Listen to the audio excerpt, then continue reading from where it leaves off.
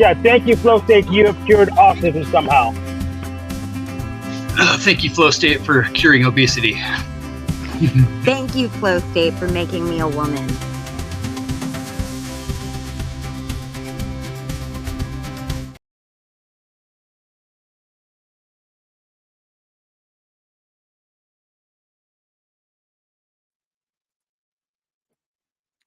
Well, that was fucking weird. I don't know. I don't even have any idea how I would make the clips that I have loaded up play with. I don't play without audio if I wanted to.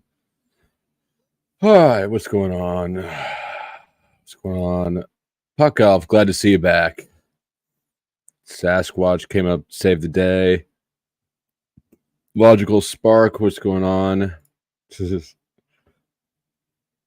I saw that, and I got back here just like 30 seconds early, just barely a little bit. But when I saw that comment, I was like, you know what? I'm gonna wait until it's go time.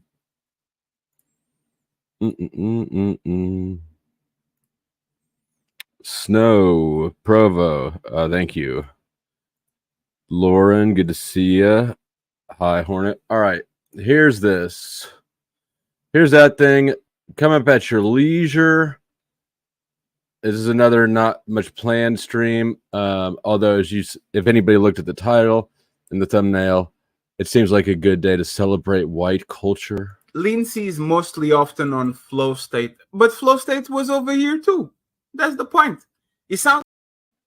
You guys can't hear that, can you? Could you hear that? Sasquatch, come up here. Yes. Could you hear that? I heard that.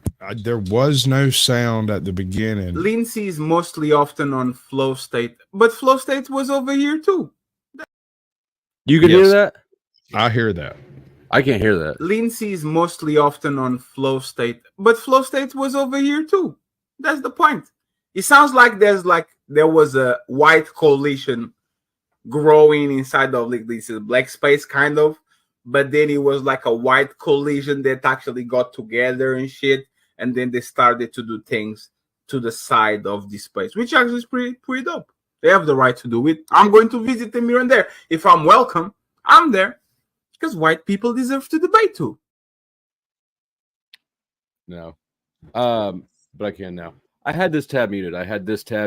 When I was trying to listen to the other tab to figure out what was going wrong. Right. So what you're saying is you suck and you need professional help. Yeah. Okay. All right. I'm hip. So we're talking about white culture. As in Caucasian from the mountains of Caucasus? As in, you know how they like to say that white people don't have any culture? I have heard such things. What do you call this?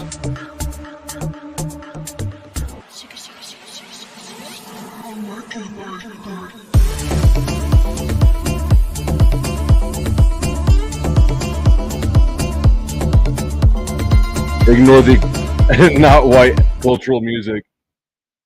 85.50 for a lap dance. I don't know. What do you call that? I don't know, but it seemed weird. So, what about this one? Oh no, you've been busy. Ready? How many times a day do you masturbate? How frequently do you give into the shame of self-abuse? How often is it just brought about through organism? Was it just the self-pollution is the reason you're confused? Well, right, Doc. You are a professional. I'll give it a go. Good man. It's amazing what's arousing once you've set your mind to dousing the erotic flame that warms the boiler of your carnal parts. The slightest stimulation could so excite imagination. You find your hand inside your pants and self-pollution starts. But maybe you don't understand the seriousness of the situation. If I may refer to page 286 of the People's Common Sense Medical Advisor. That's the book you wrote, isn't it? It is indeed. You can see my name on the spine. RBPSMD. Page 286, I said. Untalk miseries arise. You? Oh my god. That was like two guys, one cup. Only sweeter. Holy shit. It's clear. I better put on the hat. What are the Mormons doing? Shit's getting weird in here. That you So got? suddenly. Hello, my gay sons. Hello. Hello. I recognize that voice. It's that autistic Canadian. I figured it's the voice you always hear in your head anyway. No. Are you special? Am I special, Katie? Are you special? Am I special? Dee-dee-dee.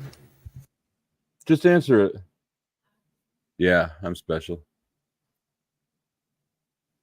Do you Have celebrate? Is it what is going on this month? Is this your favorite month? Pride Month? Is this your favorite month? I forgot it was Pride Month till just Gen now. Gen X Jeff loves this month. I was over on his show. He loves this month. He loves. Did he Pride turn you Month. gay? No, he didn't turn me gay. I said that I created Satan and I created Satanists, and he was confused. He said, "You're very good." He didn't know what to think. Who said you're good? Nobody God, said you're I'm not gay. making sense. Nobody said that. I said I told Gen X Jeff it's okay to be gay. I let him know, because he calls himself a faggot, that it's okay to be gay. And I set his mind at ease. And I'm here to do the same. Question is, I'm here.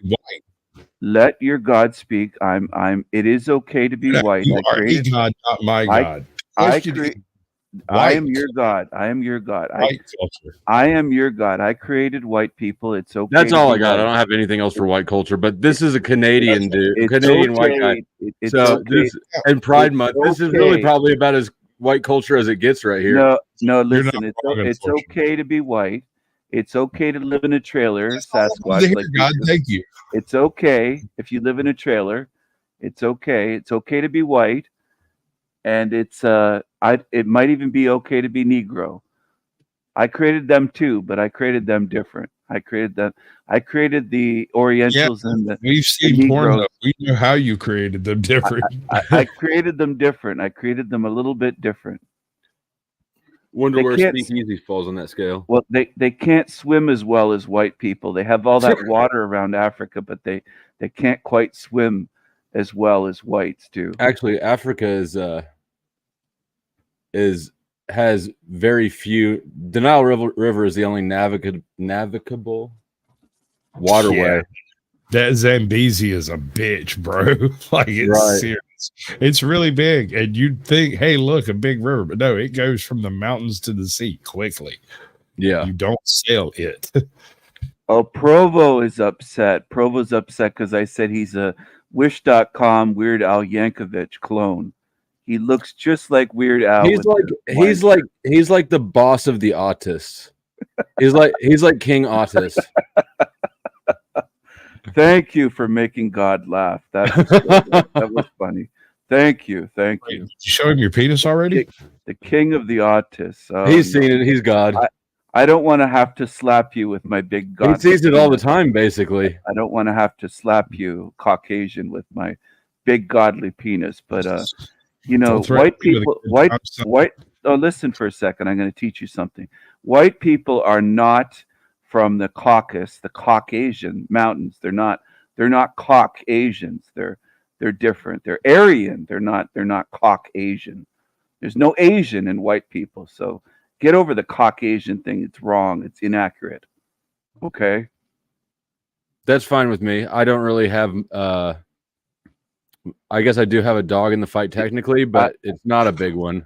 Well, listen, Taylor. I want to tell you something, Taylor. White people. What white people culture is, white people created civilization and invented everything useful. That's white culture. White people created civilization and invented everything that's useful, every creature comfort that we use today. You don't want to be living in mud huts and peanut butter, right? No, not well. The whole peanut butter thing. That's debatable whether that's a black man or not. That's debatable. Right? That's debatable. It kind of is, because debatable. Buttered, crushed, smashed, and oiled peanuts had been available for several hundred years before he came along and went, peanut butter. How the fuck do you know this stuff? I research. Well, I'm God. I look into everything. Right. Yeah, I expect it from God, but and I don't know you quite as well, God, as I know him. And his ability to comment on every fucking thing. The longer I know him, the more amazing it gets.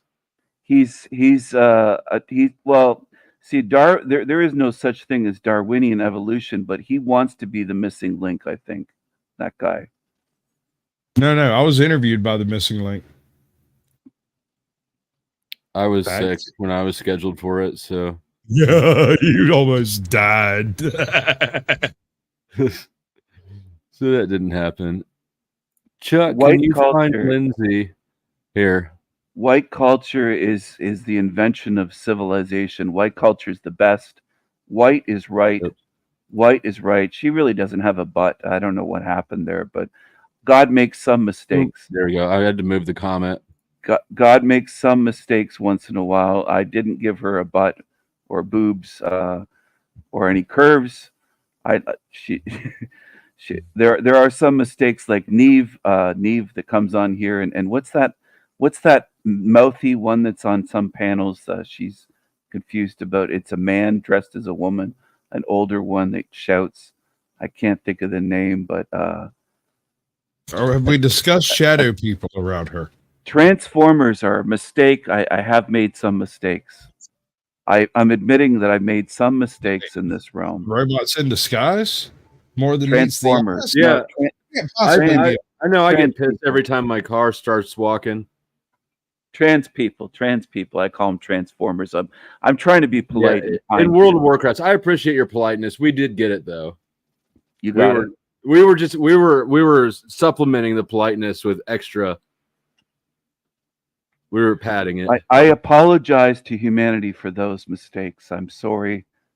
I'm sorry that I made politicians. I'm sorry for certain things like that. Can you answer the question of whether or not pineapple belongs on pizza? Pineapple only belongs on pizza with Hawaiian people and diabetics. Diabetics. Yeah. So the same people. This isn't my God. It's very sweet. It's very sweet. No. Remember, you turned away from your God long ago. I like pineapple on pizza, but it's. I'm saving it for godly people. I enjoy it. I actually enjoy pineapple on pizza, but a lot of humans are too stupid to know what's good, so I don't tell them to put pineapple on pizza. I enjoy a bit of sweetness with on a pizza once in a while. I like my women just like I like there's my a Canadian. Have you had a little sweetness to balance out that sour, all that sour? A little sweetness to balance out the sour, the tang. If you got a tangy tomato sauce on a pie, a little bit of sweetness is good. Yeah, why not? Was there supposed to be a comma in here? This is one of those sentences that really needs punctuation. Yeah. Well, that's another mistake. That person there, that being, is a mistake because they don't know how to punctuate. Based Oracle? No humans are stupid. That's just a dumb, lazy comment. What a dumbass. I'm sure he's eating chicken wings or something. I mean, like, to the lake of fire with him. Go on. Go on. I knew this topic was going to be who's this here? You know I'm going to bed real soon, right? I'm not prepared for all of this, man, but I'm gonna hang in for a while. I gotta see it. Am I seeing things, or is this a watermelon eating porch monkey? What is going on here? And that's too close. Who? You?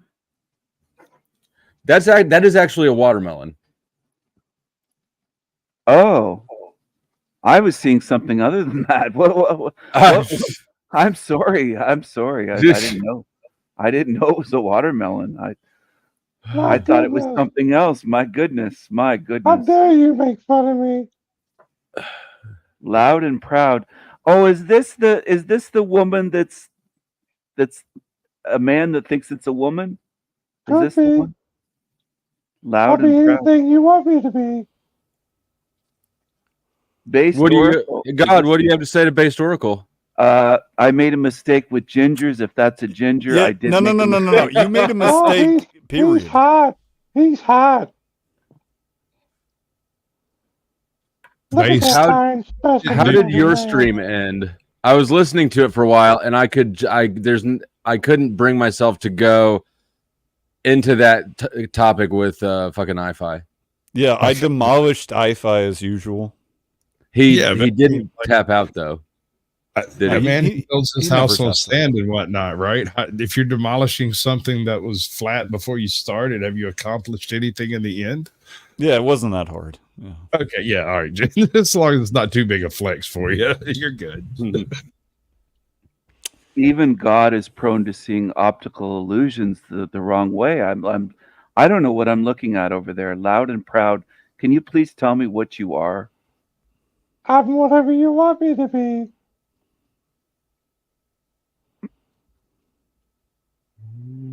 Are you a I'm mistake? Are you a I'm mistake? flexible. The math is simple. Stacks plus stacks equals more stacks. Are you something that was aborted and you survived? I don't know. I come here for the man. Are you the child of based oracle except you don't have red hair? No, Flo's my daddy. Oh, Flo's your daddy. Oh my goodness. Do you love fried chicken? Oh no, I hate chicken. Thank you, Provo, for the name change. What's up, Cynthia? Nobody hates chicken. Hello, Cynthia. Cynthia lost her way. She went away from God years ago. Hi, Cynthia. I do enjoy Cynthia's crazy hairdos and her crazy eyes, though, and eyebrows. You know what? I think we should. I'm going to get this out of the.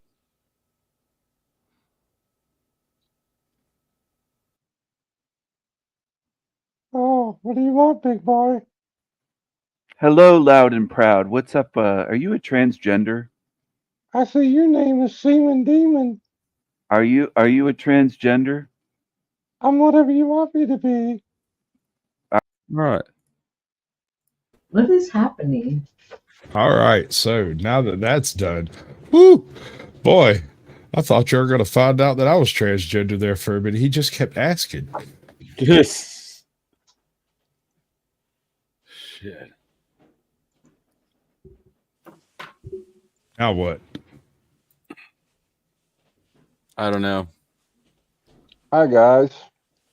Welcome. So the two topics that I was kind of engaged in earlier, or my brain was on earlier, I'm now kind of off of. Well, what were they? Maybe we can get you going again. What were they? What's up? He's in that refractory period. You see, after you like that post-nat clarity kicks in, it just stays limp for a while, Cynthia. I'm not familiar with limp problems, but I'll take your word for it. So the two streams I listened to earlier today, I dropped in on one of them. The first one was Glenn Lawrence's, and Chuck was up there too. And the absurdity, like, what my takeaway was, I find it absurd that there was a panel full of like 10 dudes, 8 of whom were in failed relationships, or never in any at all, trying to figure out relationships, while Chuck is sitting here. He's been married 44 years, and iFi's been with only his wife ever, right? And why are all of us trying to solve this problem like we're qualified to, instead of just asking the guys who have succeeded at it? And so I kind of wanted to have that conversation with Chuck.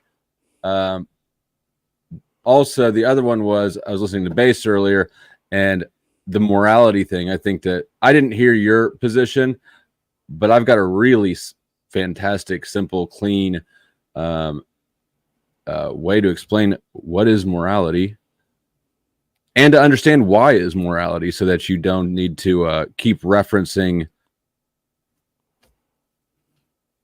this motherfucker. The Quran? No, it's Bible. Your phone book. The phone book. That's an unusually light-colored cover to the Bible. Yeah, I don't even remember where I got that from.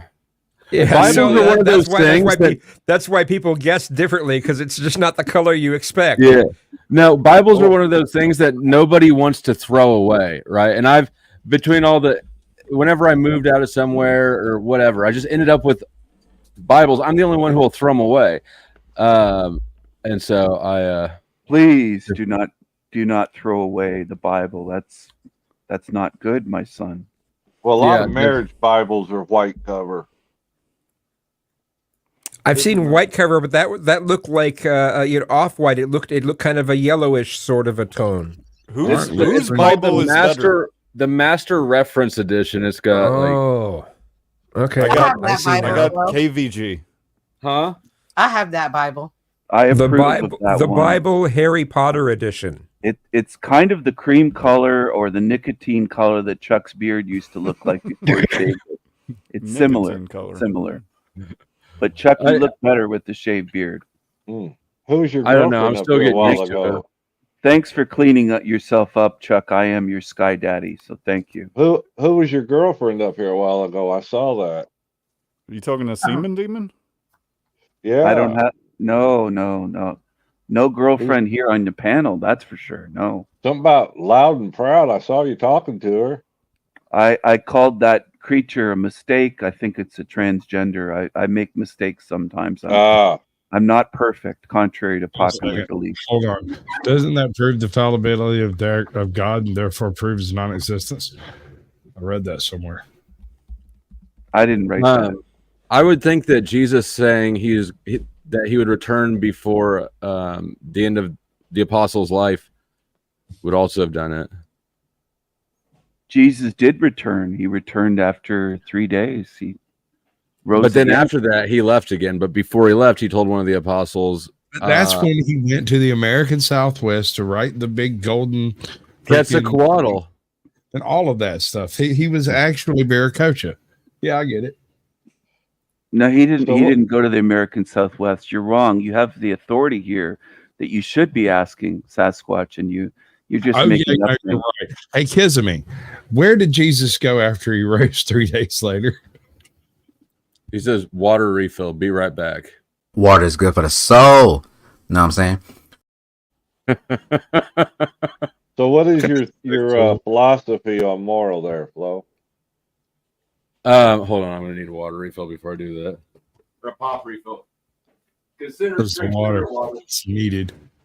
A little. Hey Chuck, what are your beliefs? Do you believe in me? Do you kneel and pray to me, Chuck? Morals have a purpose, and it is to make society function. You can't act immorally if you're alone.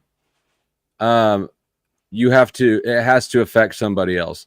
So I mean, I can, but most of you are amateurs, right? But morals are how you. It's basically negative rights. In a society, the only way that you can get along with other people is if you trust that they're not going to stab you in the back, steal your shit, murder you, grape you, any of the things. So basically, it's respecting other people's free will and being honest with them. If you're honest and you respect their autonomy, so that nothing is coerced, everything's voluntary. Mm-hmm. That is the foundation of morality. So don't murder, don't steal, don't lie, don't bear false witness. All those things. That's in my book. Right. Where does it come from? That comes from me. It comes from understanding what function it serves. The function is to have a cohesive society. But I think Flow State learned that from Mr. Rogers' Neighborhood. I don't think he was reading his Bible. I was not reading my Bible. It doesn't need to come from anywhere if there's a reason for it, right? There's utility in morality. Comes from God in the end. It all came from me. I mean, sure, we can say that God's... I think morality kind of boils down to having a certain amount of empathy. No. It does. I've done now 3 streams on why empathy is unnecessary, and you can accomplish anything if you have respect. You don't have to have any empathy at all if you have respect. hippies are immoral creatures, and they talk about being so empathetic and tree huggers, but they're a lot of times they're immoral assholes to people. So I mean, there's a lot of people that virtue signal, and it's all a bunch of bullshit. So, well, that's true. That's true. Yeah, but I don't need to feel for you or with you. However, if I'm willing to respect your request, right? I don't have to have an emotional tie to your pain. I just need to recognize your autonomy. I hate to say this. Okay, that seems pretty fair. I hate to say this, but I think it'll illustrate Flow State's point, and it's sad that it's during this Pride Month, but there are immoral, degenerate beings that have empathy, that they will be marching naked on dog collars in front of children this month in parades. And they have empathy, but they are also immoral, degenerate beings. I'm a gay man, but I am offended at a lot of the shit it's just like these events should not allow children at them. They should be considered adult events. It's for adults. Why should they be public in the street anyway? Like, why straight people can't do that in the street? Well, I mean, you got Mardi Gras. You got Mardi Gras. You go to those events in New Orleans, and you got a whole lot of shit going on there. But that's for adults. It's for adults. Just make it for adults. Make the Pride events for adults, and the problem is solved. I partially agree. It should not be for children, but it shouldn't be out in public whatsoever. I am your god. Then, if you're a gay man, if you can see my flag here. I like the old flag. I like just the rainbow flag. That's my flag. Oh, you don't like this one? This is not your flavor? No, okay. that new flavor pushes for a new type of conversion therapy for gay men. They're saying, no, you're not supposed to be attracted to a biological sex. No, you're supposed to be attracted to a gender. No, and if you have gender preferences, that's transphobic. I'm like, no, fuck you. Stop trying to erase gay people. What are the other colors in there? I'm not trying to trigger you, Kizumi. I'm sorry, but no, that's all right. No, it's something I think I lot. So I mean, maybe if you I really don't know. I've heard it before, but I forgot it. I just don't want. I'm not using this flag trying to get you to turn your penis into hamburger meat. I'm not trying to do that. I'm not trying to convert. What have you been looking at? It looks like. I am not trying to get you to turn your penis inside out into a fake vagina, which is just what are the other colors? The other colors, it's the whole rainbow. I mean, there used to be, when the flag was originally created, each color represented something specific, but that's been lost long ago. Yeah, nobody knows about that stuff anymore. So, I think the inside triangle, they added some other stuff to it. Oh yeah, well once they added the black and the brown, that was to suggest that previously black people weren't part of the LGBT community. It's just that's false. The rainbow was supposed to cover everyone, but no, they added that. Then they added the pink and the aqua things in that triangle to represent trans issues, as if that wasn't already represented. And so the whole thing is so stupid. They shouldn't have went beyond the regular rainbow. The rainbow. I mean, how can you be more inclusive than a rainbow?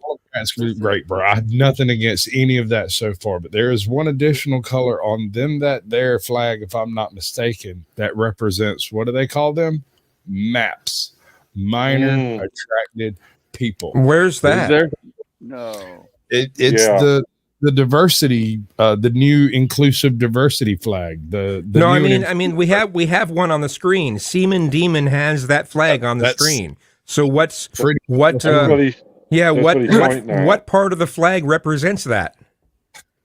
I can't remember exactly. That's why I was asking you to go through the colors. You were doing a pretty good job of it. I mean, when it comes to just the regular rainbow, I mean that none of that had to do with PDF files. So Jeff is here. He would not let me on earlier. He's opposed now to gay God for some reason.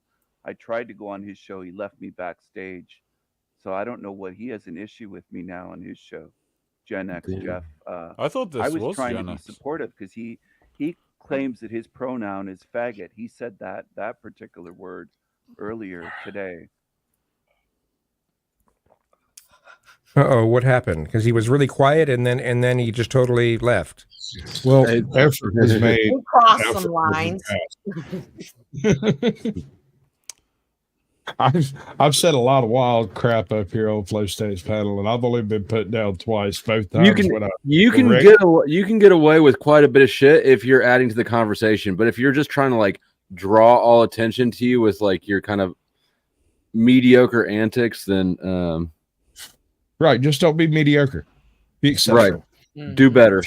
Do better, King Steven. This is the same gripe I've had before. Well, I hope I've been all right. So, yeah, you're good. You're always great. You've actually added information. You've been doing well. Right. I salute you, sir. Right on. So, oh no, that's the wrong one. Dang. There's been a lot of variations of this flag. Yeah, there's a bunch of colors. That's what I'm trying to do. Yeah, every just about every year they add a couple of more stripes or dingoes or something on it. They do stuff to it every year. Yeah, pretty soon it'll look like colored white noise. Our flag is colored white noise, everyone. I had a buddy of mine tell me to cover everyone, right? Is they were going to break the flag into multiple little flags and put all of the international intersectional gay flags all on the same flag. And I was like, I can't wait to see it. So that's going to be horrible. It's going to be so bad. Okay, pink has been removed apparently. Yeah, no, that represents women, and women aren't a part of it apparently.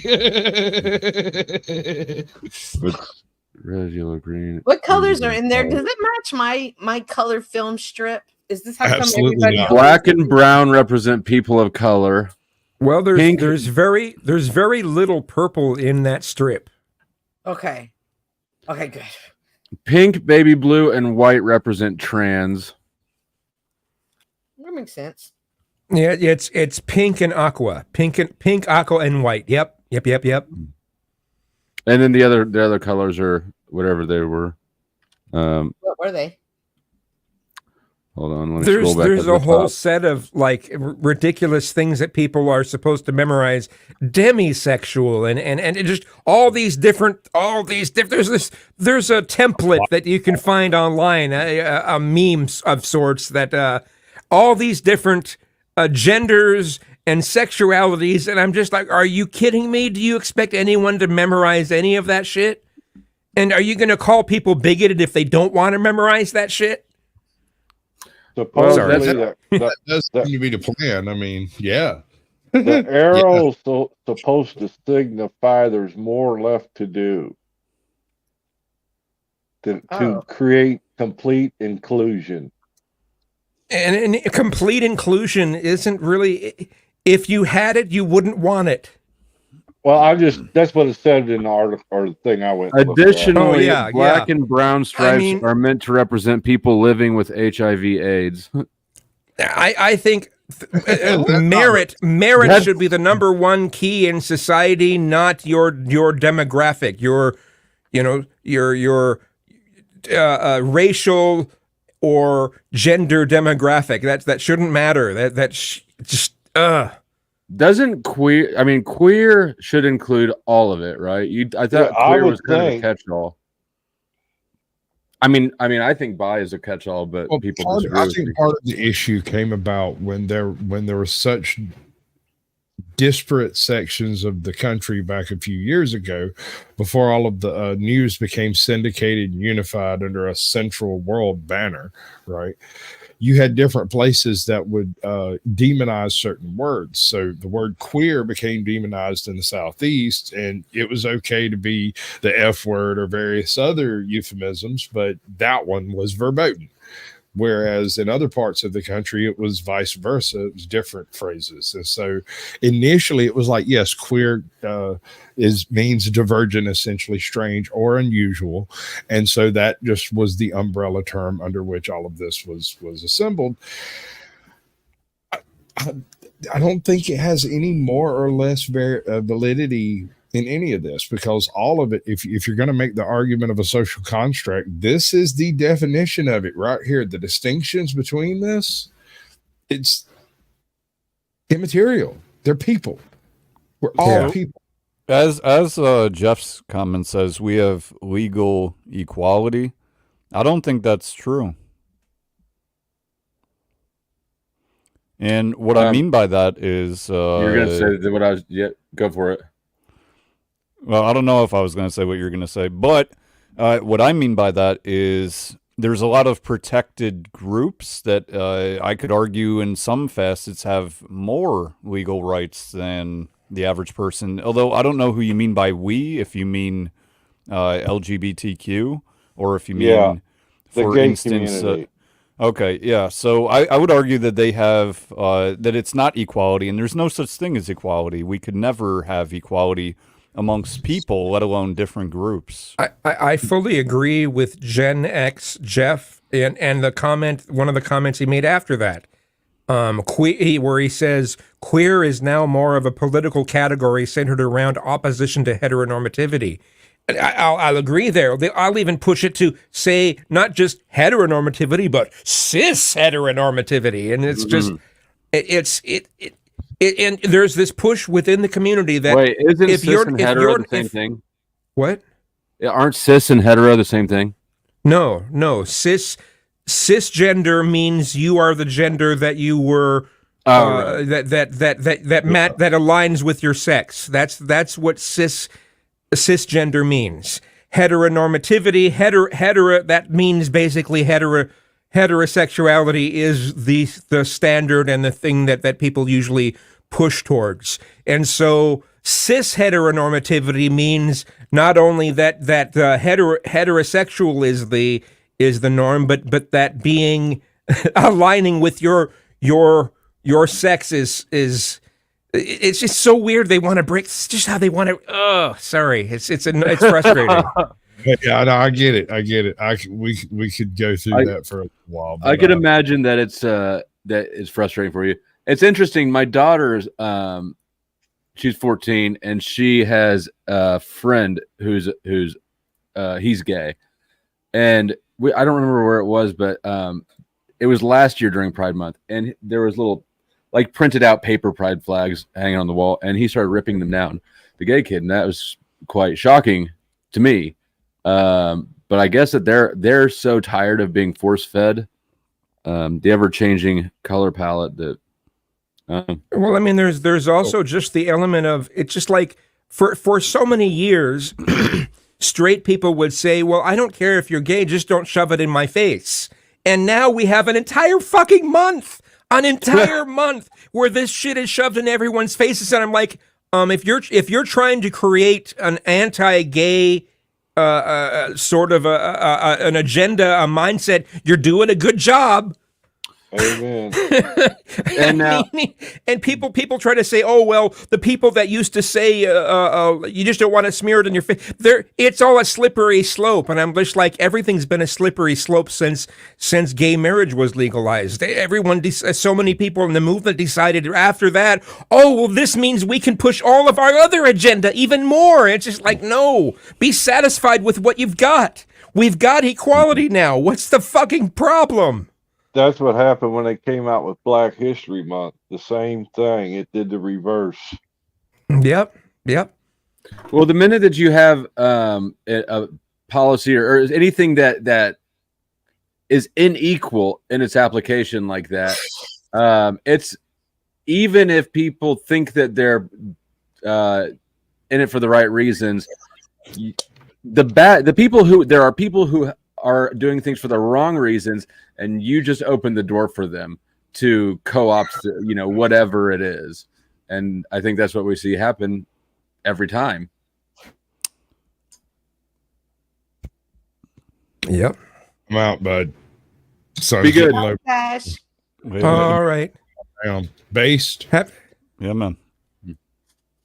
Right on, man. Have a good night, man. We'll see you, man. Don't let the man get you down. Chuck, go freaking brush your teeth or something. Brush that tooth. Cynthia, much love. Bye, buddy. Seriously, Chuck. Seriously.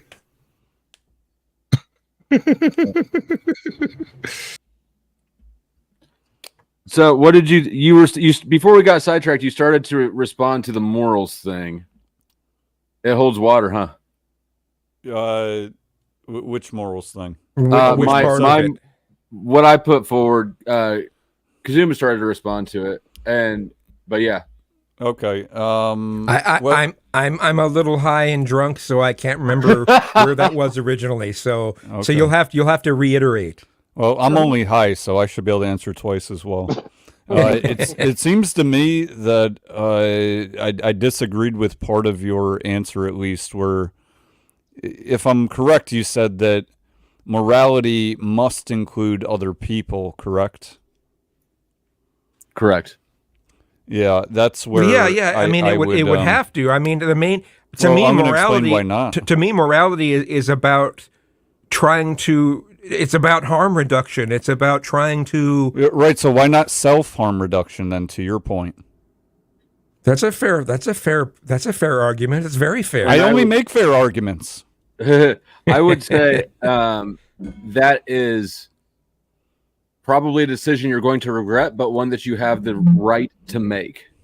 Well, yeah, certainly you have the right to, but we weren't talking about rights. We were just talking about the concept of morality. Right. And by that, I mean, I would not call it like a positive moral thing, but I would not say that it's immoral. Okay. So if you're alone, and you harm yourself, right, on a desert island, I don't think that's immoral. So if you self-delete and say leave kids behind, that's a different thing. That's immoral. Well, what if you have no kids behind? Just take the kids. I mean, out of the if somebody cares. Well, let's say nobody cares. Let's say nobody knows. Well, that's his argument. He's saying that if you're on a desert island, nobody knows about you, nobody cares about you. If you kill yourself, it doesn't have any effect anywhere else. Correct. Well, that may be true, but we're talking about the concept of morality, and I'm making the point that it's immoral to do that, even if no one were to know or care about you. Why? Why? Because it's your life, and you're taking it away. It's yours.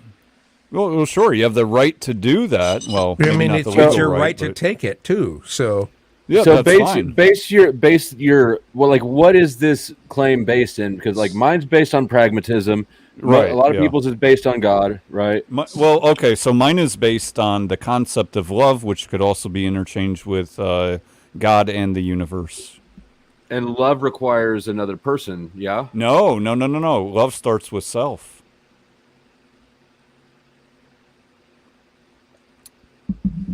In fact, if you don't love yourself, you can't love anyone else.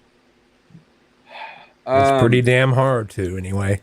I don't think I've ever not loved myself. So, what about when you was in jail? Well, I just hated the sheriffs. Well, take society then, Flo. You see lots of people, whether it's TikTok or, in real life, whatever the case, perpetrating terrible acts upon others. And I'm not making the binary argument that they don't love themselves at all, but I will make the argument that that is a reflection of the lack of love they have for themselves. That's dope. I'll agree with that, actually. And I would also say that in this case, they are harming others when they harm themselves. I don't think that I've ever seen anything more damaging and harmful to somebody than having a loved one commit suicide. No, I get you. I'm not dismissing that. And that's an easy example, right? Because it's extreme and it's black and white. But I think that principle applies to lower forms of self-harm. Okay, like drug abuse, for instance. Right. So let me ask you a question on that kind of basis, the purview. Now, what if the only person in the world that knows you is, I already know how you feel about dogs, but let's say you have a dog, right? I can't even use this example with Flo.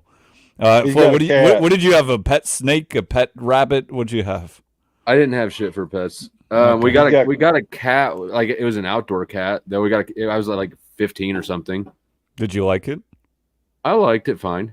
Okay. What if you just had the cat, and the cat does rely on you for food and water and whatever, and then you unalive yourself? Would that also fit into your purview of affecting others? It's not a human, but it is an animal.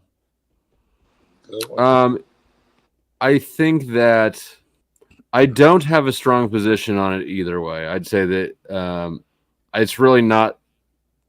I'm not going to IFI it and take a hard stand on something that I don't think is deserving of it. Give me a soft stand. What do you think? I mean, soft stand. I think it counts if it's another. If it's another entity. I suppose it doesn't necessarily have to be human. Sounds like it at first glance. Yeah.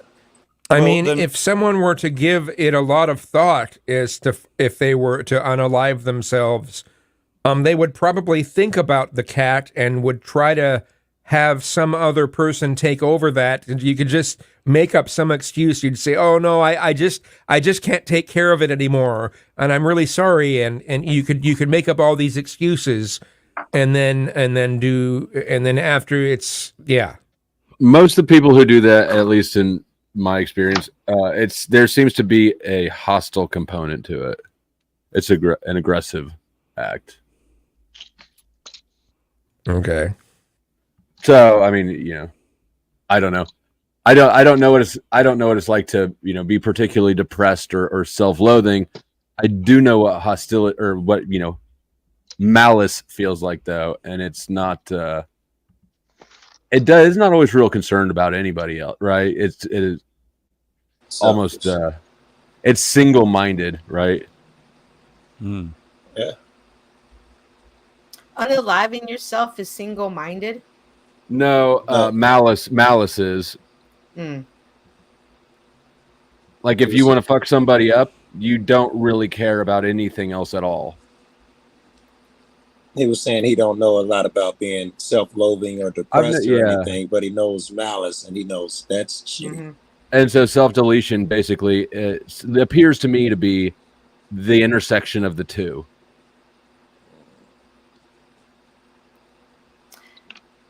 Do y'all know people that have self-deleted? I was in the Marine Corps, so yes, plenty. Yep, I do too. And I mean that very unfortunately, and I mean that based on the experience, the did you the war, etc. But plenty of Marines have come back and done did that. you And know? I did know a few. Yeah. Did you kind of have a suspicion this is about to? No. This is about, no. No. Do you think? They usually don't say anything. So one of them I spent maybe around 3 years with, and when he got out, and I won't get into the full thing, but I will tell you he left behind a little kid and his wife. Wow, he must have been really desperate. Yeah. I mean, it's not good, obviously, sad situation, but yeah, I've known a few people who have done this. Yeah, I myself have too, and then actually one of them ended up taking his wife out with him, and he did it so he could leave his daughter the insurance money. Wow! Holy crap! No, he was and then he took himself out too. No, he was on some hating shit. No, that was on some I'm in a desperate state. And unfortunately, this is the only way he saw out. But why take his wife with him? Because he hated the her. daughter would have got the insurance money versus if he just would have taken himself He out. hated his wife then. Yeah, he could have left his wife alive, doubled the insurance, and made sure his daughter was okay, and took himself out of some shit. But no, I don't think you can get insurance don't to kill pay out yourself. for unaliving yourself. Yeah, I don't think any do for that. There's no way there's no way to spin that to where it's not hostile. He might try to say it's not hostile. But it is like no, it wasn't hostile. He was in a very sad, desperate state. No. He inflicted his pain upon his wife. Yeah, upon everybody, right? He murked her, and then inflicted his pain on everybody else because that pain doesn't go away; it gets actually multiplied on all the surviving family. 100,000% what he did was hostile. Did you see the guy, Cynthia? He went on a run. He murked his 2 kids and his wife and went on a run. And when he was caught, I don't know, 3 to 4 decades later, he said he did it because it's an evil world and he wanted to save them from it. You know, it's the same thing that as dude talking about, I took out my wife, but it was for the kid. They both said it was financial. It was financial reasons, and this was a. He said it was. He says it's financial reasons. I'm telling you, I was his boss. I was his boss. His job. I It don't was. care. No, I'm telling y'all. I'm telling you that you're mistaken. I don't know why you would believe him. Why would you believe him? Believe him what? When he said, why would you think that it was actually for financial reasons? Because he and that it was just actually, I mean, I have no sympathy actually for that act. It's always at the very least insanely selfish. This dude you're talking about deserves less sympathy. He deserves condemnation. I totally don't see it that way. I don't know how you could not see it that way. You can see that he loved his kid, so he did some drastic. I can see that when you're in a desperate situation, you're not thinking rational, and for people to But be in why a rational take the state, wife out? Yeah, did he love his because wife? I just told y'all. How old was the kid? She was still in high school. Fucking A. You have got to be kidding me, Cynthia. Yes. How the fuck can you be as stupid as you're acting? How is that stupid for having compassion? I don't even know. How is that If you dumb? can't understand it, I don't think I can explain it to that you. shows you how being broke is bad for your health. That man was in a desperate situation, and money. You're really gonna sit here and justify somebody? I'm not justifying it. Yes, I'm you saying are. Justifying I this, can he's see. just No, saying I'm his not. I'm reasoning. saying I can see it from a point of view of where you are so down and desperate, you're not even thinking rational. But they would have got the money if he just was gone. No, wouldn't they do not It pay depends on the out for policy. self-inflection. We worked at the same company. I'm telling you, I was his boss. Couldn't he have chose someone else other than his wife? That seems planned. I mean, I'd have chose a neighbor or hired a worker and put it on him. Of course he planned. No. It. I mean, he did it because he wanted to off his wife too. Sounds Wait, like he wait, killed wait. 2 birds with 1 stone. Wait, I got a question, Cynthia. How did you? Hey, How do what's you? up? What is going on? Whoa. Hi. Hi. Not Do tonight. you remember me, Flo? I do. What's up? Can you integrate yourself smoothly into the conversation? Okay, sorry. Thank you. So Cynthia, how did he tell you before he did it? That was the reason. No, my store was closing down. And when he came and worked for me, he asked for a specific schedule and I gave it to him. In his new location, he asked for the same schedule and she denied it. And he came to me as we were closing up the store and he said, I really want to thank you. You have no idea how easy you worked with me. And I was like, don't worry, it's going to be okay. Because he was stressed because I forgot the situation. He had to have this specific schedule because him and his wife are huge with the symphony or something. And she was just like, I don't care. You work for me. I don't work for you. But I sensed it. And I know a lot of people are like, doesn't like, how can you sense it? You're just being irrational. But I'm telling you, this man needed help. That's why I agree with you on that one. When he asked me for that schedule, I know he needed it. And I gave it to him. And then when she said no, within 24 hours of our conversation, he had did it to his wife. He had gone to his new store. He had bought a phone card just so he could buy minutes for his phone. He had gone down to a train track. He had called 911 and said, my wife is here and I'm going to be here. And he did it while he was on the phone. So you're interpreting the financial motivation. I just know. I just seen it. I can't tell you. You just. I know. understand it. I actually in college I saved somebody's life because I had the same sort of thing happen. I was actually at home in bed, and I sat up and I told the girl I was with that we need to go back to her house and get her roommate. And she had just swallowed a bottle of pills and left a note and everything. So I know what you're talking about. That said, he would just like eat peanut butter and jelly sandwiches for like a whole year straight. Like I'm telling you, this guy needed it. And that was a weak ass dude, and you don't actually know what he did. Absolutely, Why? he was weak. Absolutely, he was a frail man. He was a schizo and touched in the And head. how and he many thought people are often frail his wife. people? How many people are frail people? Most. Exactly. Yeah, And you frail can't people hold. don't I do can't don't do expect a that. frail We person. but we need we need to be able to deal with people who are, if we're to avoid bad situations. We need. Go ahead. 你别黑，现在没有。 Was that Sorry. you smoothly integrating? People. Yeah. That's yours, right, Joe? What? That's yours, right? What's mine? I think we need to have expectations for people, and Yeah, we and should. the expectation that you don't kill yourself and your wife. I absolutely agree, but let's be honest, not everybody is ready to fight some of these battles.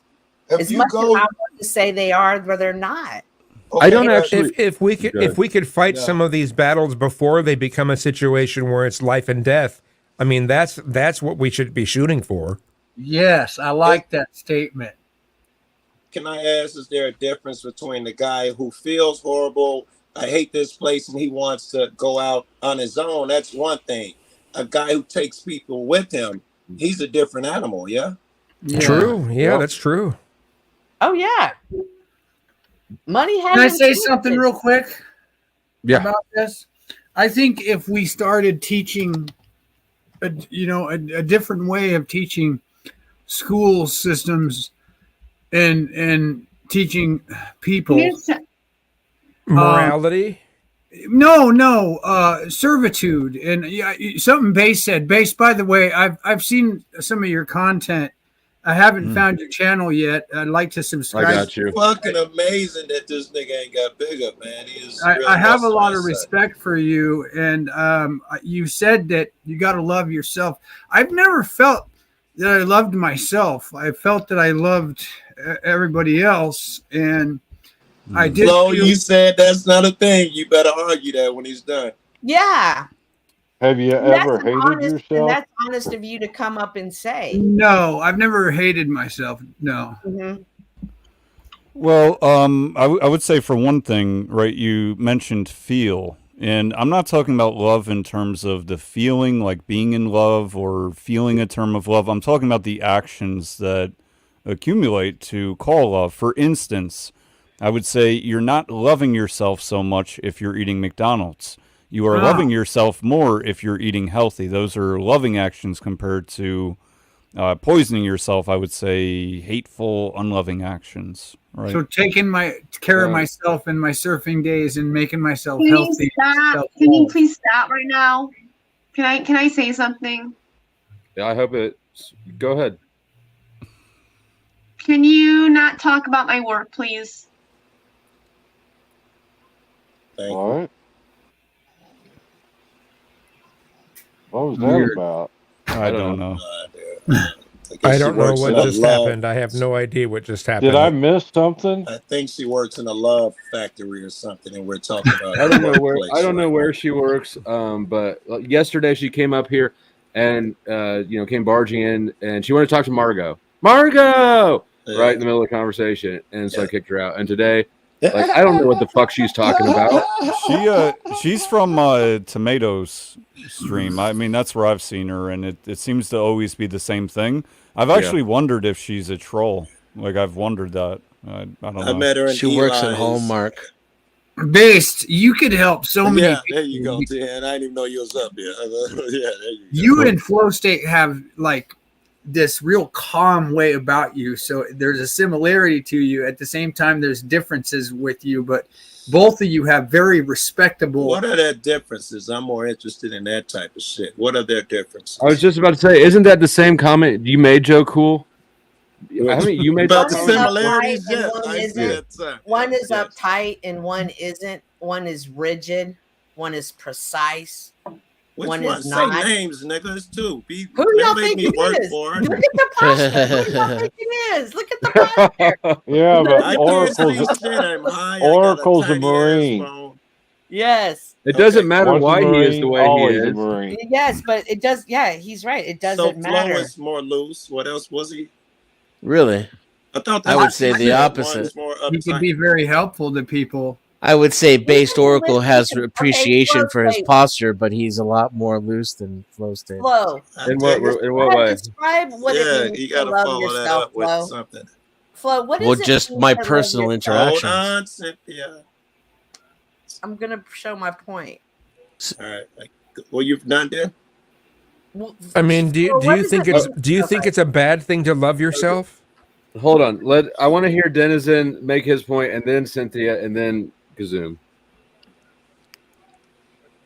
Yeah, Dennis- Dennison, you were Dennison, go. saying that he had posture, but you would say he's more laid back, and we were asking for why you say that. In his actions. Yeah, in my interactions with him. I think I hear where you're going with that shit. He just come off. to I you mean, as a that didn't smooth really cat. tell us any more. It's not very descriptive. Well, for example, the first time I ever came up on Flow State's panel, I ended up banned. Yeah, you're he's aggravating as losing. all shit. All right. So I But- mean that may be true. I have a different perspective on that, and a couple of Sure. philosophies that go the opposite direction for sure. But all I can say is that, as annoying and aggravating as I am, Bass did not have that reaction. I would. I hear He you. was and I'm not way agreeing more with Bruce you. Lee. I hear when I you, was on and I'm his not saying panel. You're wrong. Be I like said Wata. I would interpret Right. that. I personally interpret the difference there as me actually being looser because I let myself get mad and reactive. I was interested. I'm glad you added that. Cynthia, did you want to? I would agree with that usage of the term loose. I would agree with you. Flo, can you describe what it means to love yourself? Yeah, you use your left hand sometimes too. And you be talking about us in relations. You Just sit on your hand until it's numb.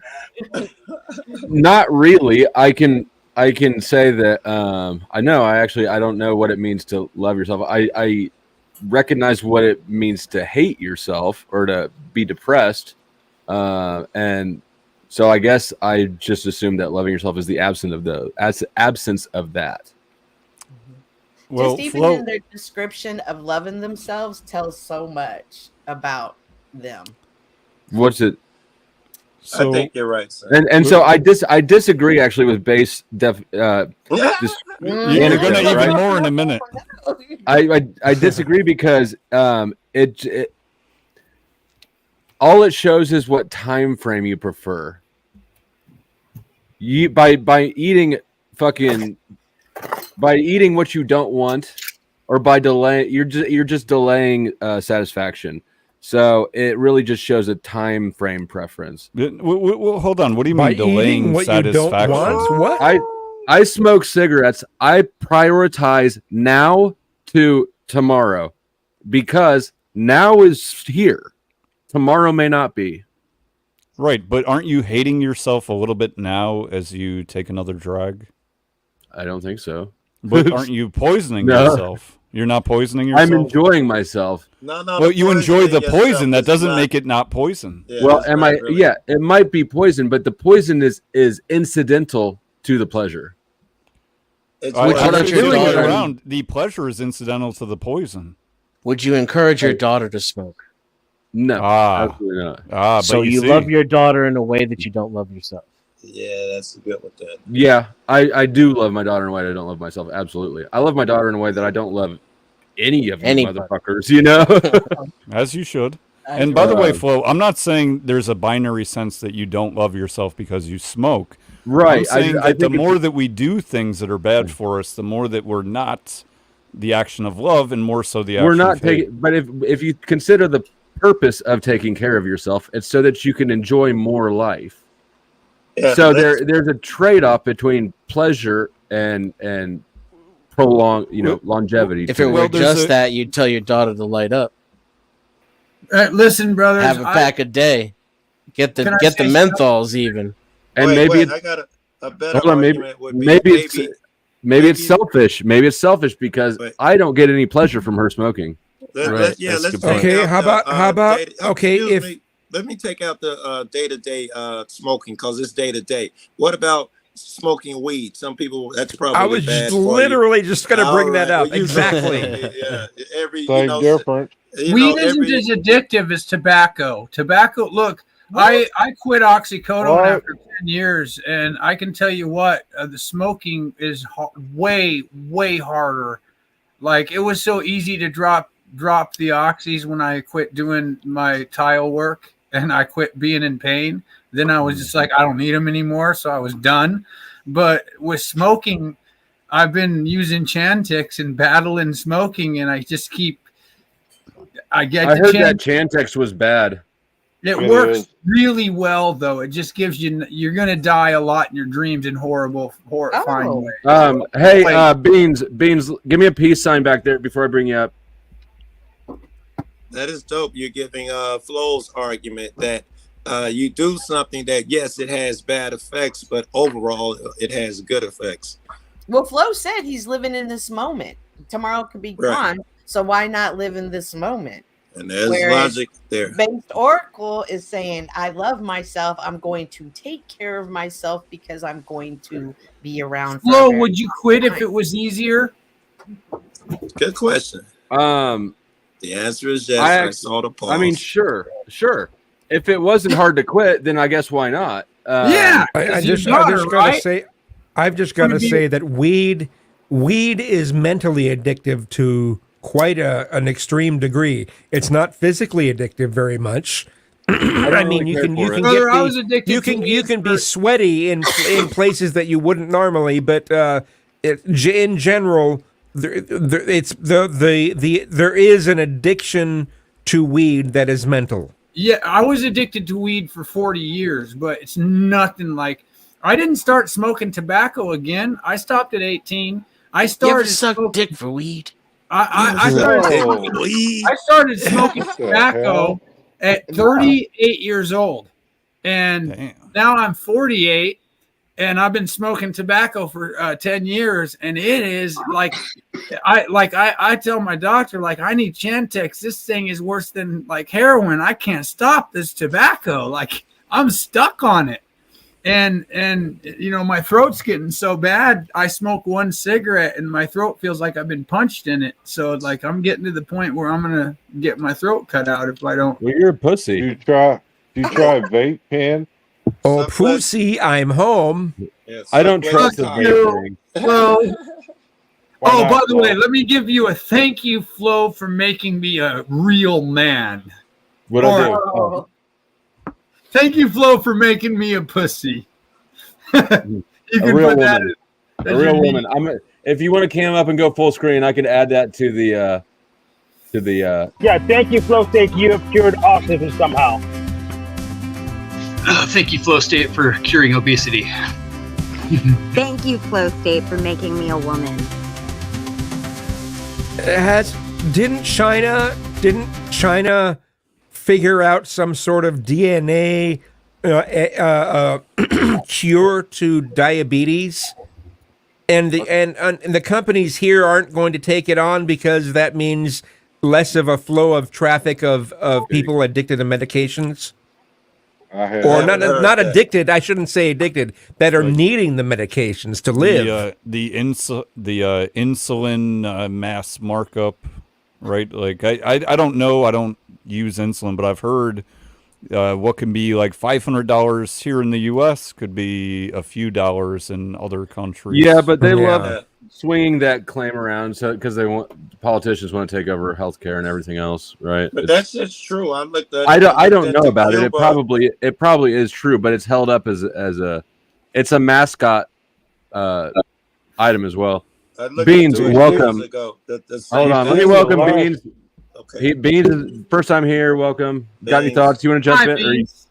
How you doing, Beans? Hey, what's going up? I'm trying to connect my mic right now. All right. Okay. Right on, my brother. Jump in whenever. Hello, have you ever seen me cammed up? Nope. If I cam up and you guys see all the tattoos on my face, and that's just going to be like the conversation, and I'd rather not do that right now. Or maybe I'll do it. How sometime. many face tattoos do you have? I am assuming more than like a neck tattoo and a teardrop. Yeah, it's going to be the conversation anyway now. Yeah. Now that you said it. Well, here, let me show you. Do you have words? Do you have words written on your face? An upside down. Here you go. Oh wow. Okay, right on. Yeah, it's Mayan tribal. Person, though. I would like to Right see on. Is I mean, each one of those it's symbolize way- a person you killed? Holy crap! That's way better than having words printed on your face. I've you seen know that before. What's the name of Yeah. there's a famous musician that has words on all over his face. What the hell is his name? 6ix9ine. Well, on the other eye, I have the eye of Horus tattooed to my eye. Like both eyes are tattooed. The whole eyeliner's between the eyelashes, and it was pretty crazy. Yeah, All right, we're ready. wow. We're ready. We're prepared now. How about No, now? I'm not camming up right now because I look like shit. But I got a question. I asked a question real quick. So how about now? Is my mic connected now? Go ahead. Yeah, you're good. Your mic is good. I hear you good. Thank you. I just wanted to make sure. I definitely wanted to say this too, Flo. What's up, man? The Flo, you remember me, don't you? I do.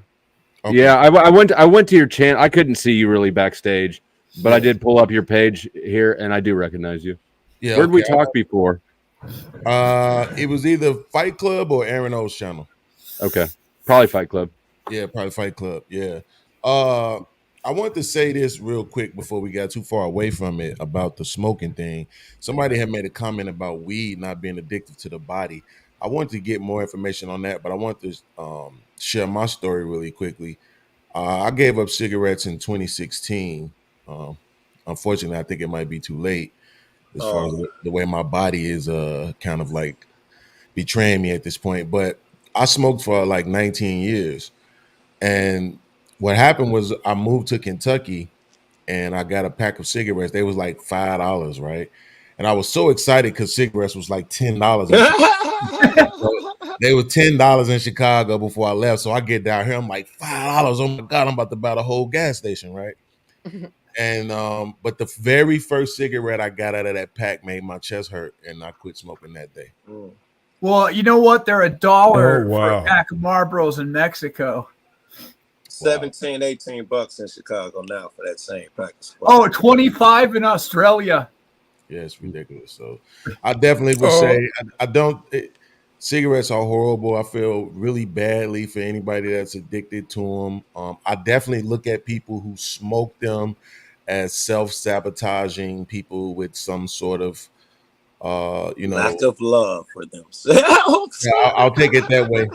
I'll take it that way. I mean, I have that for myself, and I don't need the cigarette. So it's I kind of see it from more of an empathetic purview, but I do recognize that because it's so weird to me when we talk about people who self-delete, and I'm like, well, but you're just doing it at a slower pace, right? We tend to judge folks for that. So what do you come it's down not the on? tobacco though, right? It's not actually the tobacco itself, like natural Correct. tobacco or whatever it is that's coming out of the ground. That's not the thing that you're actually addicted to, nor is it the thing that's actually causing harm to your body. Am I correct about that? Yeah, there's like 100 there's a whole bunch of chemicals, shit they add to it. It's ridiculous. One person at a time. Smoke Guys. something that's Everybody not knows some cigarette facts up here. Apparently, everybody started asking. I didn't hear If you none of smoke y'all. anything, it's not healthy.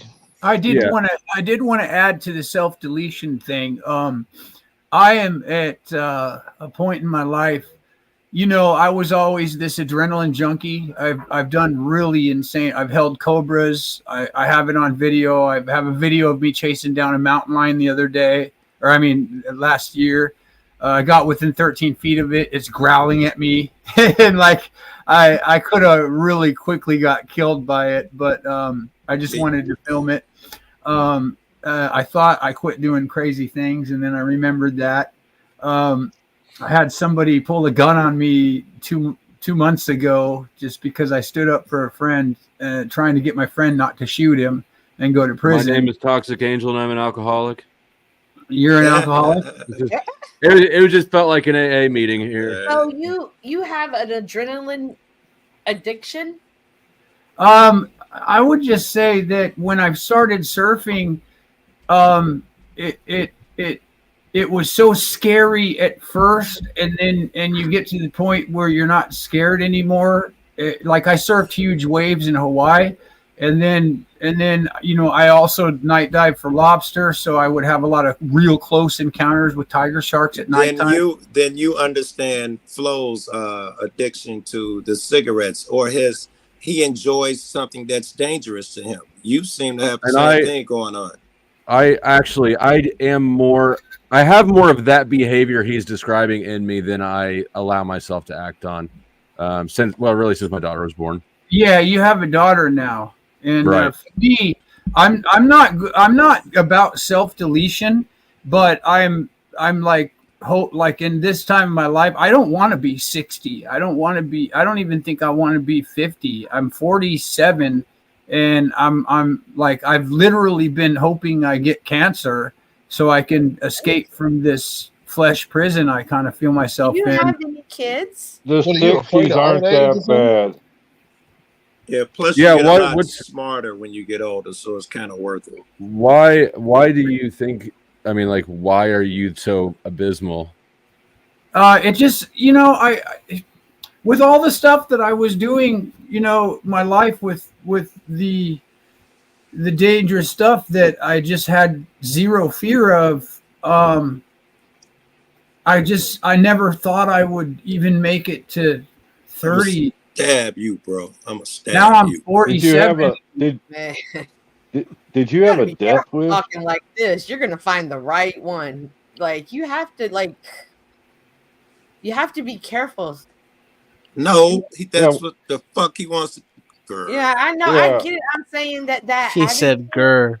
Yeah, like that. I hate that. I hate that. I mean, and I hate that. Like, I hate that you. That's what I said. Did he have a death wish all of his life? Yeah, that's what I was thinking. All these. No, I didn't want to die. I wanted, people used to ask me in Indonesia when I was riding a motorcycle, like as fast as the thing could go, a Ninja, and I crashed that thing so many times. I think I crashed it, if I was to underestimate, 15 times in 3 weeks.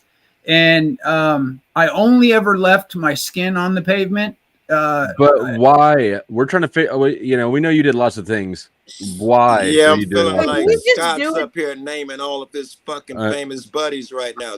Please say the point, man, so I don't be the bad guy up here. Are you just doing it to see if you can push it further and get a little bit more excitement? It's kind of like orgasm, but kind of like an orgasm, but on a way different level. Yes. Okay. And when my friends right. had an intervention with me about the motorcycle riding and said, "Are you trying to kill yourself?" Like all these Indonesians sat me down. They were like, "Listen, we really love you and we don't want you to die. Like you're gonna die." Get him, Joe.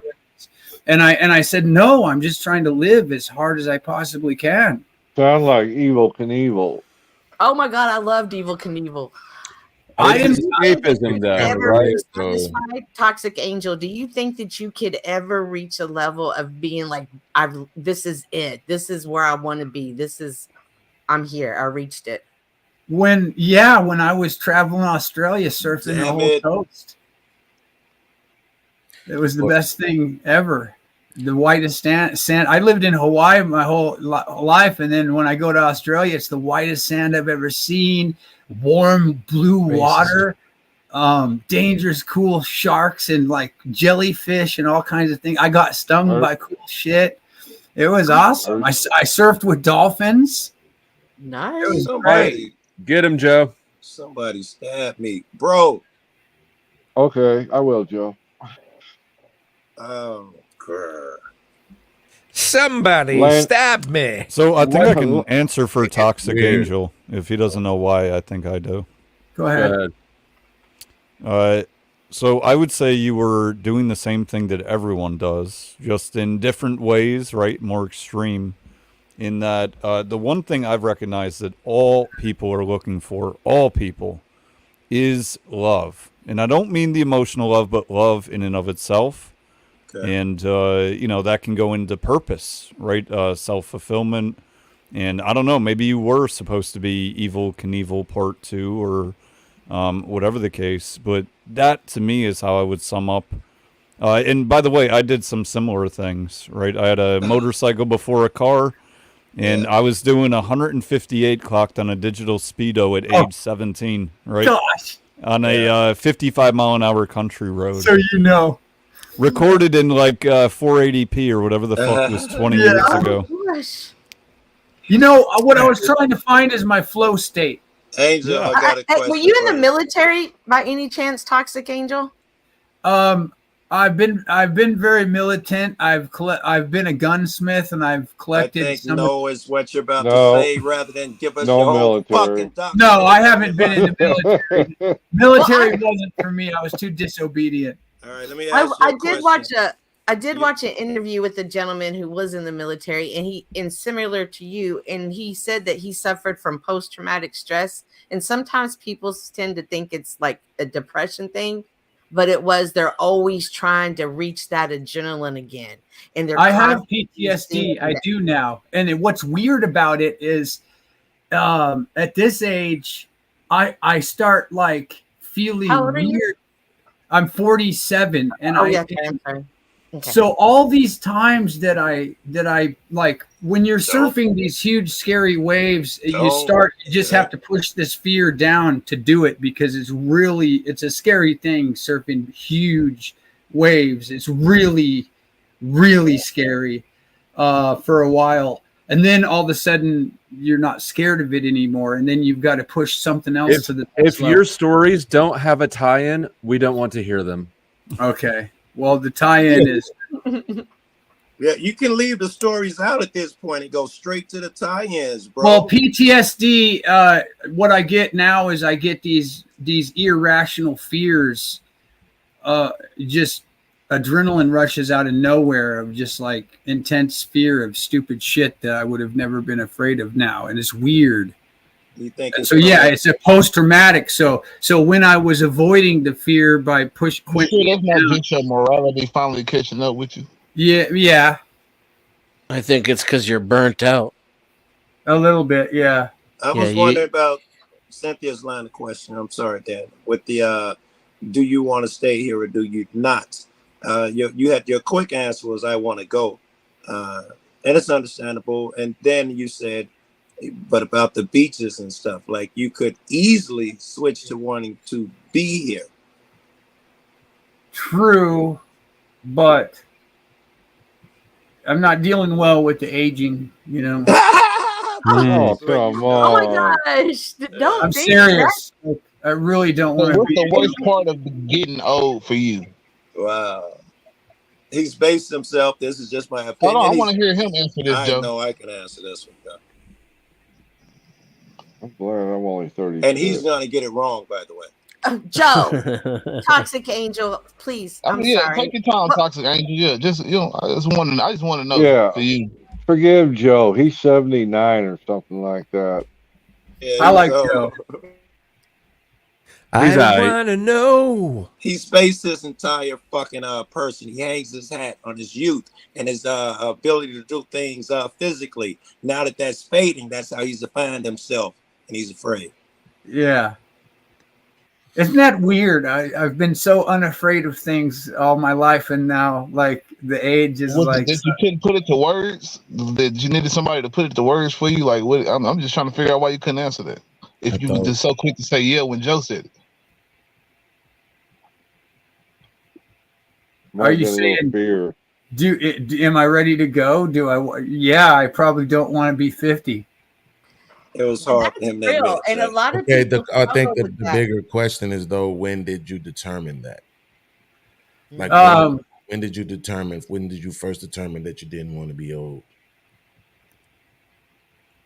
The answer is when you first started feeling old. Damn it.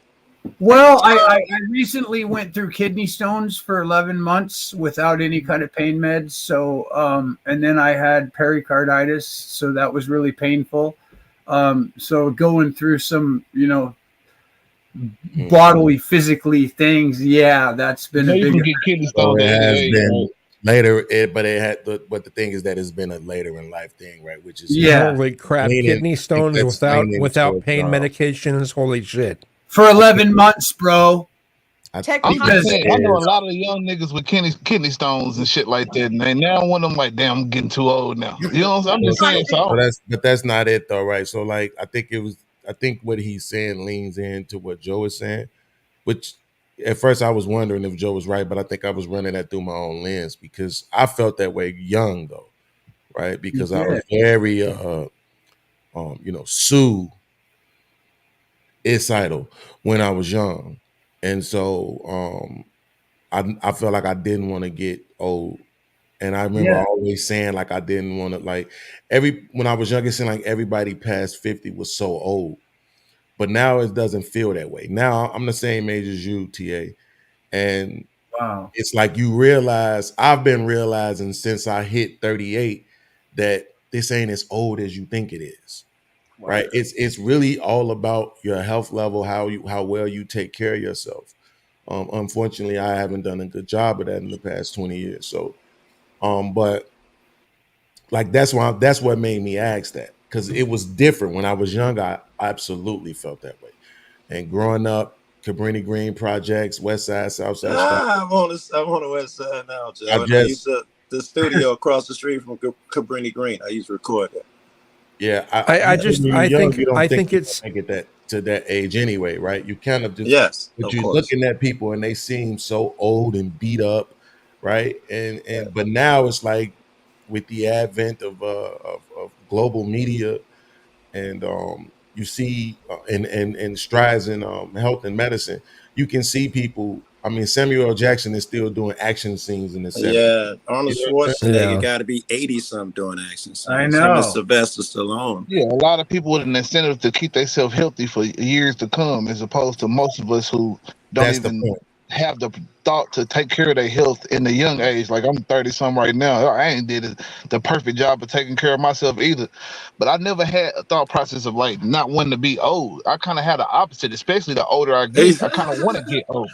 You know what I'm saying? Because I feel like you want the prestige and all of that of being older. Like people will respect me more. No, that's not how it is. The way that it is, people respect you less. It's pathetic. Our society is backwards. I do have a countering thought that I wanted to be like the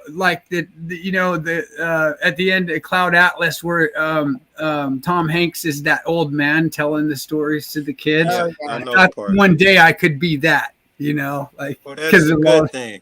Well, yeah, I wanted to say something, Dan. I wanted to tell you, give you a couple reasons why you do want to get older. Think how dumb you were 10 years ago, 20 years ago. Think how wise you'll be 10 years from now, 20 years from now. It's worth it just to hang around, bro. It is, isn't it? Yeah. Well, you know what the strange thing is with that thought process, I am trying to quit smoking. I am trying to, make myself more healthy. But at the same time, I'm wishing for like a way out. But let me ask the panel a question. You need to go get some professional help, son. What do you think we are, bro? What do you think we are? Good point, Joe. Good point. Underpaid. Think I do this shit for free? I know. Well, I do, in fact, do it for free, but yeah. I've experienced the complete opposite. I am enjoying getting old, and I'm learning to how to step into it more. Yeah. Lean into it, as Flo said. Yeah, lean into it more, and it's truly a different step. It's a new season in life of where you're considered the elder and people address you as Miss, because I'm like 52 and people address you as Miss and stuff. And at first I was like, are you trying to be funny? You know what I mean? I started thinking, oh, you're right. I'm that's what's That's respect. good. You don't see yourself that way. That's I'm gonna good. call you Miss Cynthia from now on. Yeah, everybody in my real life, on Metaversal life, everybody started calling me Miss Cynthia in the last year or two. Listen, if you were guaranteed, to the whole panel, if you were guaranteed that you paid no price for it in the afterlife, meaning if you believe in God or some intelligence, whatever it is, it will not be held against you if you use your eject button here. Is that something you consider doing? No. Eject? What do you mean by that? I mean, you get to leave this place immediately. Would you do it? No. Yeah, not anymore. I think everybody wants to die until it actually happens. Like a lot of people think they want to die, but then when it's actually time to die, that's when all the thoughts of what you really want to live for and what you thought was, you know what I'm saying, precious here start to really come into your mind. Right. Hey, I got a different experience, man. I got a taste over there. I can't wait to leave here. Oh yeah. What? Yeah, I can't wait. I would not spend another second over here. In fact, when I was over there, then they asked me if I wanted to stay. I was like, yes. They told me it's not your time, bro.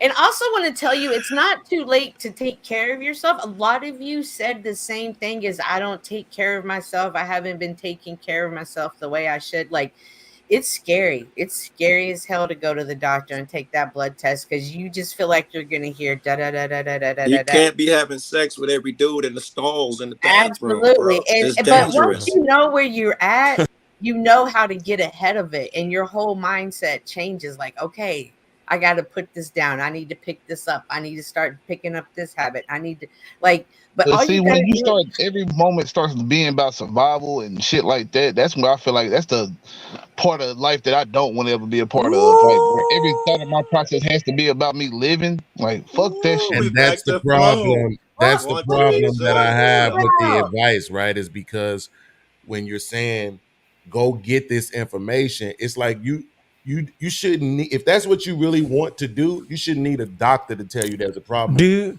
it. Well, hold on, let me finish. You can just eat right. Right? Like you could just stop smoking, you can just eat right, you can just exercise, you can just get sun. Like most of us know the things to do. We choose not to do them right now. Kazumi, I don't know if I'll call you kids. I don't know if I'm pronouncing it right, but It's all right. It's all good. But if I open my cabinet right now, you know what you're gonna see? You're gonna see all kind of ashwagandha and all of these different things in there that I haven't touched in over 2 months. Right? Yeah. But I'm going to the ramen noodles. How do you know I'm your getting the meat and I'm eating. I'm just all I'm saying is, do you want to live your most of your life in fear, or do you want to have a reasonable balance between a lot of this shit? No fear. Yeah, I'm with you on a reasonable balance. That's why I don't go to the doctor. Like, why do I mean, we all gonna die. So my body tells me when there's a problem. So, right? How do you know when your cholesterol's getting high? Because see, I went to the doctor and they said you're not there, but you're getting close to the border. Fuck Bam. that shit. Guess what? Fuck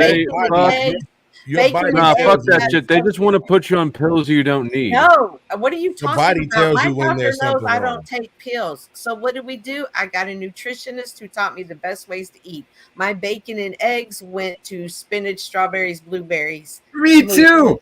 Wait, Cynthia,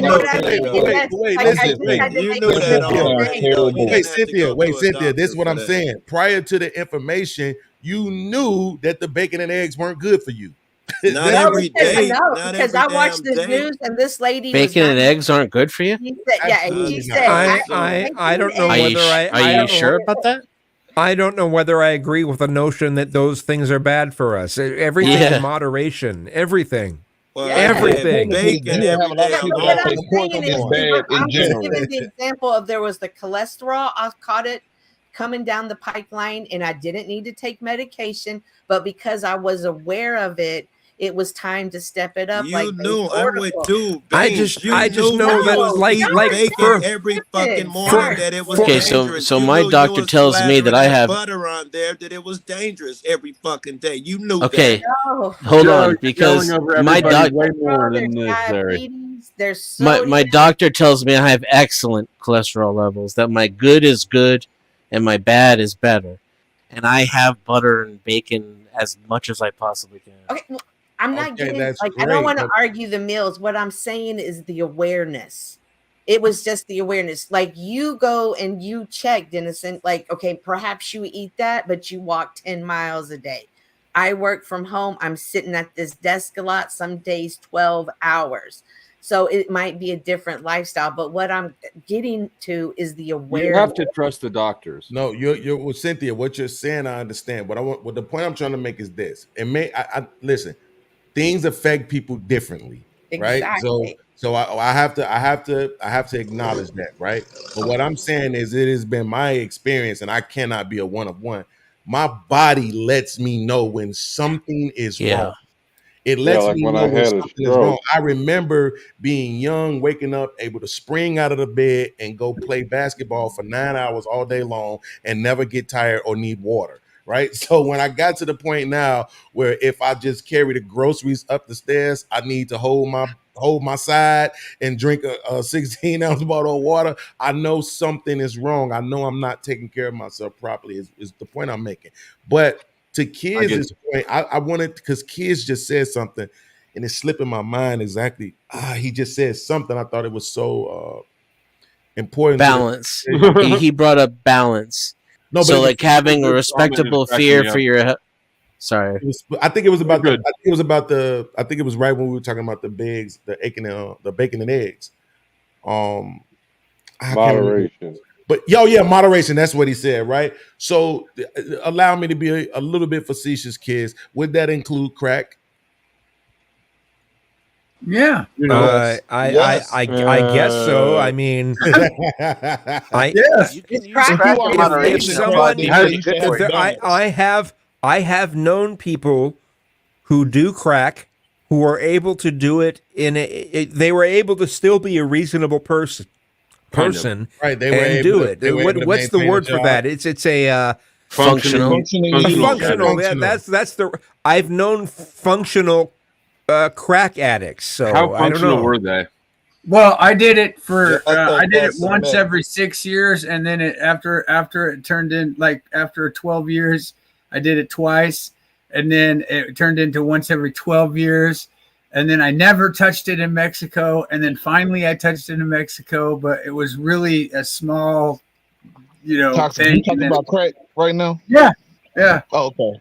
All right. I just know that the way things are I ain't now. not nobody do crack once every 6 years. I can feel you, Joe.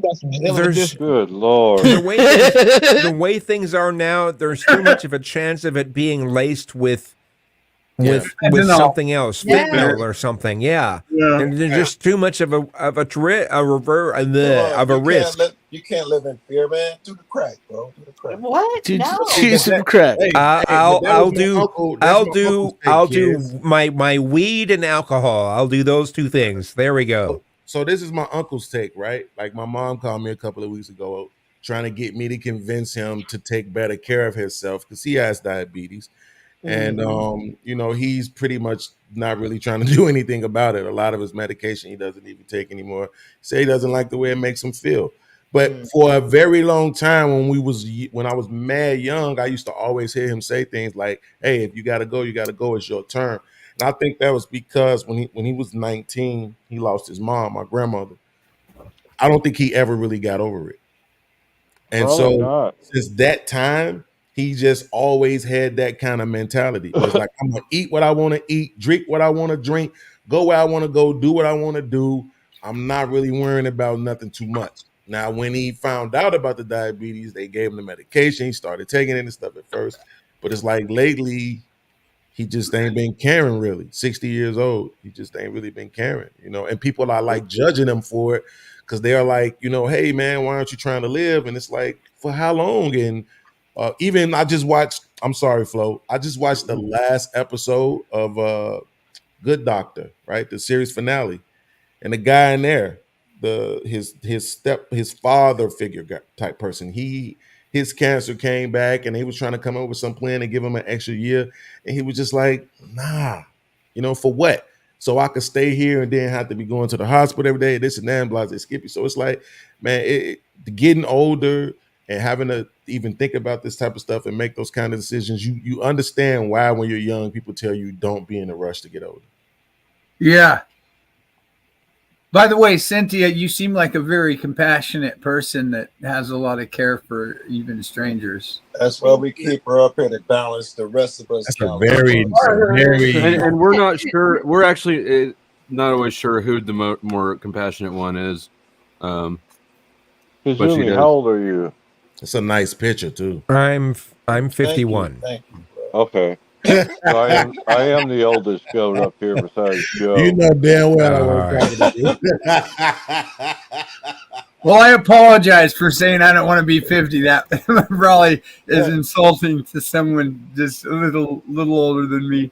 Well, no, I just hate, but it's honest and it's funny you bring this up because a friend and I were talking about it. And when you're young, 50 looks so old, but when you get here, you realize it's not that old, and so you're in a new season, and it's uncomfortable for a while because you still feel young, but your body is starting to get old. Naps all of a sudden are the big thing. Like What? go to clubs. What the hell are you talking about?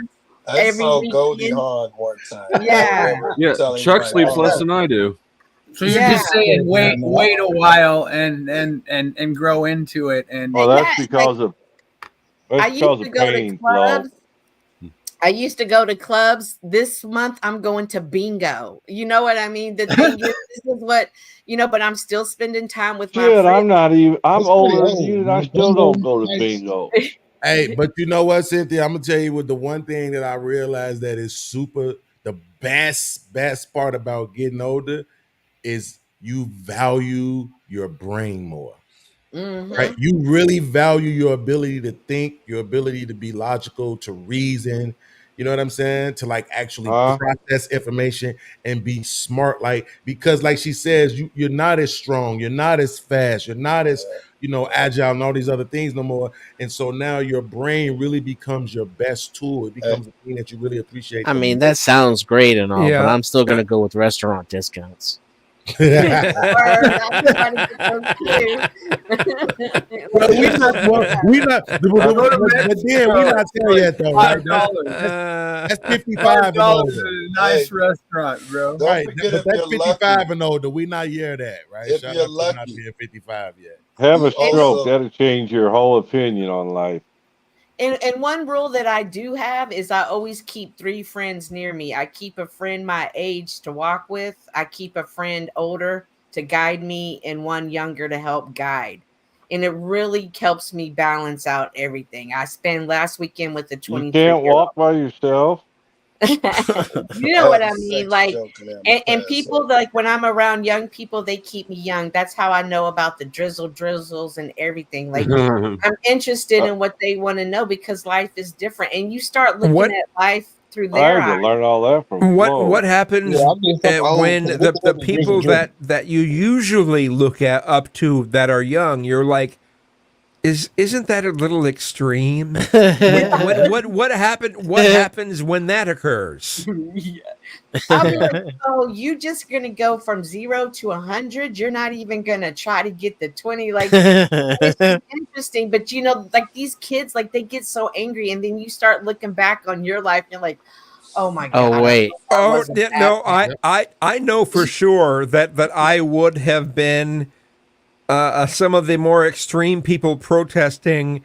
If I would have if I was like 18, 20 or whatever now, I know I would have been with that. But the thing that I that goes through my head is, what could I have told myself back then if I would?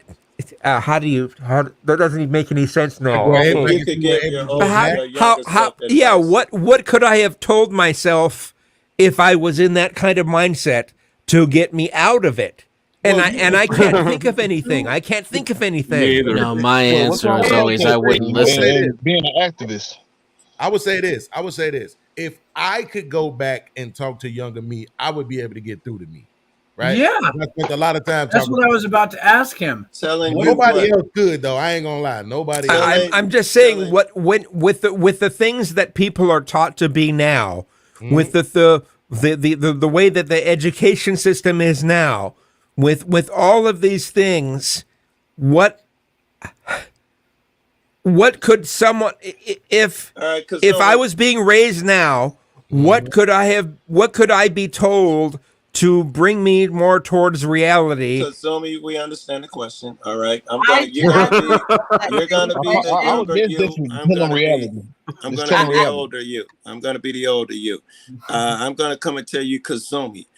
This government shit, it's bullshit. It's fiction. The fractional reserve banking system is meant just to take your money. They take $1 and they turn it into $100 and loan it out. If you told your younger self things like that, I bet your younger self would hear it. Maybe. Couldn't tell me nothing. What would your younger self? If you could talk to your younger self, Be like, fuck you, old man. You don't know shit. Wow. I would have told my I think it's a misnomer that the youth don't listen to the older generation. That's just like something that's not really a thing. I mean, it happens, but it's a lot that gets absorbed from the older youth. I mean, the older people. It's just a lot of times that the older people don't have enough sense to actually give them enough explanation and direction. Sometimes it takes 1 or 2 times, and then they just frustrated with the situation because this motherfucker wants to go his own way instead of actually taking the time to try to guide these people. And it takes time. Or you come off as better and more knowledgeable. They're less than you. And teenagers and young adults hate that shit. You got to be on the same level. You can't tell all of that. I wouldn't say same level, but you got to meet where they at. Meet them where they at. All of that notwithstanding, right? Holy shit! What it really is, Joe, is it doesn't matter, right? Like, so I even think about myself, right? When my mom kept me away from my dad, right, my dad's side of the family, right? So I was 15. She put me out the house. My dad came and get me. He takes me to my grandmama. Now, everybody on my dad's side of the family are gang-banging drug dealers. Yeah. Right? So what did I become? Right? But this is the thing. Who finna come tell me I'm not doing the right thing? Nobody. I'm looking. My big brother is out here gang banging and drug dealing. I supposed to be gang banging and drug dealing. It was nothing. Nobody could have. So even if you come to me and you say what you just said, right? It's not that I wouldn't believe you or accept it as the truth. It just wouldn't matter as much to my reality. I agree. I agree 1,000%. Fair. But I do believe. Oh my goodness. Well, everybody's not just as sold with their reality as you were. So no. But that's what I would have told my younger self. Enjoy the journey. And that can apply to my older self too. Kiss me. I want to know what you would tell your younger self. Oh my goodness. I wish that I wouldn't have been taught that the interest in the opposite sex in any sort of way. I wish I wouldn't have been taught that was degrading to women. Seriously, I wish. I don't know, because I think I would have been bisexual. You must besides there's a few situations I've been in that made me more gay than whatever, but I just if it would have even seemed as an option growing up, I think I would have turned out quite differently than I did. So are you saying that you were from the coochies? I'm a gay man, yes. And are you saying that you think that being attracted to women or objectifying them is degrading to them? I was taught that. I was taught that. It doesn't mean that's the truth, but that's what I was taught. And I thought that if I held those attractions, I would be a bad person. So even church. I went to a Sunday school. I was just about to ask him. I went to a Sunday school. They separated the boys from the girls at this one point, and told this story that somewhere in the Bible, I can't remember where it is, but they told somewhere in the Bible that there was one character that saw someone bathing under a waterfall. That was a bad thing. They shouldn't. That's the satanicness of sex or whatever. And they even tested us after that story. They're like, no, let's. It's Sunday school. You've got to have something to test people on. So Take there we notes, go. Christians.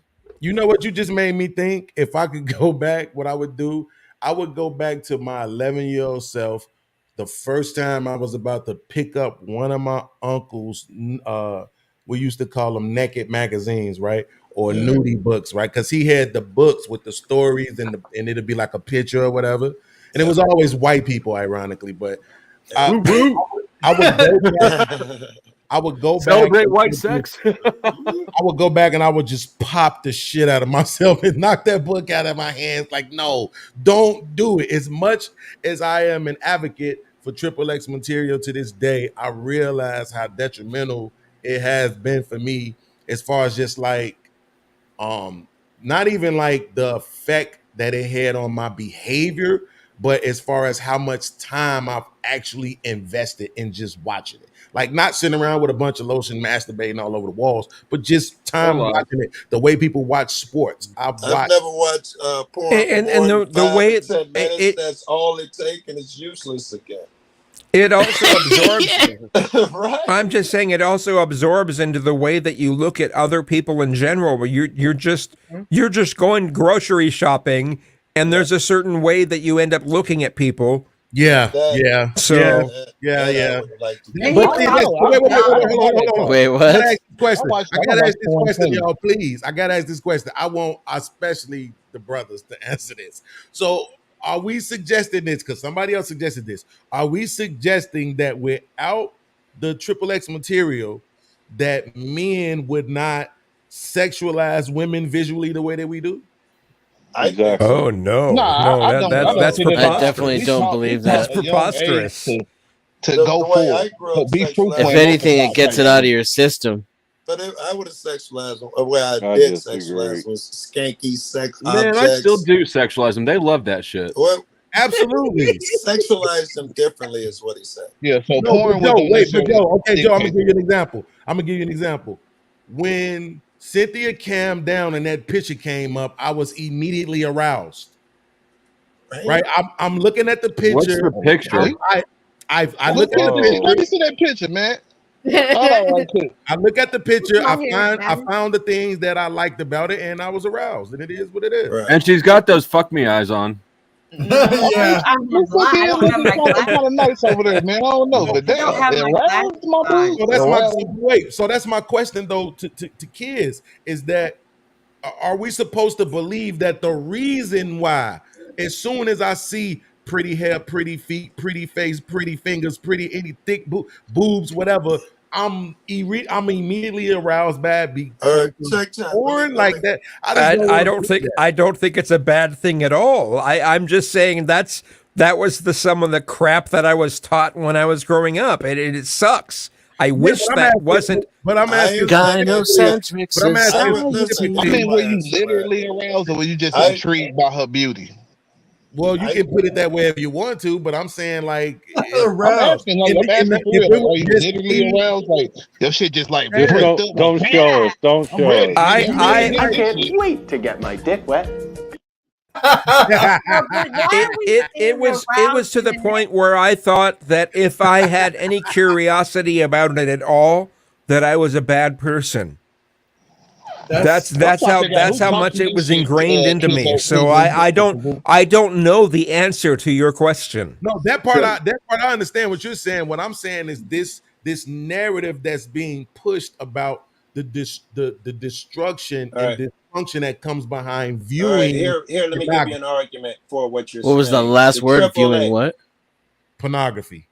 I can give you an experience. That's why I've been yelling over motherfuckers, man. Anyway, by the way, if you was curious, I think pornography can be abused, and I think that it can also be used in a more productive way. So I think it can go both ways. Moderation? What's the moderation? Yes, exactly. I agree. If you're watching pornography, you're gay. Hey, listen, I have some. What? I'd like to Is there not swinging? Is there not swinging dick on the screen? I'd like to tell you something that I experienced that might add to what you were asking about sexualization.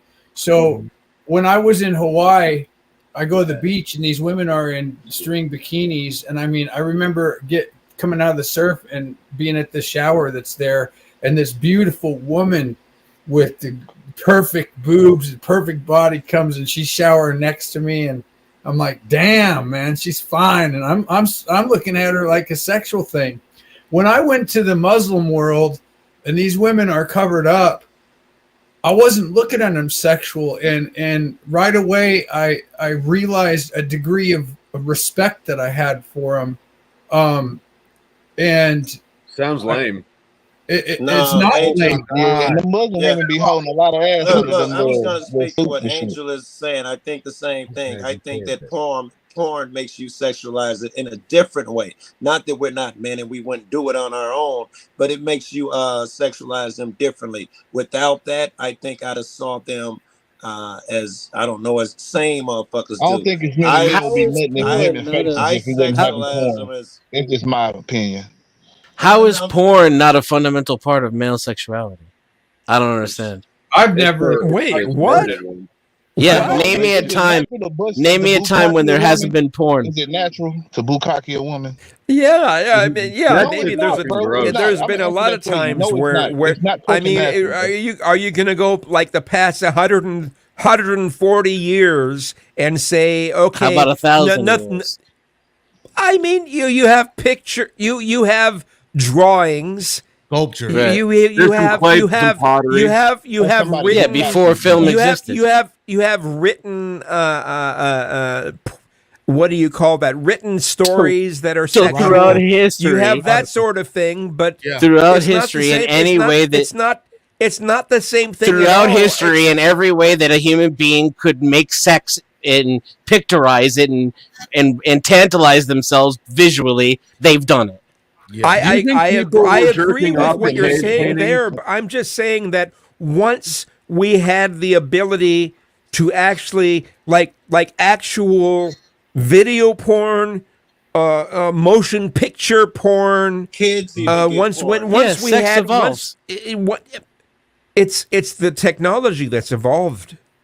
Sure, that's exactly how humans evolved now. That's a great point. Okay, fair enough. That's fair. That's I fair, can man. handle That's fair. Playboy videos. I can handle Playboy, but I couldn't handle those close-up penetration and the cum shots. I couldn't handle Penthouse. That just was disgusting to me. Playboy had class. So let's go through the genres, and you can rank them from most favorite to least favorite. Let me. Oh, that's a pull up lot. porn. That is a lot. Cynthia first. Right now. Yeah. No, I don't want you to get Come demonetized. on, everybody needs to know that it's compilations. Compilations are the best because ADHD and stuff. Oh my god! Get into it. Switch it on you. You're such an efficient capitalist, Flow State. That's a great argument, though. That's a great argument, actually. But you know what I would say, Flo? Not to go away from your question, but I'm glad that Toxic you said what he just said because this made me think about something too. I think, kids, you should get a laugh out of this. I think leggings have done more harm than pornography has. You stop. Oh, Jesus. That is some Yoga harsh truth pants right there, deserve their brother. own- we need to make Yoga Pants Month. Fuck Pride Yes. Month. Pride, We like had gay yoga people have got it. You before all have yoga gotten your thing. We need leggings. Man, leggings need I'll to- give up Black I'm History just Month thinking for about leggings what- month. I'm what- giving it up. I'm down. I think When we I should went- have I camel went toe to on the- the national flag. I went Fuck to the weed the weed dispensary just right near me just to get some more of the the pen. Anyway, she was wearing it. It looked like yoga leggings. I'm like, are you serious? That's what you're going to work with? Okay, well, maybe it increases the amount of people that go to the store. So I don't know. Kiss me. This is my thing. They Who keep said that? making Was the that argument. Beans? The argument that they keep That was making- Kazumi. Hold on, Are the you argument attracted that to they keep women making still is at all, that- Kiss me? Am I Hold on, what? listen, Are you attracted to women at all still? There is a hidden part of me that is, but it's been taught out of me from an early age, so I just can't seem to indulge in it very much. So you think you would have been by if it would had been for this indoctrination? Man, we gotta get that. There's pussy. no. There's that. There's. I there's got also, 5 there's, on it.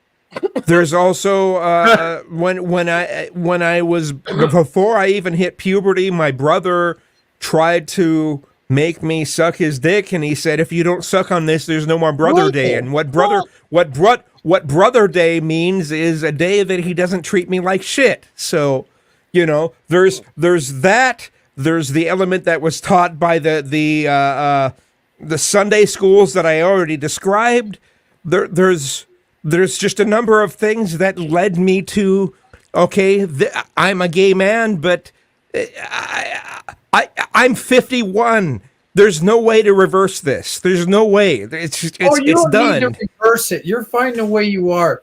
Are you still a Christian? We're talking about adding more flavors. Yeah. What about a manly looking? I don't know whether I'm. What Christian. about a trans? I don't know about that. But all right, that's not simple. That's not. That just sounds like what the fuck. Is that really you, Denizen? That's not you, is it? That's him somewhere. If you could, get him like to transition, it's like an intermediary. Transition. I think that the trans movement, the transsexual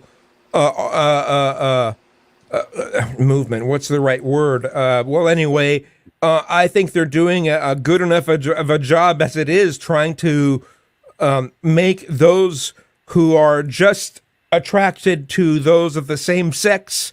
They're trying to demonize those people as being transphobic because a sexual orientation is supposedly, according to these people, no longer about biological sex. It's about your gender, your social gender. Oh, and it's so annoying. It's frustrating. They're trying to eliminate sexual orientation in general. And all the politicism has made, has really made the it's looked bad on the LGBT. They made themselves look bad. I think the politicalization of it. The politicalization and just some of the ideological mindsets that come from it. I mean, okay, I'm going to say something really controversial to some areas. I don't think homosexuality nor gender dysphoria are genetic or are the way that people are born. I just do not believe that. And it's not a choice that someone makes. A conscious choice. It's not a conscious choice. No, it's not a conscious choice. Experience. But I think it's something that's it's like a conscious choice is to chocolate? say a conscious choice is to say I can see all these bad things about being straight, so I'm going to choose to do this. And it's just it's not like that. It's not a conscious choice, but it is something to me.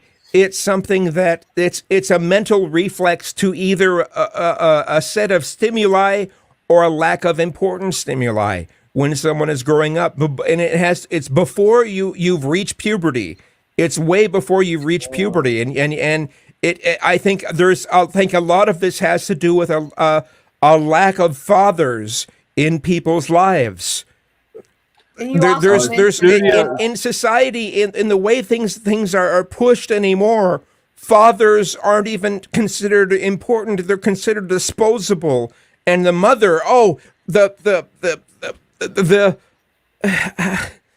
shit, what's the right word? It's a simple word. When you want to make anyway, I hope I'm already understood before this. So, do you think it's a trauma response? Studio Mansion's asking if it's a trauma response. A trauma response? What is a trauma response? Being homosexual, homosexuality, or gender dysphoria. I think some of it could be.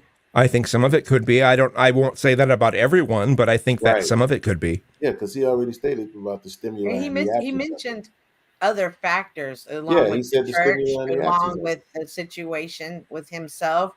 And even though we can look at that as our adult eyes, that your first experience, even though it doesn't feel normal, it still feels good. You know what I mean? So now you got to deal with this, and you're constantly It's in that battle. association. Yeah, and on top of that, he had the situation with church and the beliefs, and but he's right. Unfortunately, several people have these same type of experiences. So I love that he came up and shared it. Because I also feel can you accept the biological? Can you accept I don't know what other words to use, so I'm gonna just use this one. Can you accept it from a biological warfare standpoint as well? Warfare, a biological like social people, engineering might be yes. But social engineering, does that include biological? It's right? in order to get certain groups of people to stop breeding. I don't want to assume any reasons, right? I just want to say as far as like them being able to do it, like when you first have a baby, they snatch your baby and take your baby away and go do things to it, right? And so that's what I'm saying. It's like it's certain things that they could be putting in your kid, all the shots that your kids have to take. You know what I'm saying? Different things. The media. And I hate to ask the question and then contextualize it, but the reason why I'm saying that is because when my little brother was about 3, maybe even 2, I knew it. I knew it. My mama used to get on me, stop saying that, but I just knew it. It was something about the way that he walked. He didn't ever want to hang out with us. He always wanted to be with my mama. By the time he was 3 and 4, he was already like wearing her shoes and playing her jewelry and all of that type of stuff. I just knew it, right? And I'm saying he was still a baby, barely speaking English, right? So just even with that example, would you be able to accept it from some sort of biological standpoint? Well, I mean, I think that people. I don't think that the notion of someone having curiosities about things that are feminine or masculine necessarily dictate the sexuality of someone. Perhaps it might dictate the way that someone expresses their gender in society, but I don't think it particularly dictates someone's sexuality. And so it definitely doesn't dictate their sex. Let's say we take a kid and put a kid in an environment, right? A baby is born into an environment, and it's not hostile, right? Let's not say it's hostile. It's a hostile environment. But let's say the complete environment is heterosexual, but that baby is told consistently by those meant to protect it, you're gay, right? And then at some point understanding what that meant by being called gay. Do you think that them being consistently called gay could actually somehow incite them being attracted to the opposite sex? To the same sex? It depends on the reasoning why people are telling this person these things. Well, if they're just saying it for no reason, that's a very weird. There's no real world scenario we can bring up for that. So you don't think kids can be socially pressured? In this scenario, that's what I'm asking. I'm using a scenario. I'm creating a scenario, right? To say, do you think that if let's just say a person is not born, because you said you don't think people are born this way, right? So let's just say a person is not born attracted to the same sex. Do you think being told that they are gay over time can incite that attraction? I don't think it's an issue of being told a positive thing. I think it's an issue of being told, you're a bad person for having initial attractions towards this over here. I think it's it's initiated by this notion that you shouldn't be like this. We know enough about psychology and neurology that what you do repetitively actually physically rewires your brain for that behavior, right? That's why addiction is such a thing. So yeah, if you're, especially when you're young, especially like if you're like 5 and younger, and you're getting like, that's a hypnotic state basically that those little kids are in, because they're just taking in information. It's not properly filtered.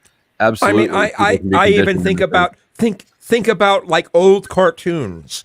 Every time there's a character that, oh, they're a wolf, towards the female character, they are always looked at as a bad person in the end. It doesn't matter what period it is.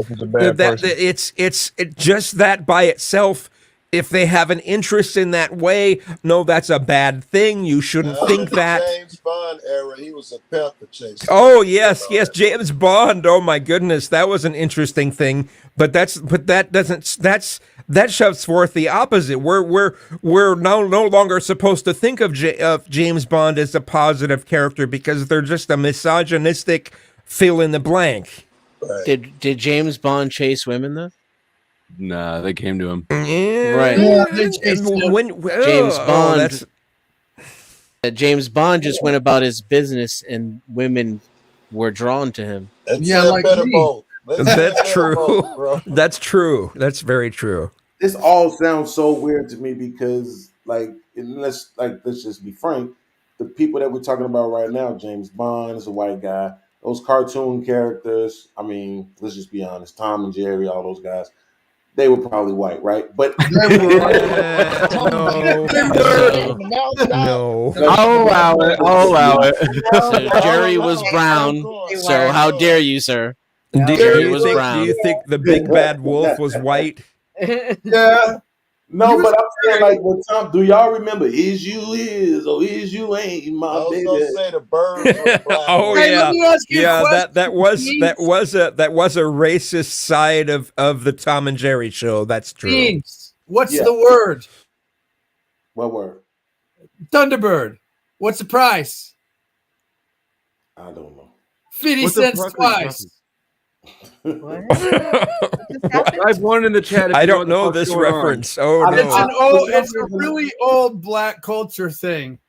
Oh. Yeah. See, here's the thing, though. The reason why I'm saying that is because for me it seems so very different, right? Like we literally, my upbringing was women are the prize. Like, you know what I'm saying? It was the thing to get with them. It was the thing to pimp them, to be able to get money out of them, to have sex with them. Like women were the thing. They just were. It was never frowned upon having any kind of relationship, whether that was marriage, sex, pimping, whatever it was. All relationships with women were invited. Women are the prize. And it's strange how much different the modern mindset is, and especially the things that children are taught now is. What are children taught now? Wet ass pussy. When oh yeah, not that song. That was perfect, right? That was perfect. That song is probably what turned Kisme gay. He heard that shit and he was like, fuck that one. That's So, why would wet ass pussy turn anybody gay? I'm confused on that. My thing, though. Why is that? Why, how can we not see that? That's, to me, that is more destructive than to quote unquote pornography. Like, I think people try to go to the hardest. And they try to go. No, it's not the same. No, it's not the same thing. What do you mean that's the same thing? What do you mean? What do you mean that's the same thing? How can you say that's the same thing? What are you going on about? It's the same thing in the music. The visual images are the same. It is. It's just as trashy as porn. The difference is that it's repetitive. You don't. You listen and listen and listen, and music is hypnotic, and it's repetitive. So you're programming your subconscious. These songs are mantras.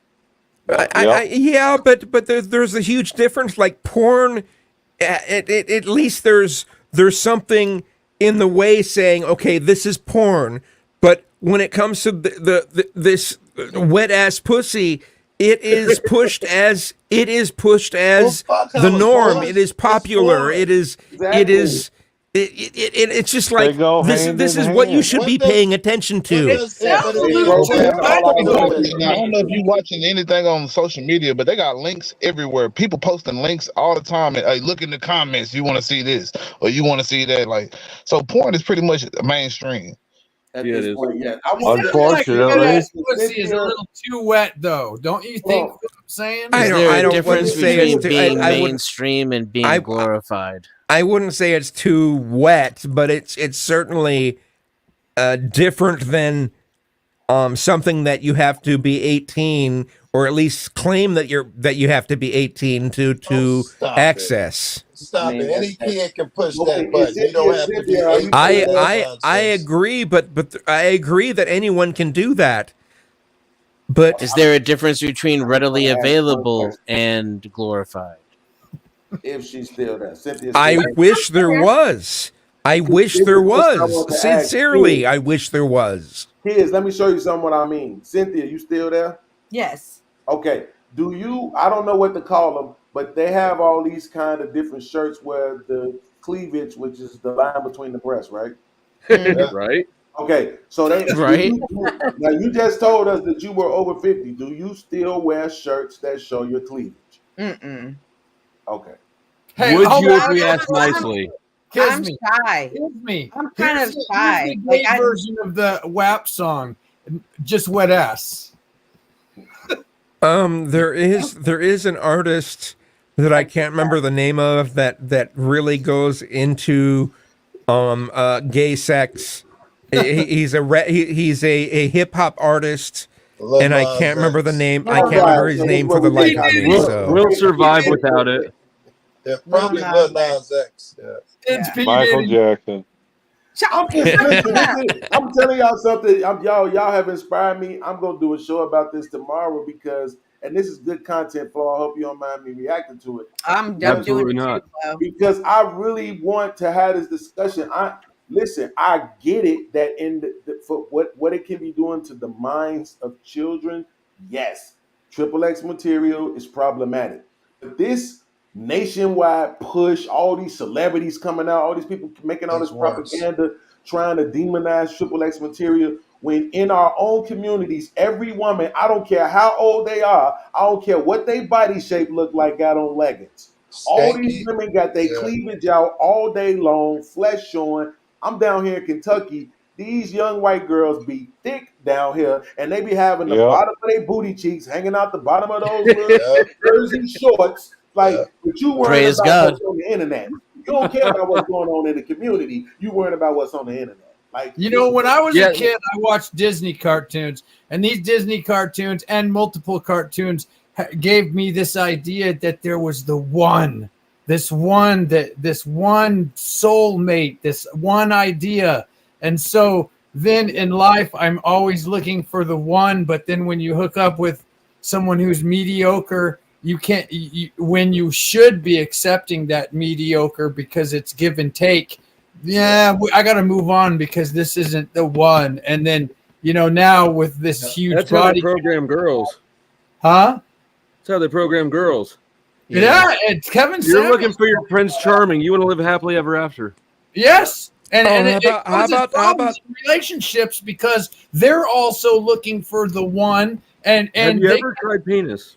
How about the people that are on the whatever podcast who are pushing this notion that, oh no, unless he makes at least $300K a year, I'm not interested. I'm like, are you fucking kidding me? Oh, that's horseshit. That whole narrative is bullshit. Well, and they're clowns too. They seek outrageous numbers. Right, they seek outrage, but it is. I mean, you can look at women's behavior and know that that's bullshit. Women will do broke dick in a heartbeat. Right. Yes, yeah. If it's one of the if they're a bad boy. What's physically and naturally attractive to women, they don't care about money. I spent all my money traveling, so I didn't have any money for the women, but they still flocked to me, so it was great. I hear a lot of people make that argument, Flo, but here's the thing. what I've learned about in my 21 years on this planet is that when it comes to women, it matters what they want. And the reason why is because they will mistreat you, right? When a woman's life isn't looking the way it's supposed to look in her head, and she has a man, she is not blaming herself for whatever. I mean, that's true. That's true. I think that's mostly true. Word.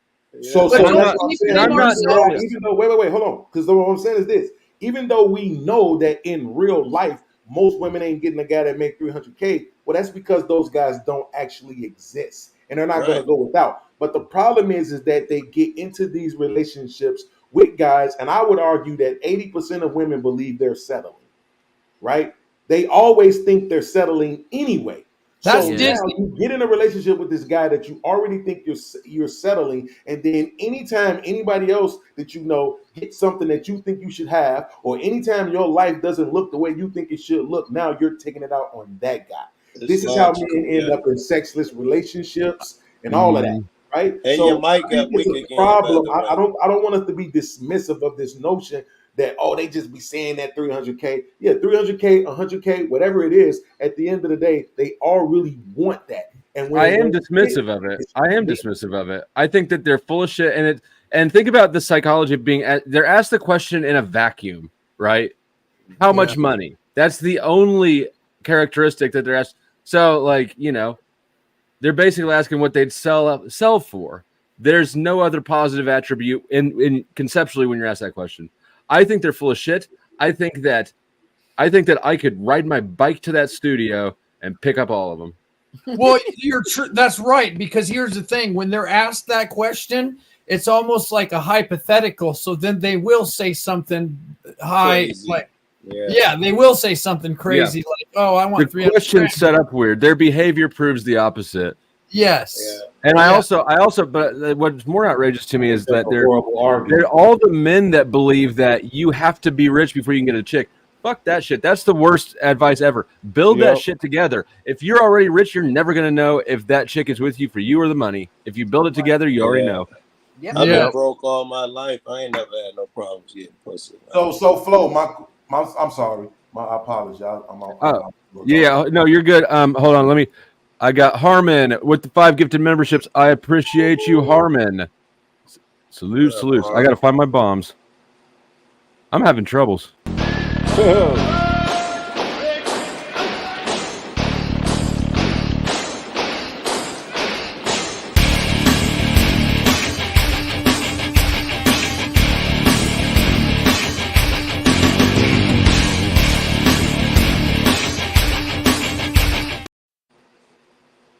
I know Kisme's gone right now, but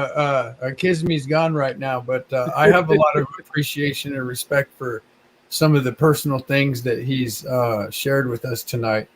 It can be difficult for that. Yeah, he's a pretty courageous fuck. I also have respect for him. I don't want to go away from it, but I do that we respond. I respond to this. I'm sorry, y'all. Your mic is low, man. So your mic is low. I had to step away from it for a second, but Flo, I want you to consider this, right? Because I understand what you're trying to say, but the reason why I think is flawed is because you're arguing from the standpoint of saying that they're going to make different decisions in their real life. But the decisions that they're making in their real life are based on their actual options, right? The question that they're being asked is, what is it that you really want? Yes. See what I'm saying? So this is what I really want. And I guess I would ask you, do you think that most women who don't get what they really want are quote unquote happy? Yeah. Because I think that's I don't think that that's what they really want.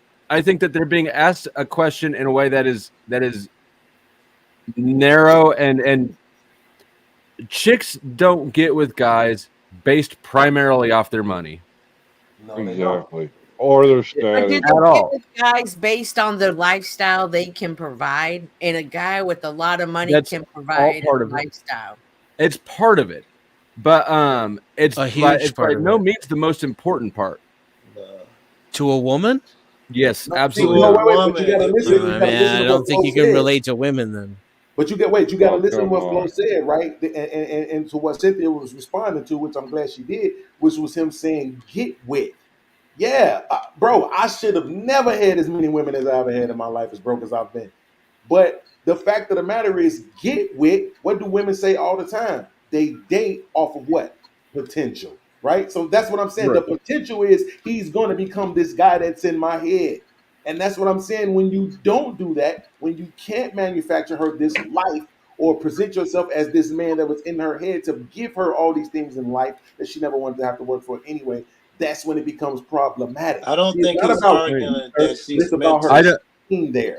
I don't agree with that. I mean, I can't prove you wrong, obviously, but anecdotally, I'm not rich by any means. And hey, Katie, are you going to leave me? Mm-hmm. No, she's already gone. She's already gone. she Damn.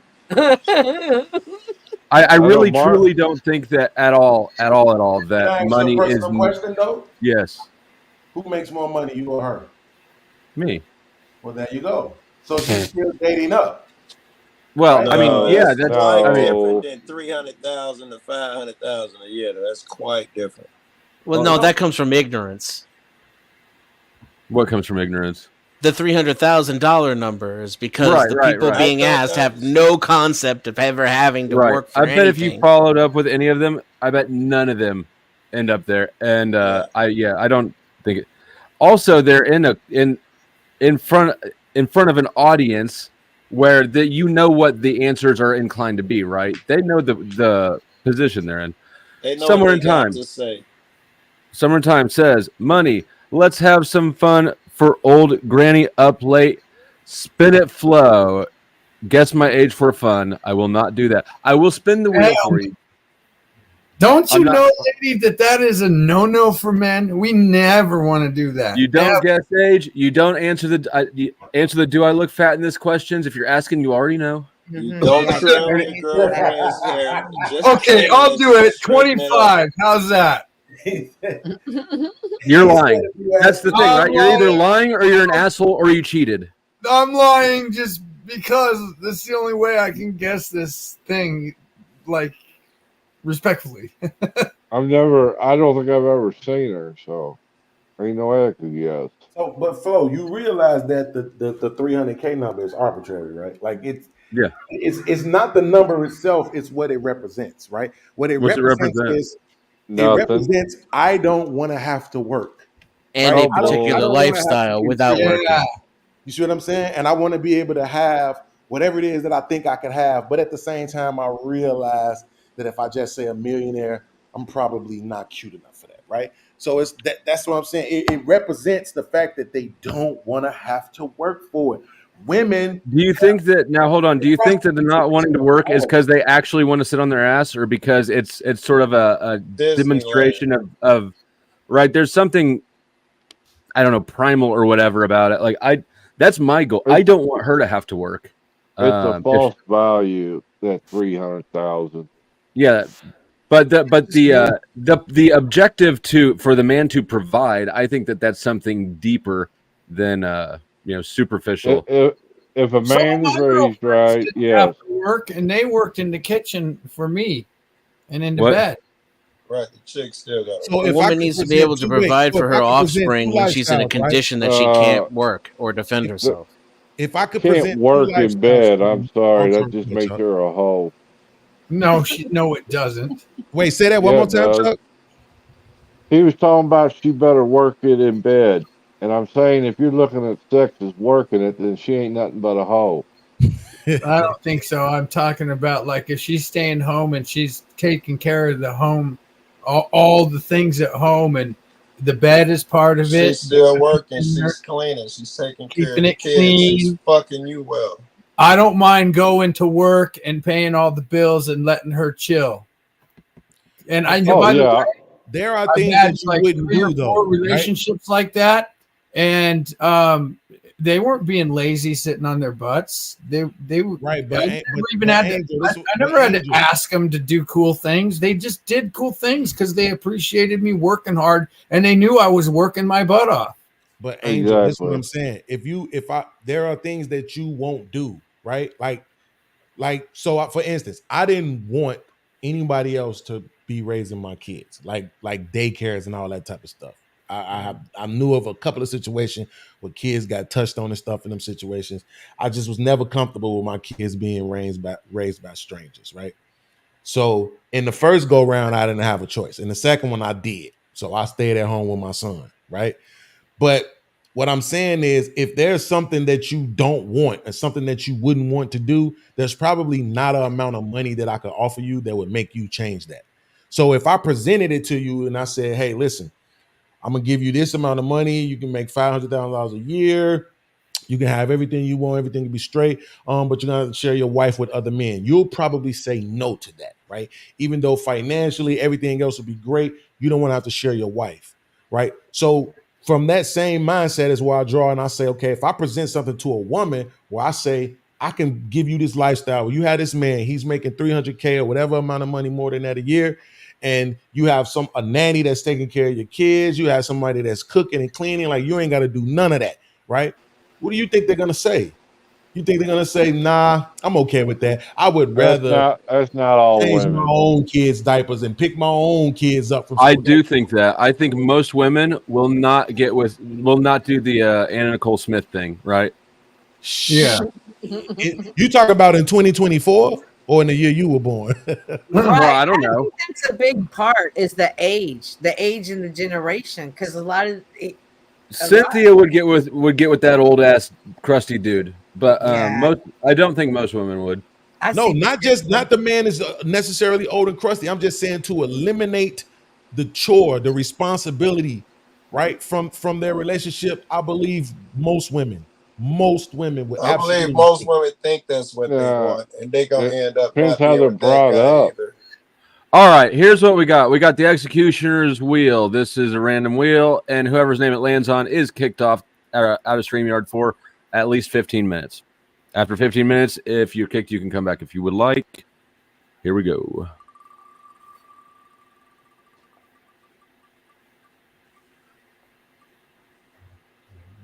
Oh. Dun, dun, dun.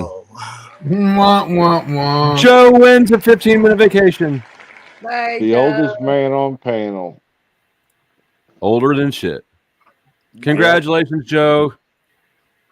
We didn't want anyone that old on panel anyway, because some of us don't want to get that far. I don't know why you like. It's such a weird approach or attitude towards age. Like, are you miserable now? I guess you know what? I don't ever really think about the future nearly as much as I should. Probably. I went still young though. Flo. I did just Most go people through do. kidney stones and some pericarditis. So I'm also in good health. I've always, and like, despite the, you guys see the chain smoking, but you don't see like the healthy eating and the active life. When I'm not here, I'm doing shit. So I get plenty of exercise. I'm outside. Nice. Well, they Are don't your have cigarettes kids menthol? either, Flo. Flo, are your cigarettes menthol? Fuck yes, they are. You smoke some Newports? Fuck no, I don't. If I buy cigarettes in Missouri, I smoke Cools. In Kansas, I smoke L&M's. Well, that's close enough to Newports. Do you drink grape juice and watermelon too? You got the election to thank for your cigarettes, Flo. I got what? The election to thank for your cigarettes. If it wasn't for the I'm not. I election- don't even worry about that shit. They've been talking and threatening to do this forever. This is at least the third time in my life. I'm 37, and at least 3 times they've been. Oh, they're banning menthol. Yeah, whatever. Well, they were, but My God, I'm that much older than you, Flo. That's fucked up. Biden's sitting on it. Well, I'm not. I'm really not that much. I mean, they're so fucking expensive now that if if I had to quit smoking because or I just eat a cough drop with it. That's what I've done before. If you throw a cough drop in your mouth, smoke a cigarette, it's just as mentholy. Really, brother? If they ban Newports, they're gonna lose the black vote because brothers do. That's why they're sitting. If I'm on a plane, I bring cough drops with me because the menthol is kind of a shitty substitute, but it helps with no cigarettes. Well, Did Flo, you I'll ever tell get you to this. fly? I did. You could still smoke. No, when you could still smoke on an airplane. What about that it? was the day. Did you ever get to fly when you could still smoke? Oh fuck no! I was born after that shit ended. Oh, shit. Oh, okay. Yeah, he's fucking young, man. Yeah, that was the 90s, bro. It ended in the 90s. That shit is crazy. I'm at an age where 37 is young. I was smoking already, but I was like 12 or 13. I started when I was 12. I did use the little what is it called? The little smoky thing. The vape? Yeah, I did use that for like 4 or 5 days after I threw that pack away that I bought when I first got to Kentucky in 2016. And I didn't like that shit at all. So it was like, Well, I make my own. you know, I make my own liquid that goes in mine. Oh yeah, we used to do that shit when we were going to concerts and stuff. You can you can dissolve your dope into that liquid and smoke meth right there at the concert. Fucking is that what you're doing, Chuck? Oh wow. No, mine's only got 3 ingredients. It'll burn out your coil in a hurry, though. What is it, Chuck? It's just nicotine, tobacco flavor, and the other 2. What is it? Polyethylene glycol, or no, that's not right. I bet that's. Look at the I bottle. don't trust the vaporizing oils into I don't know. I don't It's not trust oil. vapor at all. Whatever it is. I think they're we're gonna find out later when people start to suffer with Here's another reason I don't really worry about the smoking, because people are dying from all sorts of shit. It's the toxins you don't know about that typically kill people. Mm-hmm. And when I was in jail, guess what? The worst craving was. Interesting. Sugar. Yep, sugar. I love lot of taking people lots say of that. coffee in jail. I got high. Oh, we didn't get coffee where I was. Oh man, I pounded the coffee. I got so high, I couldn't believe I got high. Oh, off- they got to buy their own now through the commissary. From what I If you have understand. where I was at, there was no commissary, no yard time, no TVs, 2 decks of cards to a tank. You kidding? Was it Nope. lockdown? 24/7 lockdown. No windows. Yeah, it was a My it was a God. dungeon. How long did you have to do that? 4 months. Oh, damn, that must have felt like hell.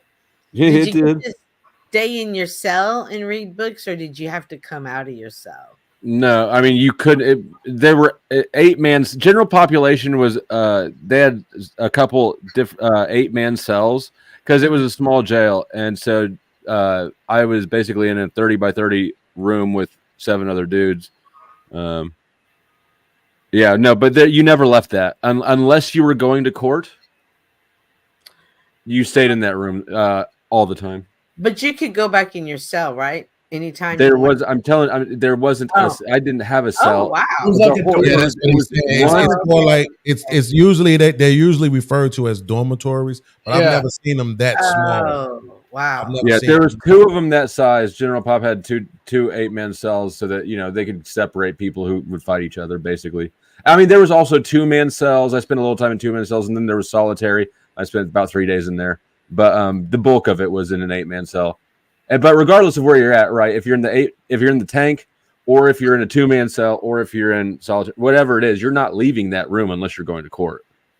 Right. Well, I went to jail a couple of 23 times. gun felonies. But you said you did. You said there were no windows. No windows. No, yeah, 24/7 fluorescent lighting, full blast all the time. It's they want jail to be uncomfortable, so you take plea No, deals. that is fucking. Yes. that is inhumane to do that to. It somebody. is. It's low grade torture. Actually, after I got out, I started looking into it, and it's what they were doing is one of the Guantanamo Bay techniques. And yeah, people went nuts in there. But So you took that charge for just one thing? what? You did all that time for just one crime? I took a plea deal for one crime. It was distribution of methamphetamine. That's a pretty serious crime, even But for it's one felony, right? It's one felony. Okay, I You're took looking at what, 25? felonies. When I went to jail in Hawaii, it was this federal? felonies. No, state. So what state was this? Kansas. Kansas. Yo, that's fucking in Kansas doing people like that? Oh, Kansas Each has the state's worst got a civil asset different- forfeiture laws about around, and yeah, they do shit like that. I got raided 3 times that year. That is fucking Damn. crazy. I loved the Wow. jail in Hawaii. I had fun. How much time was you looking at, Flo? lady? This is what I was saying to my lady yesterday, Cynthia, right? 15 years was the worst We case watching scenario. something, and the Where guy Kate is is like, looking at- they going to fuck off, right? They like, oh no, you know what it was? We were watching Billions. We were watching episode 1 of season 5 in Billions, right? When Axe and Wags had went to the shaman guy to do the ayahuasca shit, which is some shit I really want to try, right? But the fact that they was acting all wild and crazy, right? And Malay's like, look at them being all crazy. I'm like, no, that's normal to me, right? Because to me, crazy is getting up every day, going and punching a fucking clock, going grocery shopping, doing laundry, all this other shit, shopping on Amazon, all this other shit, while it's a motherfucker somewhere right now in a fucking jail cell with 24-hour fluorescent lighting, no fucking windows. Yeah, and Cell that they never come out of. Like, that's happening under our, and that's not even the worst of shit. But that's no, it's just not the worst jail. of shit at all, but- That's just jail. That wasn't prison. Yeah. Yeah, but and they painted everything white, right? The ceilings, the walls, the floors, everything. Unless it was stainless steel, it was painted white. Oh my God. Oh no, they didn't do that shit. Yeah, they did that. Well, Mercator's looking at 25 years. Well, He had a lot more coke than I had meth. Suddenly, I'm thinking about Hospital 26 Green. grams. Huh? With 26 grams, which wasn't much, is it? It's about an ounce. 20, is it that much? The way that they here in Kansas, that would have been the same bracket I was in, which is a level 2, which is level 1 is the highest, and they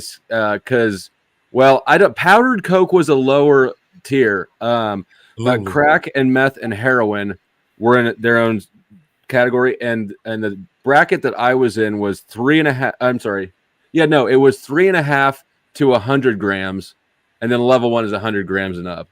And then under 3 grams, they've got levels 3, 4, and 5. There's 3 levels below 3.5 grams, and then 2 for everything above it. It's wild. Yeah, in fucking insane.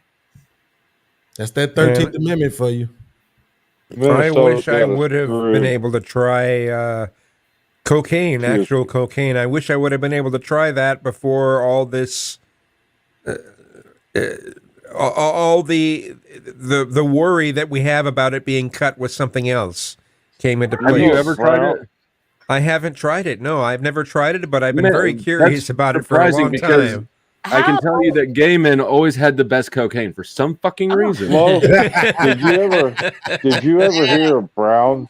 What? I know. I've heard about, don't take the brown acid. They take cocaine and mix it with gunpowder, and then you snort it. That's some child soldier in Africa horrible shit. That's that. They said the amyl nitrate or whatever's in gunpowder allows your body to process it faster or something. Yeah. They was talking about that up there in that Minnesota case I'm following. Oh, that's horrible. I'm curious, how old were you when you started realizing these were things you wish you would have tried? Was it like in your 20s, 30s, 40s? Who you talking to? Quinn's the guy next to me. Oh, Kazum? Okay, yeah. Kazum, yeah. Kazum. Yeah. It was just when you sort of look at different experiences you've had, and including those that you've had with different drugs you've done, and it's just like, okay, what was this? What was this experience that people had? What actually is that experience? and it's just more of a curiosity thing. I don't know. Maybe people don't have this many curiosities by the time they reach my age. I don't know, but have you done Adderall or meth? No, and I have no interest in doing either of them. Because Coke is comparable. It's shorter. It's a little happier and a little less aggressive and much shorter. One of the things I've wondered about my assertive self. I am not very assertive in person. I'm a wimp as far as that goes in person. So I've just sort of wondered, okay, what would it be if I experienced not being a wimp all the time, so that it's just what goes through my head. So that's if I'm to be totally honest, then that's why I have the biggest curiosity about cocaine. So it's fun, but it's overpriced. I mean, I haven't even done it in years. I don't even know what it's like now. But, I just can't. The fentanyl aspect to getting a hold of something that's pure and not having it mixed with something that's a bunch of crap. That's one of the main things that keeps me from wanting to try it. The big danger with fent is for needle users. I'm just throwing that out there. Like, I'm not suggesting anything. I'm just no. That's true, but it can still be a threat to other types of users too. So, if you can afford to go to Peru sometime, you'll have no problem with the purest Coke, no fentanyl. It's the most beautiful thing you'll ever experience. Well, one of the most beautiful things. Just don't let it get you addicted. If you're addicted personality, it's probably a bad idea. But if you can only do it when you go to Peru, then you're good. Okay. Well, but at some point, like it's expensive enough and short lasting enough that, like, I quit doing it when my guy got deported. I had a really good connection, and then he got deported. And the first time I bought it, like the regular people way, I mean, I took for granted what I had until I went to buy it through normal channels. And I was like, this is fucking retarded. Dealing with the Mexicans, were you? Yeah, I met this guy when he had just moved to the U.S. and just coincidentally, he was working the Taco Bell drive-thru while we were pulling through it one night, and he wanted to meet girls, and I wanted Coke, and so we hooked each other up. Nice. All right. Well, I mean, it worked out, I guess, or did it? No, it did. Okay, cool.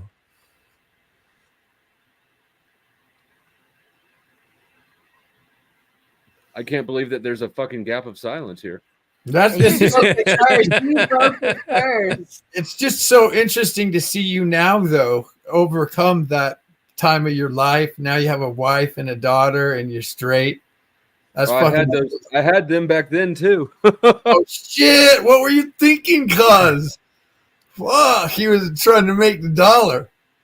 No, it's a long story. But no, it wasn't. I don't know how to. Let me think about how to phrase this. But yeah, Katie went on the run for like 9 months while I was dealing with my case because they put out warrants on her. They wanted her to testify against me. Oh. Yeah. So when I got raided, she was at the house. They told her to get the fuck out, and she wasn't listed on the warrant. They didn't care about her. When I made bond the first time, that same day they put out a warrant for her with all the same charges as me, but my bond was $100,000. Her bond was $2,500. They wanted her to testify. They had a weaker. They came up. The raid was less fruitful than they had expected. They had a weaker case. Nice. So I only paid $250 for 18 gun felonies. The accusations was I shot at someone 8 times. Well, I paid a whole lot more than that. I paid hundreds of thousands of dollars for my freedom. Basically, I lost everything that I had. Oh.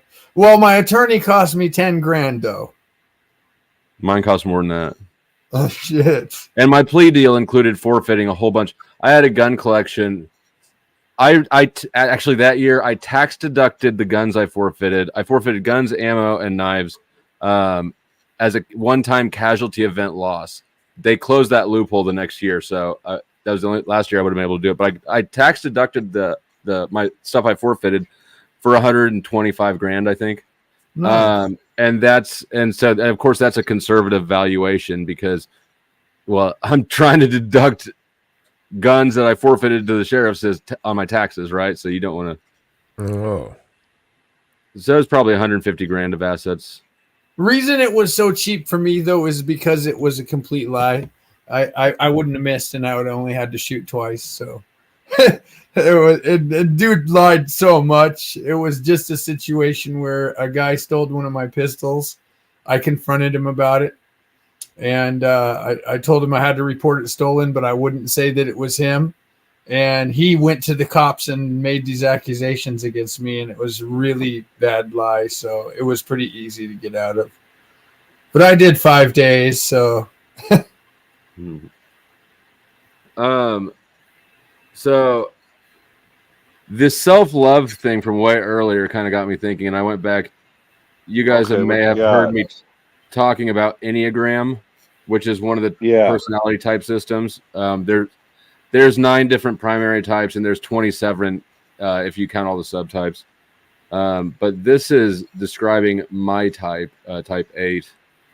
I thought it was interesting. More specifically, desensitization regards a resignation to and negation of love. Just as the E2 represses the envious part of themselves, E8 negates the love abundant part of themselves. E2 of themselves and shrinks this false abundance into a true depravity of love. This is because love is at the core of vulnerability. By opening oneself to love, you are simultaneously allowing the other a degree of control over your autonomy and being, and allowing oneself the capacity to give love further allows the capacity to feel pain. In this sense, they mimic E5's self-containment, who is also resigned to love. That would explain your lack of empathy. What a dick. No, he knows what I'm talking about. I'm kidding, my brother. Wouldn't you think, Flo? Yeah. Because he doesn't have a strong sense of empathy like most people do. Mm-hmm. I second that motion. Well, shit, I misjudged him. I thought he was the most empathetic fool on this internet YouTube shit. Damn. I've got really strong cognitive empathy. I struggle with my lack of empathy, even though in my earlier years I used to think I was an empath. And it's just so contradictory to what I used to think. So I don't know, man. How you think of yourself can change in not that much time. So that's true. For an 8, people who are looking for love are sentimental. So an 8 is a character that veers towards the cynical, towards the rough, towards the harsh. Incidentally, 8s are not usually interested in activities related to self-knowledge, since it is a little harder for them to develop this type of insight in their own emotional life. They have a lot of repression from the soft side, as if they had to bury their inner child to be able to go out in life in an armed way towards a struggle for existence, red in teeth and nails, as the Darwinists say. An 8 is someone armed to the teeth. Dude, that sounds like me with one exception. I sought wisdom big time. I traveled the world to the pyramids learning that shit. Well, maybe you sought wisdom. You might. You sounds like escapism. Knowledge. You sought escapism. You sought knowledge. Knowledge. Wisdom comes from the use of knowledge. There's a lot of escapism to go around. That's for damn sure. No, going to Yucatan wasn't escapism. It was I really wanted to learn about the Mayan culture and their calendar systems, their language, and everything about them. They were Does, so does good going they to does going disappeared. to that location though, that actual physical location, help there? Yeah, big time. Okay, that's fair. That's fair.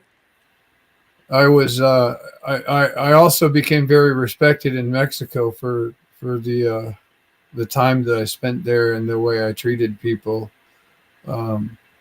Especially with the tattoos, you know, within a week, the organization, you call it the cartel, they instantly need to know who the tattooed guy is, make sure I'm not a rival. So it's a little dangerous. It's a little more dangerous for me. It is a little more dangerous for me than the average. And they do come up and introduce themselves. They send some, you know, really, you know, just killers to come talk to me. And it's pretty cool. They treat me with the utmost respect, and they ask around, and, you know, people tell them, oh, he's really respectful and good. And so I get a pass and co-signed. So. All right. Cartel. I'm glad you brought up That's the cool. tattoos.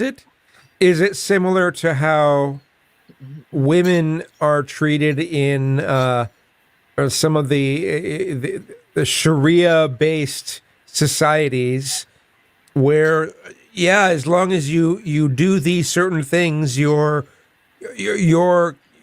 considered free. You're considered respected, even because you might be considered an oppressed group of some sort. But I don't know where I'm going now. I'm sorry. I'm really fucked up, and that's okay. So I'm sorry. Sounds like it. Toxic Angel. Did you get your tattoos? I'm embarrassed. Oh, you're doing great. You're good. Yeah. Did you get your tattoos in Hawaii?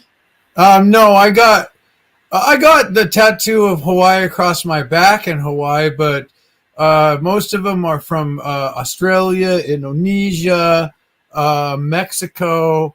They're all tribal. So when I would get into these cultures, I would just get, you know, I would learn about them, and I would get cultural symbols put on me. Did you have the tattoos done the traditional way or the modern way, which would be the you know, the tattoo parlor, or like, for instance, in Hawaii where they do it with the actual rock and nail? Did you do the tattoos in old traditional ways or in the parlor? Well, in Indonesia, they do the old, like where they do the little piece of bamboo and tap it, and so I have the Bali island on me with the symbol in it, and that was done that way. And it's the smallest tattoo I have, and it took 4 hours.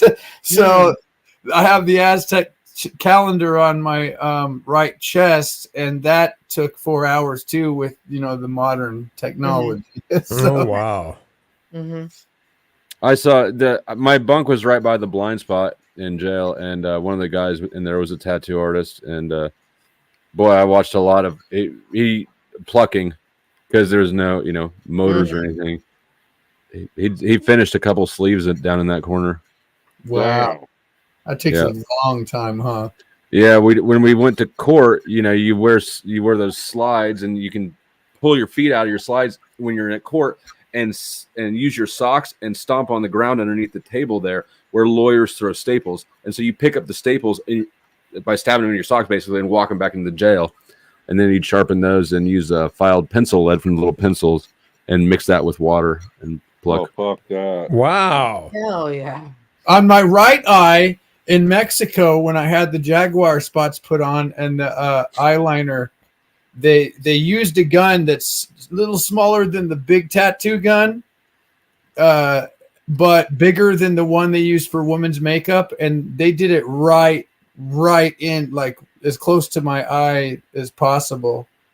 And when I did the Eye of Horus in Bali, I used the full size tattoo gun, and boy, that vibrated my brain. And the dude's like, hold still or I'm gonna punch you. I said, you might have to punch me, bro, because my whole brain's tickling right now.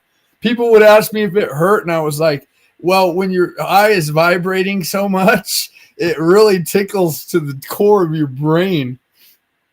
Oh my gosh. Oh, that just was painful listening to it. It wasn't painful at all. The first time I did it, I slept through part of it. I mean, it sounds freaky though. Maybe it's not painful, but it sounds freaky to experience. When I went to jail a couple times in Hawaii, these were hard Hawaiian and Samoans that fought a lot, and so when people would come in, newbies, they'd yell at them. When they saw me, they stopped yelling and would just look and be like, I get close enough where they can say something and be like, oh, brother, you won scrap because. And I'm like, what? And they're like, you got one black guy? I'm like, no, bro. I said, oh, that's a tattoo? Fuck, you crazy, brother. That's just Hawaiian. That's just how Hawaiians talk. I'm sorry, but all right. It's called pidgin.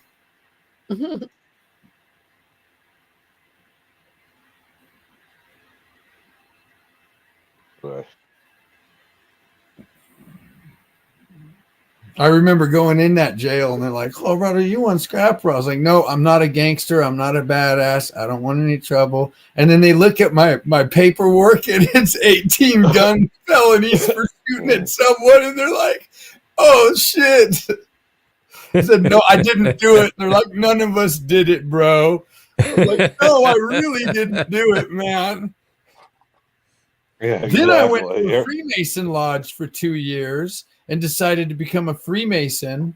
And then for some reason, I have all these esoteric symbols tattooed to my body. And then I got afraid to do the rituals of Freemasonry because I kind of felt like they might be sign language prayers to deities I'm not worshiping.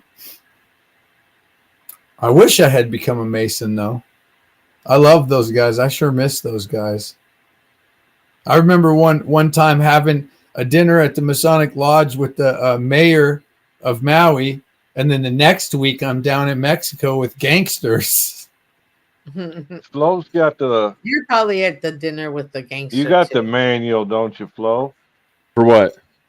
The Masonic Lodge or the Freemason manual. Morals and dogma, yeah. How did you get that again? I had to kill a Mason. Tells you, yeah.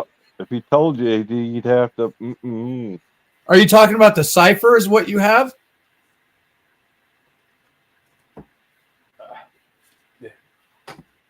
Don't knock it all over; she'll kick your ass. I got books packed in here too tight. The kicking of asses.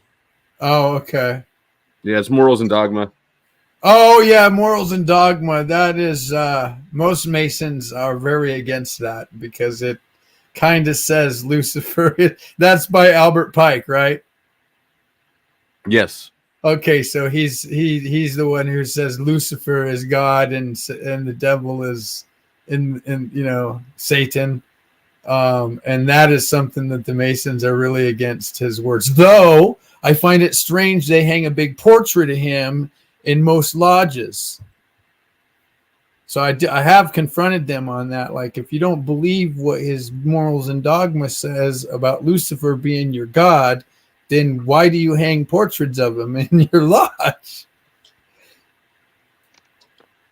There are some people who are not Satanists, but they love to push the boundaries of society and just general anyone who comes in contact with them. They love to associate with satanic imagery and that sort of thing just to mess with people. To mess with people. In the book of Enoch, when God created the universe, the angels, and Lucifer being the head angel, used their music to shape the architecture of the bodies of the living beings and the worlds. Now, the grand architect of Freemasonry, and of course Albert Pike is right that it's Lucifer, and that's one thing I found out when I was doing that. That's why I didn't become a Mason, is because it is Luciferian. Whether they want to admit it or not, I can read their symbols. One of the smartest Masons I ever knew, a Mensa genius, he actually left the lodge recently, and I asked him, and I felt very disrespectful in doing it because it's a hard question to ask a Mason. I asked him, I said, listen, I've come to the determination that the end result is Masons are unknowingly worshiping Lucifer. And he straight said, that's why I left the lodge, because I found out at the 33, that's what we get told. I mean, Christians might be too. I think it's weird when you really break apart what Scientology tries to teach people, and that gets pretty weird. That gets pretty weird too. And you can ask people who have been in it for a long time, and they still have this apprehension around really discussing the meat and potatoes of it. That's Ron Hubbard, right?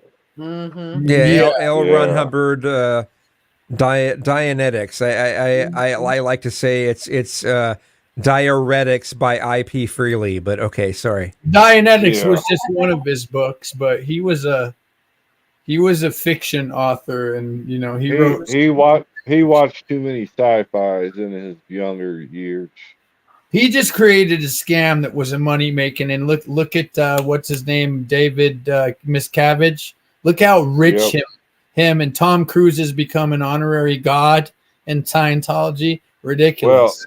Well, Miscavige was wanted. I don't know if they ever found him or not. His wife is missing for a long time. She's been missing. That's one of the things he's wanted for. She's probably in a dungeon somewhere right now. That's what they do to her. I think she's fish food. Oh shit! You think it's that bad? Wow! No, I didn't expect that. Sleeping with the fishes. Absolutely.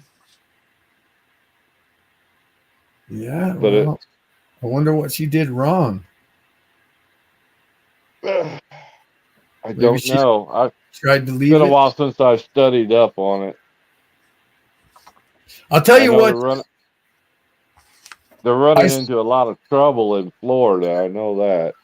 I noticed that. With their and then the actor from that 70s show. Oh my gosh, didn't he just get the worst end of but on top of that, Scientology is catching it, and they deserve it. They deserve it because they facilitated him a lot in what he did and protected him. But I'll still say this: stand up against them. Even with the potential of the end result being that the grand architect is Lucifer, I still find that going through the rituals of Freemasonry, it really does what they say it does. It makes a good man into a better man. It made me better just going there and participating and learning about it. It got to a point where they actually would start talking to me about it, about things they're not supposed to, just because I already knew it anyway. So what the thing is they can't tell me something I don't know. But if I already tell them something about Freemasonry, then they can now freely discuss it because it's there. Well, I was well versed on Freemasonry before I went in there. Yes, to a certain degree, yeah. It was very, very it was amazing for a guy like me with tattoos on my face. And think about the underdog of me. Like I'm this tile setter, like adrenaline junkie with tattoos on my face, and I'm in this Masonic lodge with a bunch of freaking straight arrow businessmen, like older businessmen, and like they used to joke and call me the Eye of Horus for a while. And I had I did things like I got hazed for about a year.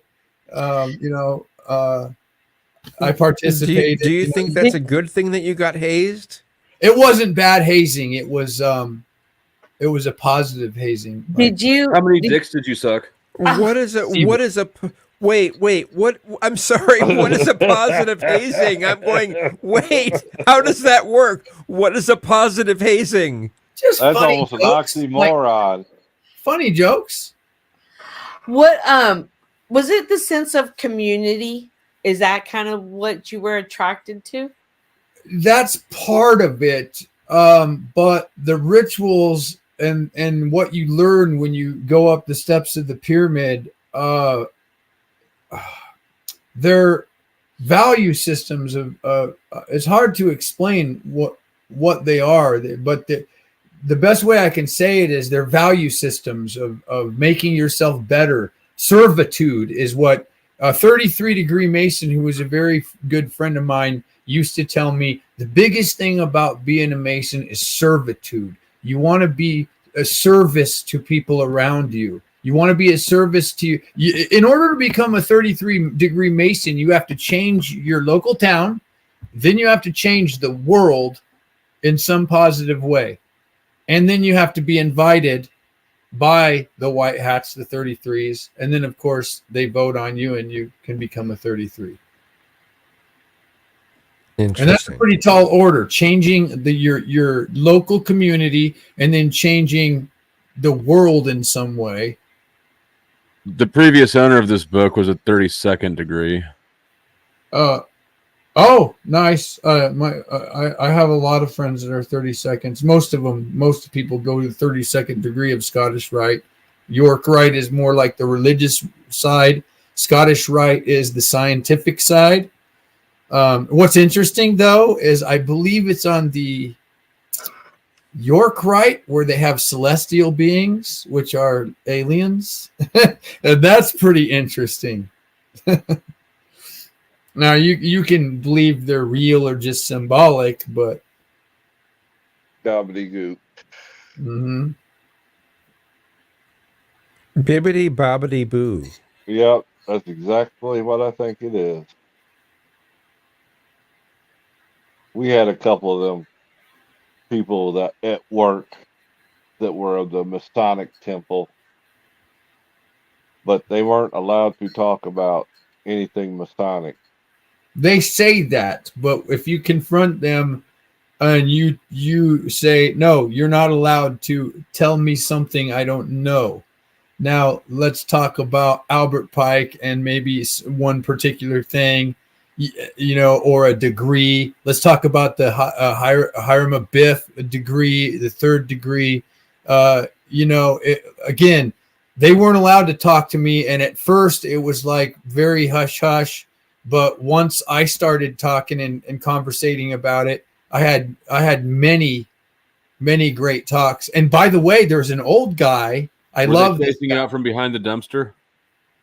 There is some sexual jokes to some Freemasonry, but there's an old guy that was a CIA for lifer, and he was so interesting. He only told me one thing about what he did when he was in the CIA, and he said that there was a documentary on TV where they put a little coin under a bench, and then the other guy comes and picks up the information.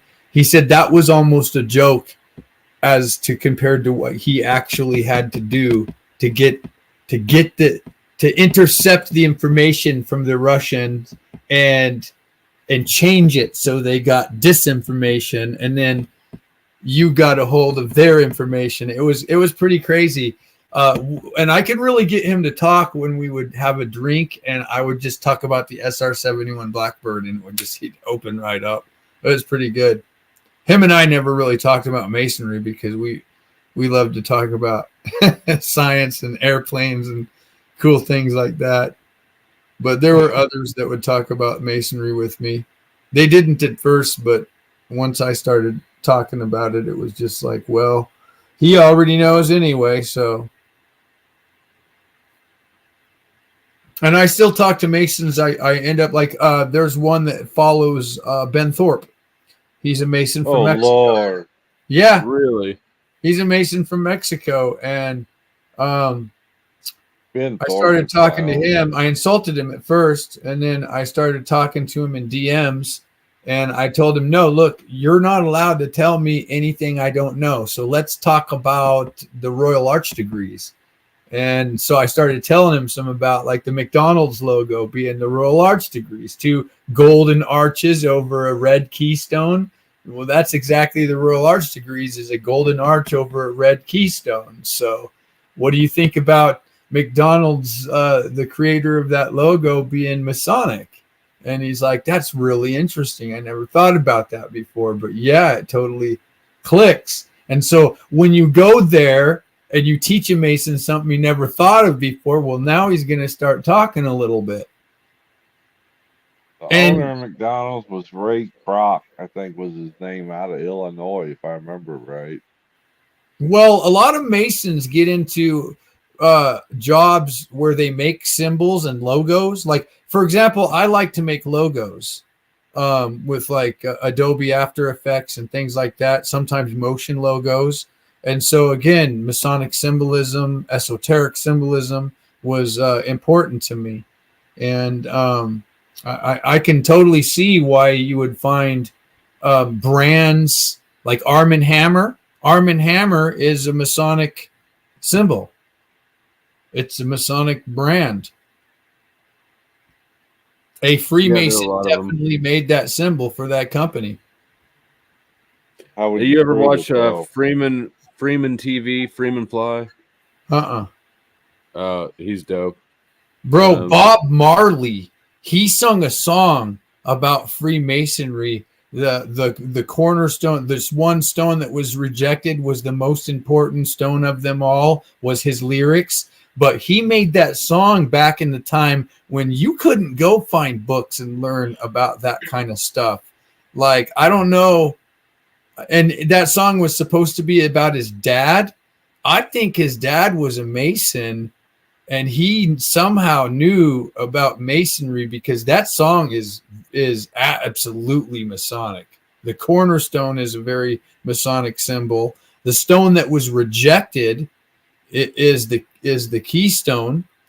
And the Royal Arch degrees is about when Hiram Abiff died. He had built these two columns and didn't get the arch done. So when the Masons were trying to finish it, they found this one weird shaped stone. And so they went and put it on his head, his grave. And this is where the headstone idea comes from that we use for gravestones, because they rejected it. They didn't think they could use it in this archway. Well, then when they started putting the stones together, when they got to the very top, the only one that would fit there was that stone they had rejected. It had become the most important stone of them all. The only thing Bob Marley got wrong was that was the keystone, not the cornerstone.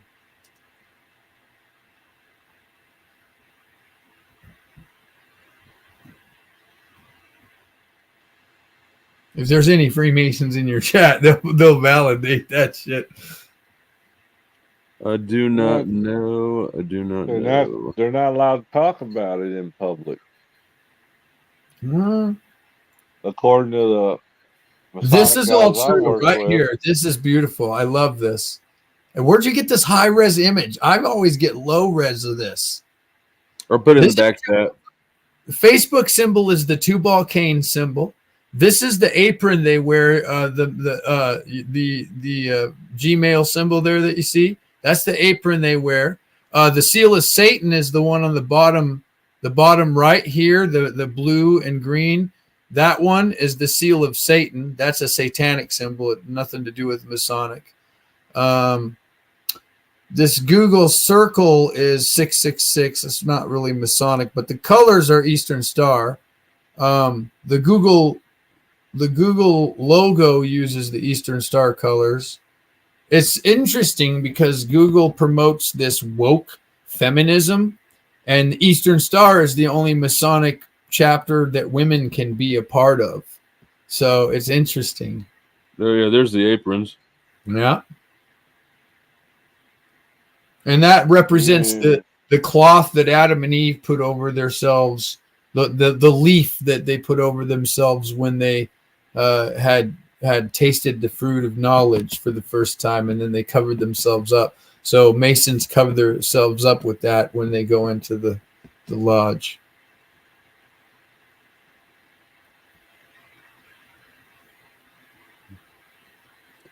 Freeman Fly is a guy who's got Freeman TV. He's an OG sort of whatever you call it, alternative truth or whatever, truthy guy, right? And he's got I think it's a series, like 2 or 3 videos about occult logos, and basically all major company logos are occult. Oh yeah, they're sick, aren't they? And Flo, the more I dug into the so-called Mandela thingy, the more preposterous it becomes. It is. You're talking about the Mandela effect? It's dumb. It's the dumbest shit I've ever heard. I hate it. Luke, I'm your father. What do they call that? Groupthink or mob think? Groupthink, suggestibility, memory. Like, these are all the weakest parts of the human psyche. Let me tell you something about the whole Luke, I'm your father thing. So imagine this. This is what people didn't consider with this whole Mandela effect. So in the original Star Wars, he says, I'm your father. There's no Luke. It's just, I'm your father. Okay. So, but after that, there were several comedians that would make jokes. Luke, I'm your father. And there were, I think it was the big fat Chris Candy, was it, that did one John where he said, Candy. Luke. Yeah, John. Well, no, it might have been John. Yeah, I mean, it's been repeated a lot of times in culture. And when they repeated it, they said Luke to add to it that it was Star Wars. So it changed people's minds, and then they got to But the thing is like, none of this shit matters, right? Memory reliability is tied to the emotional impact the event had on you. Nobody really is emotionally tied up in how you spell Chick-fil-A. Well, well, no, there are some people. No, there are some people who are obsessed enough that they do. Not before. I mean, after Mandela, sure, because they're excited about Mandela effect.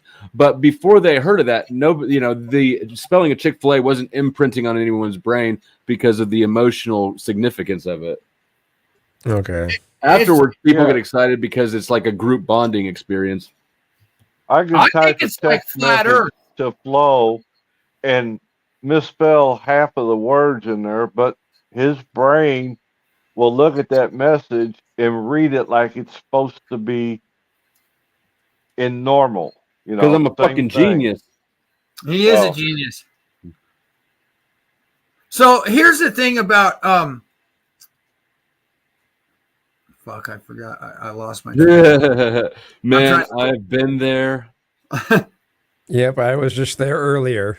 Chuck thinks I don't have empathy, but I empathize with that experience you just had. No. Here's so I saw something really strange in 2015 and 2016. I started to see in my YouTube algorithms. I never searched anything that would put this up, but it was flat earth. And I remember the Flat Earth Society of the 30s. What the fuck is this? So I ignored it for like 2 years. I never clicked one of those flat earth videos. So finally I decided I'm going to check this shit out. So I check it out and I look at it, and all of the questions they pose are very good questions. It really, but I know that YouTube, like, for some reason, YouTube pushed this whole flat earth nonsense hard. Like, they promoted it. If you did flat earth shit, your channel got big and it made money. And it was pushed so hard by Google. Why would Google push something? And I also started thinking about the whole flat earth conspiracy. It was written way too well to be just created by like one person. It was like a group of people got together and come up with all these questions and then put it out into YouTube. And I'm not talking about the guys on YouTube that did it. I'm talking about an original like government operation to get people chasing freaking goose chases. All you got to do is start the ball rolling and let people take it away. Oh, it's crazy. The whole flat earth thing was insane. I mean, look at Mud Flood. Hey, have you seen these pictures of? Oh my God, yes. Well, the thing is you get yourself a 17-inch telescope. and look at the freaking stars and planets, and you'll realize it's all spherical. I mean, I don't have a telescope, but I got something else that's 17 inches. you can 9 inches. I can put it in your eye too. If you did, that's your money maker right there. 9 inches of me is black. I always say 9 inches of me is black. Well, that would explain why he was with. They call me Moby Dick because I'm the great white whale, motherfucker. Oh wow! So like what is it? What is it in the background of what it looks like? It looks like these little slits that they make into a book to chapters and stuff. But what is that? Because they're all in the same line. What are you talking about? The background image. Oh, here, let me show you real quick.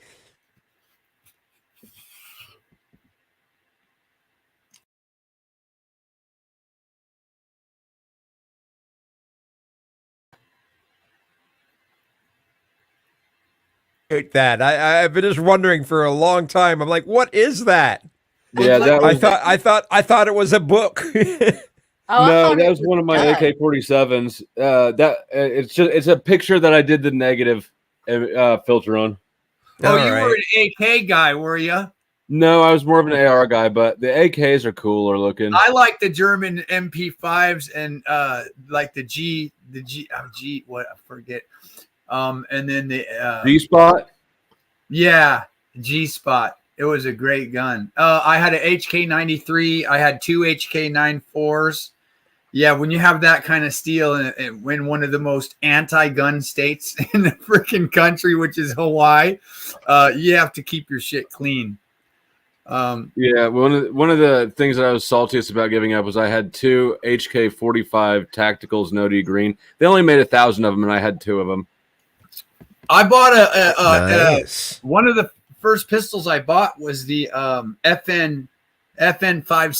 Fuck yes, man! I had a 5.72 and a PS90. Great pistol, wasn't it? Dude, that was the shit. Oh man, it was like an AR-15 in hand. Did we just become best friends? What was the thing? What was the thing about it that was so spectacular?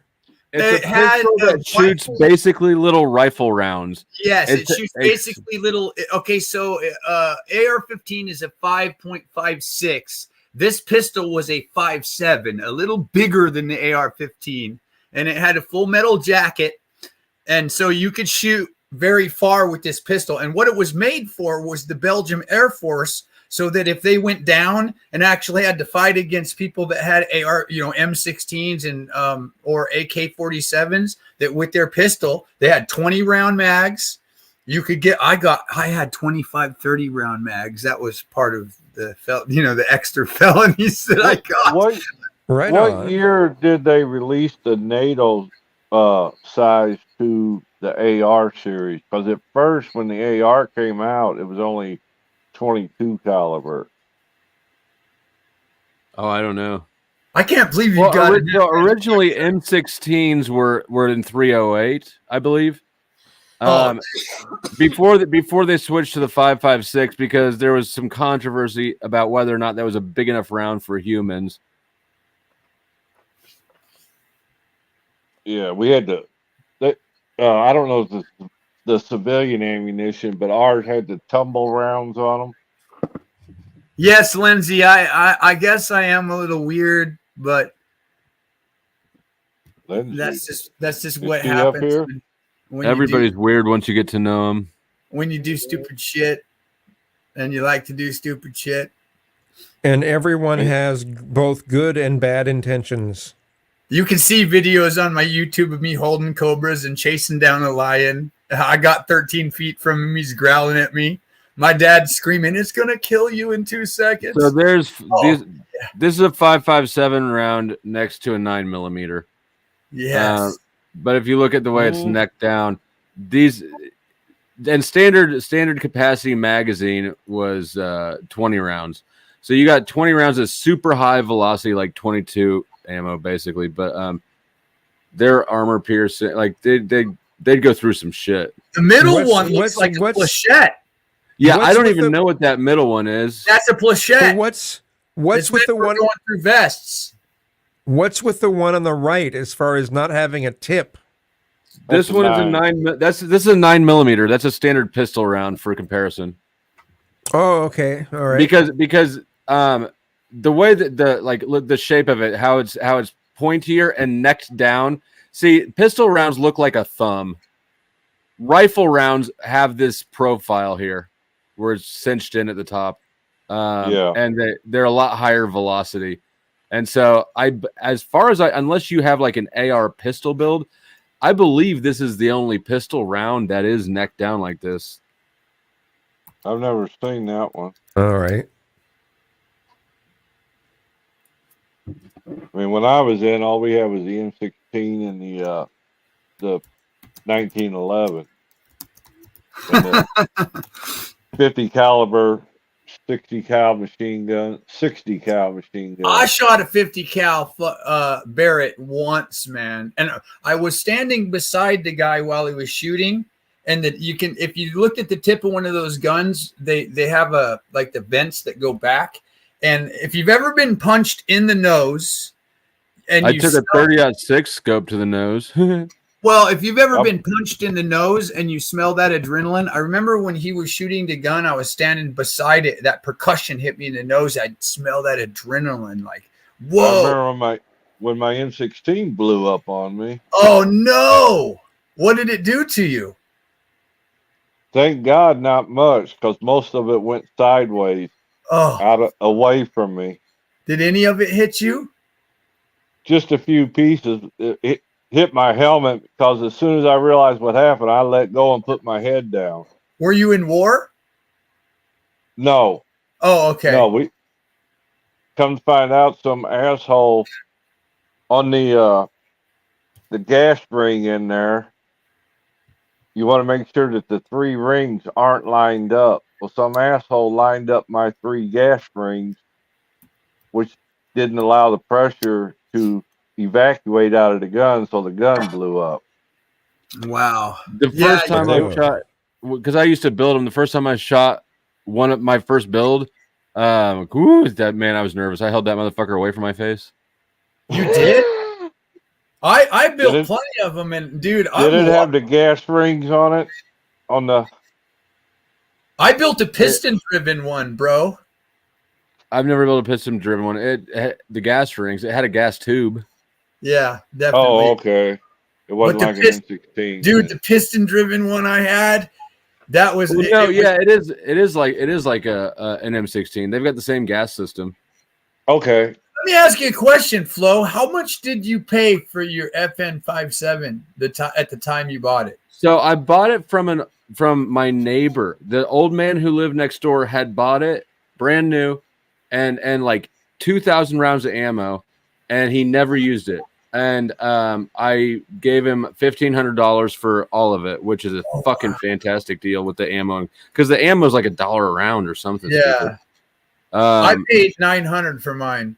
And then I don't remember what I paid for the, I had a PS90 as well. Oh, did you see that guy that does YouTube? I think he's called Kentucky Shooter or something like that, that had that 50 cal blow up in his face. No. Oh, yes, I saw that, and it hurt him. Oh yeah, hurt him bad, almost killed him.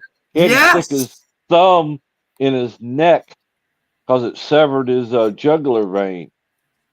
Oh yeah, I saw that. That was in there, and that was he should have never used that cheap ass piece of junk. Buy a Barrett, dude. It was the ammunition, wasn't it, that was bad, or was it the gun? It was the gun. That son of a gun!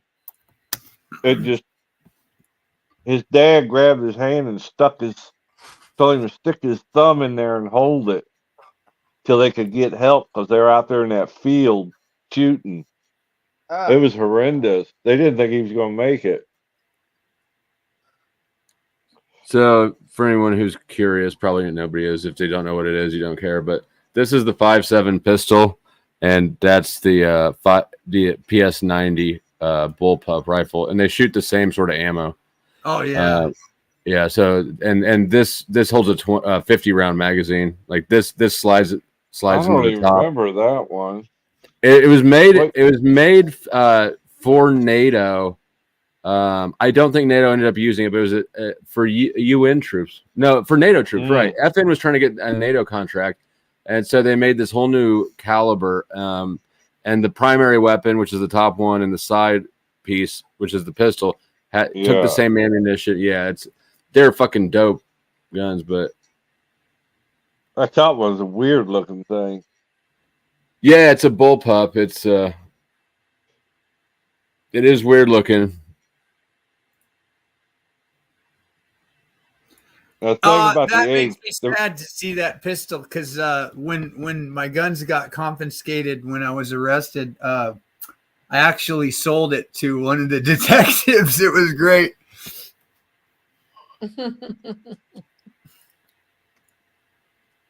Did you ever hear any more on Paul's outcome there, Flo? No, but I didn't watch any of his shit since then. Oh, me either. I haven't either. I mean, not because not for any reason. I just haven't, I just haven't had time. Did we ever find any record of him being arrested? No, but we haven't looked anymore. Okay. But I mean, we looked enough. It shouldn't be that hard to find. Am I allowed to post a URL in your chat? You don't have a wrench. Put it in the back chat, and I'll put it in front. Okay, buddy. Lindsay was asking for it. I'll give it to you in the private chat here. But I can remember I went to a couple of gun shows. They weren't open to the public. They was on the military base where these different companies were trying to sell new weapons to the military. And there were some strange looking items, like it was a shotgun with a canister feed on it. Oh yeah, I can't imagine those feed very well.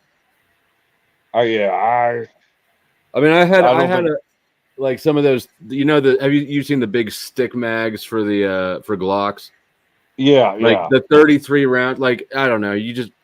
That's a long ass spring to compress that far. It is. Yeah. But did you go to Browning and ever get a 30 round mag for your FN57? No, I didn't. Those were nice, bro. They only stuck out a little bit. They weren't like super long. They only stuck out maybe an extra inch or two.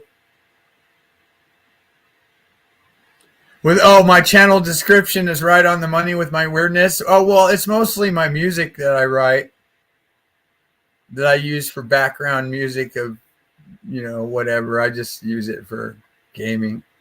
I used to perform in clubs, but I don't do that in America. I just find American clubs boring. If I was in Asia, I would be on stage every night of my life. Dance around with them lady boys. Hell yeah. Dude, totally. No problem. I don't hook up with them, but they were cool as fuck. They were funny. For some reason, I don't believe it. Look, they had very feminine penises. Okay, yes. Do you see them on the YouTube verticals? No. Oh, they're on regular YouTube. If you go to Passport Bros, on the verticals, and what the fuck are you guys looking at? They got their little string bikini tops on. Dude, I literally didn't know that there were trannies. Like, I knew that there were ones in jail. I knew there were ones sometimes in LA, but I'd never seen one. I go to Asia. I go in a nightclub for the first time, and I'm with all my friends. You're like, what is this thing? Oh my god.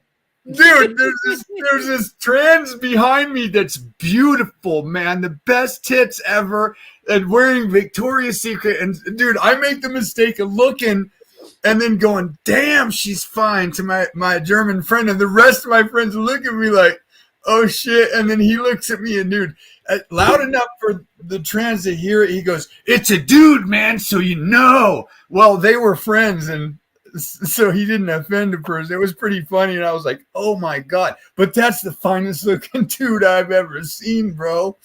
Was that the first dick you sucked? If I would have sucked a dick, that might have been the only way I would have done that. Is Joshua Blair White around too. tonight? Look, if I shag Blair White, I could do like the back end. I could reach around and pretend I'm just, I gotta ask, Flow State, are you like? Do you have a magnet for like lunatics? Fuck you. Oh no! Oh my god! Oh my gosh, I haven't seen that one.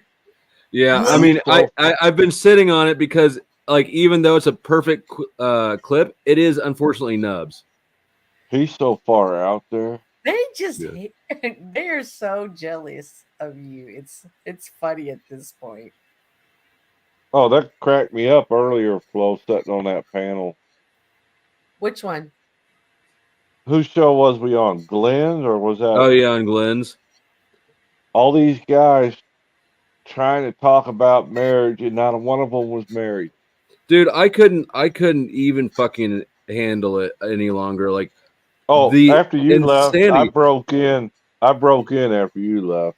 Dude, I mean, how in the absolute dog shit fuck is somebody who's got 3 baby mamas and 3 kids he doesn't take care of while he streams from his mom's basement? How is he going to sit there and say that we need to shame people out of promiscuous behavior and encourage them to get married? It's like, bro. Are you talking about these? That'd be like me telling you to get clean while I got a needle hanging out my arm. Typical red pillar. And then they chase Grace Thorpe off. It's like, no. This is what's wrong. You guys need to be around women. Easy's definitely. He says he can throw a rock out his window and hit 10 women in the pussy. I'm telling you, that dude's full of shit.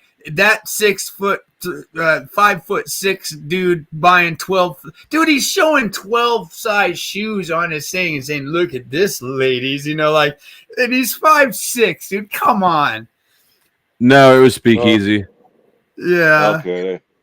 By the way, no, I like Glenn. I don't agree with all of his red pill points, but yeah, me either. But in the scheme of Manosphere, right? Like, he's one of my favorite. I have a question about your dealing, and it's just going to be kind of a funny question. Were you as successful as Speakeasy, where you never gave it to a addict? Never affected somebody negatively. Don't talk about it. No, I didn't hear the question. His whole I never gave it to a 15-year-old. How about that? Yeah. Oh God. Oh my God. That's a burn. I mean, not since I was 15. Coming up. Yeah. No, I got you. Well, when we were 15, we all gave it to 15-year-olds. Yeah, when I was 15, I gave her 15, all 15 of it, 15 times. Yeah. 15 so seconds. Funny to hear you. All 15 What was seconds. that? All 15 seconds? Yeah. Well, I gave her 15 inches one at a time. Who is the douche hose, Gary? I like that phrase. Might keep Douche it. hose? I never heard of that.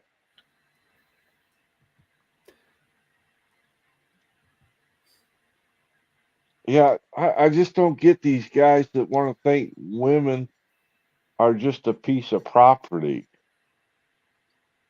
Because do you think it's because they get to come on here and finally be that guy? Like, I mean, you call it. It depends on who you're talking about. I think Glenn has had a legitimately bad experience. If you've heard his story about the false grape allegations. Oh no, I hadn't heard that story. Yeah. It's he told the story not last stream, but the one before it, I think. It's pretty fucking nutty. So it would make sense that he would have sort of a disposition, right? Sort of like I do with cops. Except I'm way more hostile towards cops than he is towards women. Outlook, yeah. Right. Check out those lobsters I'm holding in that picture. I'm not going to. I don't know what the fuck you're talking about. Let him finish his story. Yeah, no, I'm not going to at all. Go ahead, Flo. I don't even remember where I was. It depends on who. It depends on who, right? I think that Speakeasy has found himself where his fan base is, a portion of Andrew Wilson, and so he's got to sell to that crowd now. I don't like Andrew at all. I like Andrew. Do you? I think he's arrogant. I don't. Well, I don't know that he doesn't deserve it. I don't agree with everything he said, but I agree with more than I disagree with. And I enjoy his dry, aggressive style, but I Speakeasy. Fundamentally, we have. I think that he and I probably have quite different worldviews, like underlying it. I think that culturally and superficially, probably we agree on most things, but it's so rooted in religion, deeply. Yeah.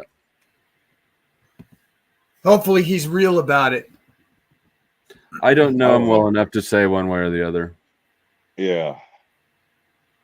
I'm just surprised that people in the red pill community would follow somebody who did statutory R word. That's usually excommunicado immediately. I don't know. I don't understand the red pill. I don't understand the mindset at all that treats that like. Obviously, women are an issue for these guys, right? Like they want to have better relationships with women. They just refuse to do anything that would facilitate that. Yeah, they refuse to take the responsibility on themselves to put in the work. It's like and accept the flaws in human beings. I mean, that's Right. part of relationships are tough. You know, I've been in a lot of them, and they're tough sometimes. You get girls that throw temper tantrums, and you have to learn to deal with it without putting hands on them, because you can't put hands on a woman. And Denizen, what if who you are isn't as perfect as you think it is? Oh, exactly. I'm not saying like I don't know either way. I just know that you as you get older, you realize, at least I did, that you know what? Maybe I'm not as perfect as I thought I was. I am kind of hard to get along with sometimes. Why isn't he talk? Isn't he still on panel? No, I think his headphones died. Oh, okay. Well, I see his avatar still up here. Flo, do you think maybe some men just don't know how to lead?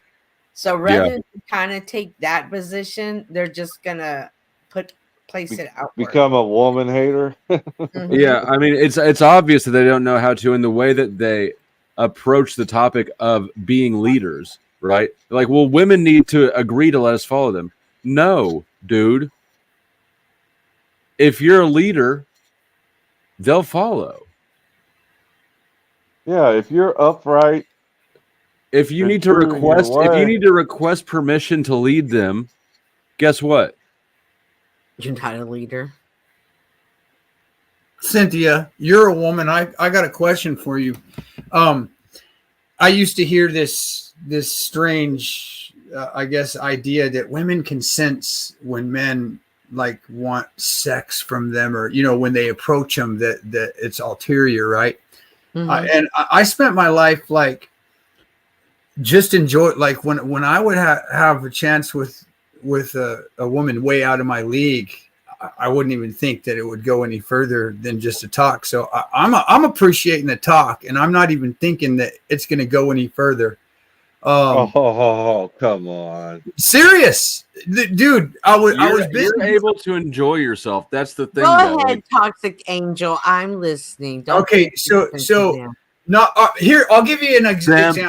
When I traveled to Australia with the surfer boys, they used to tell me, how is it you're so sly with the women? Well, first of all, I was 33 years old, and when I went to this surf place called Yamba, I couldn't tell the difference if the women were 16 or 20 because they looked like my niece. So when the baristas would approach, I'm going to talk to them like a sweetheart, but I think of them like my little sister. So I'm definitely not thinking I'm gonna hook up with this chick. So you hooked up with them then? Like, Fuck you're no. crazy. Are you kidding me? I don't hook up with young girls.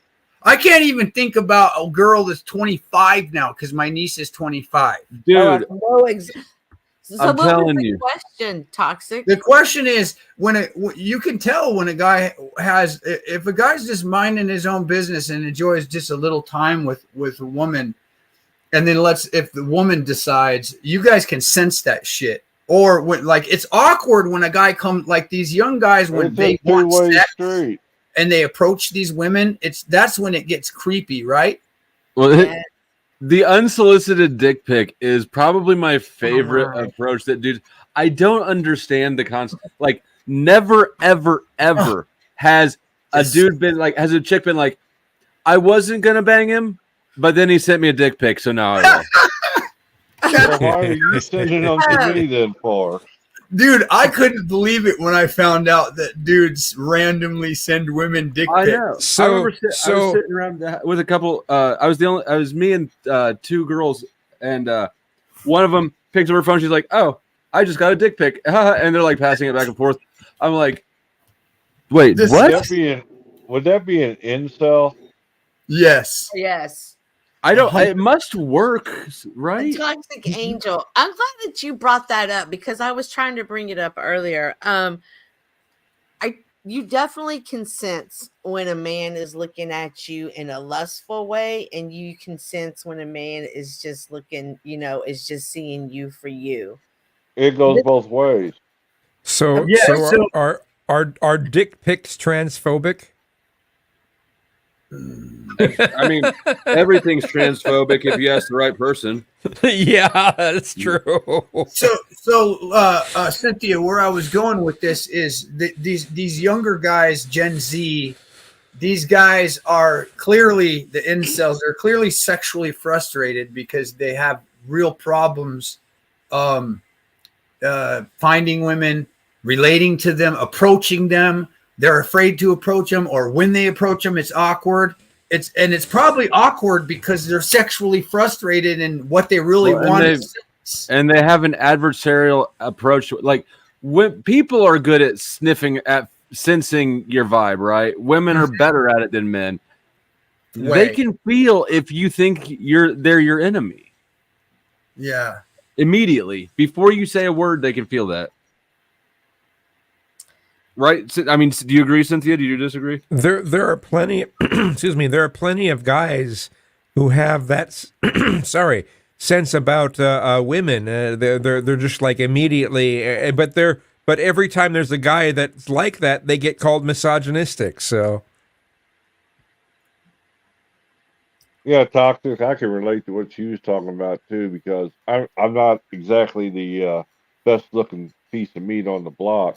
But back in the day, I had a silver tongue. Silver tongue would go a long way. Yes. And well, it also is what you're feeling inside. Like the first time I talked to a lady with these surfer guys at the first surf spot we went to, she was a young girl, probably 20, but still looked way too young for me. And she comes up and she serves us, and I immediately start talking to her, and she's really enjoying the conversation. And it's just because I just want to have a little conversation with her, and that's it. And then she goes back to her job. Conversation about what? Well, she's like, she can tell my accent right away, so she asked me where I'm from. I'm like, I'm from Hawaii, baby. Where are you from? Like that kind of thing. And it just started a little bit of a conversation, and like, what are you guys doing today? Oh, we're going to go surfing after we have our cappuccinos. And then when she left, the two Aussies are like, damn, you're smooth with the ladies. How do you talk to them like that? And shit. I'm like, what do you mean, dude? It's just normal. Like, what do you mean?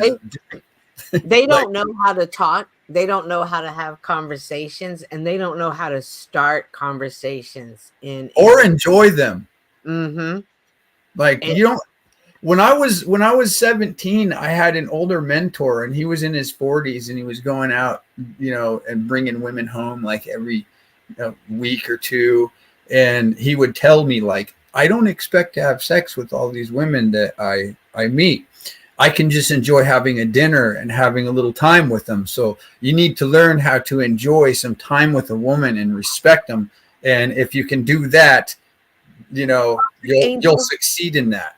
Exactly what I wanted to bring up earlier. Like men, like when y'all were talking about the way y'all looked at women and you were blaming the XXX, but like I used to volunteer at the art museum in Dallas, and it really made me start looking at art and the nudity, because a lot of the statues are nude from all the cultures.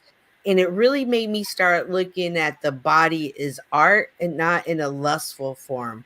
And I think once you take the physical out of anything that a person you're talking to, and you're just talking, you know, some people you might have a soul to soul connection and be able to have a talk to. Other people, you're just going to have that brief interaction where whether it's a conversation you needed to hear or they needed to hear, but you just understand that more so when you take out the physical lustful way and you make it a more spiritual eyes. Put your spiritual glasses on and take off the physical ones. Well, when I was in, what if my spirit is in my cock? Oh God! When I was younger, like in my early 20s, and I was surfing in Hawaii. Like my thing was, surfing was the best thing on earth. There was nothing better. Women would come second to that. So when I would meet a girl, I would be busy, but I would give her some time. I'd enjoy her time too. But when I was in my 20s, that actually would turn into a sexual relationship for at least a couple weeks, you know, like, and the only reason it was like a couple weeks and I did that for a while was because I had 3 bad relationships. And so I decided, okay, 2-week rule from now on. Miss Flo thinks that my spirit is not in my cock, but I don't know what you think that is that's in there then if it's not. There's got to be some spirit. It certainly feels like that's where it is. So another thing that I was curious about earlier in the conversations was the act of intercourse. Like, do y'all think that is an energy exchange? Of course. So we can all kind of agree, right? Yeah, I don't. It depends. Isn't there a study that shows that when we put our DNA into a woman, it changes her DNA? I'm not sure about that. I don't know that. I mean, I feel like, so I agree with you, Cynthia. However, I feel like the words that you're saying I agree with, but the sentiment underneath it, I might not agree as strongly as if that makes sense. Okay, so what I'm getting to next is if you think about the energy exchange, ask yourself, what type of energy am I exchanging? Am I cheating on my spouse and Fluids. we're just quickie? Am I angry at somebody and this is my revenge? You know what I mean? Or some people just have that addiction. There has to be something more there before the energy can be exchanged. Chuck, do you want to go ahead and read Miss Flo's comment? Yeah. Shit, let me blow up my glasses. Okay, your glasses. Denizen, are you still here? No? Your cock is pretty amazing, but your spirit is not in your cock. Wow. I'll accept it. How about this? Spiritual cock your cock exercises. is pretty amazing, but your spirit was not found in your cock. Toxic Angel, I knew that you would be willing to read it. That's why I wanted Chuck to read it. Spiritual cock exercises. I wasn't going to touch your cock. Sorry. Kegels. Word. Dude, when I was 27, I met a 49-year-old yoga instructor at the Bikram Yoga in Maui, and we clicked, and she was like this vegan freaking, she was sexy, and wow, did she teach me. And the energy exchange was definitely there. I should have kept Vegans look like they're dying all the time. Huh? I said vegans look like they're dying all the time. She did. She was fine. And I mean, dude, for me to shag how old was she? 39 when I was 27. I thought you said 49 earlier. Yeah. Might have been 49. It might have been. All I know is she was. She fine. might have been vegan, but she ate this sausage. Am I right? Yes, dude. She had positions, man. That was fun. I had a fun time. She took me to her house, and man, she taught me everything about tantra. Oh, we ought to hook Toxic up with was it Vera Lee or whatever her name was? Why would you do that? Sarah Lee Cheesecake. I like Toxic. Oh, don't me up with a bad one. That's damaged property. That's for damn sure. A yoga instructor, I don't mind, but now I was doing the Bikram yoga to increase my ability to surf bigger waves, because you would do these like I thought surfers were gay. You would, well, some might be, but you would do these positions that were really stressful on your body, and then you would rest. And I would visualize when I was doing the stressful thing that I was paddling and out in the wave. And then when I'd rest, I'd visualize that I was under the water, because you do this breathing exercise, and it was really cool. It really helped my surfing. And so that's what I was doing the yoga for. And then she was the instructor there, and she was fine as a mom. So I was like really glad that she decided. Hey, let me surf on that butthole. Yes. I read an interesting story today, Cynthia. What's that? You remember the show with Tom Selleck in it, Magnum PI? Yes. He would never, whenever he's promoting the show or in discussions, he would never call it, he always called it Magnum, because the PI in Hawaii stands for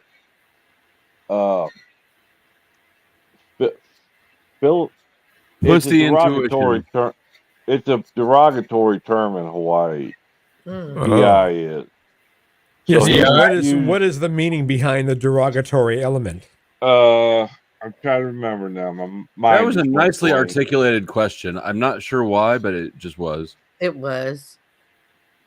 It's the background too. It's the background too. It puts you in the wow, he's so smart. I watched an episode of Magnum PI a couple weeks ago, and I was shocked in this episode that the dude, this dude in there called, the helicopter pilot Black. Mm-hmm. Yeah. So he called him N-word with hard R like multiple times, and I'm like, what? Yes. Wait, what? Sure? I don't remember that, dude. No. I can show you the episode. I could show you the episode, and I could not believe it, dude. I was like, "What are you telling me?" He was calling I don't TC. think so. Oh, 100% Russian agent, and he's got TC in a cage. It was during the Vietnam thing. What year was this? What year? That was the. Oh, okay. So was it depicting a particular era? No, because I just watched Trade in Places. I mean, I know same era, and they used. What I mean is, if they were portraying like the Vietnam War or something like that. Yes. If they were portraying that period, then it makes sense that sort of vernacular, what do you call that? Just that kind of language would get used. So well, they had a Russian agent that had them all in cages, and he would call TC N-word hard R and say he wanted to kill him first. Boring. Wow. Who cares? That doesn't sound like something that was promoting that mindset. I was this close to starting to like shit talk Toxic Angel for talking about something that's like absolutely unsufferably boring, but apparently I'm the only one who couldn't care less about it. Hey, because the rest of you reacted like what? I keep staring at this cross between yellow and chartreuse theme that someone has going on. It's at YouTube, and there's this. I think the rest. Me and most of the rest of the straight men don't know what the fuck chartreuse is. Yeah, what are you talking about? The color of you see the YouTube icon, and then next to it is this yellowish color. YouTube, yellowish. Yeah. What theme is that? I've never seen that. But hold on, this short has not gotten enough views, so we'll watch it now. And I dropped the link in the chat just now. People need to check it out and give it a thumbs up because I feel like it's a good. Rocky is teaching us about abstinence. I like Rocky. Problem with being a hoe, a male or female hoe, is you hoe around so much, and then you want to settle down and find one hoe, one wife, and then you got to compare all them hoes with your wife, and then you got there. Oh, this my wife isn't as good as that one hoe I had back in the day, so that's why you find one woman and stick with her. Don't hoe around, because then you're going to be looking for the best hoe, and you'll never find the best hoe. If you're with your wife and you know she's not cheating on you, and the pussy juice is not that bad. But if with your hoe, you ain't gonna want none of that pussy juice. She's a fucking hoe. That's why you have one wife, so you can suck on the pussy and do 69 and all that shit. But if 69, that's shit, nasty shit. Problem with being a Those things are made out of rubber. You can't wear them out. They can clean them in a couple days, dude. Green giant. See, it's too good not to be getting more traffic. You don't have hashtags up there. Eat the box. Hashtag, eat that box. It's a hoe. You know what I mean? You don't have hashtags. Eat that like butt, in the title. Pull it back up real quick. All right, hold on. My wife used to say, "Eat my box." Because no, there's a Yoko Ono song called "Open Your Box." It's really awful. Damn, Yoko Ono, open your box. You just got the whole, and he's funny. Like you that. Okay, pull it up real quick. That part where you have at the hash at your @ flow state, you're gonna add it right behind all of that. Okay, that's just the channel name that auto generates. I didn't type that in there. You did. The only thing I put in, I enter in the stream that it's from, and then this is the title. Rocky teaches abstinence. Yeah, that's where you're gonna put it at. You want hashtags in there? Mm-hmm. 1 or 2 or 3 or what? Comedy. Don't you know? Look up and see which ones are getting the most. Bam. 50. I'm trying to ask you, so you look it up. What? I mean, what was confusing about that statement? Well, I don't even have my stuff open. I wasn't prepared. When you do it from a Katie, phone, I don't understand why you don't utilize Katie more. Katie, step up and take your rightful air, Katie. Take over. But she said it right when you look up what hashtags are most popular, but you want to kind of use hashtags that I would say comedy hashtags are really hashtags are a double-edged sword because you want people to find your channel with them, but you don't want people to leave your shit with them. You don't want what? If I have a that door swings both ways. People can use a hashtag to find my shit or to leave my shit. Okay, if it doesn't make sense now. Who's leaving? Like I'm hashtags put them into the algorithm so that somebody's on my watch out for leaving your shit. If somebody's on my watching my shorts, right, and kind of scrolling through my shorts, that the hashtag is also an exit from my page. You know what? Don't even worry about it. I'll figure it out. It's not an exit. My shorts and my shit. Ask. If you wanna play with a child or wanna play a game, go to Toys R Us. I'm not the one. Thank you. Is there any other discussions? That goes for you too, Gary Baxter. Who was that? I don't know. He looked familiar. You should play that. I mean, he didn't sound anything like I pictured him sounding. So I don't know. Like when I first saw him, I thought of what is his name? LeVar Burton or something.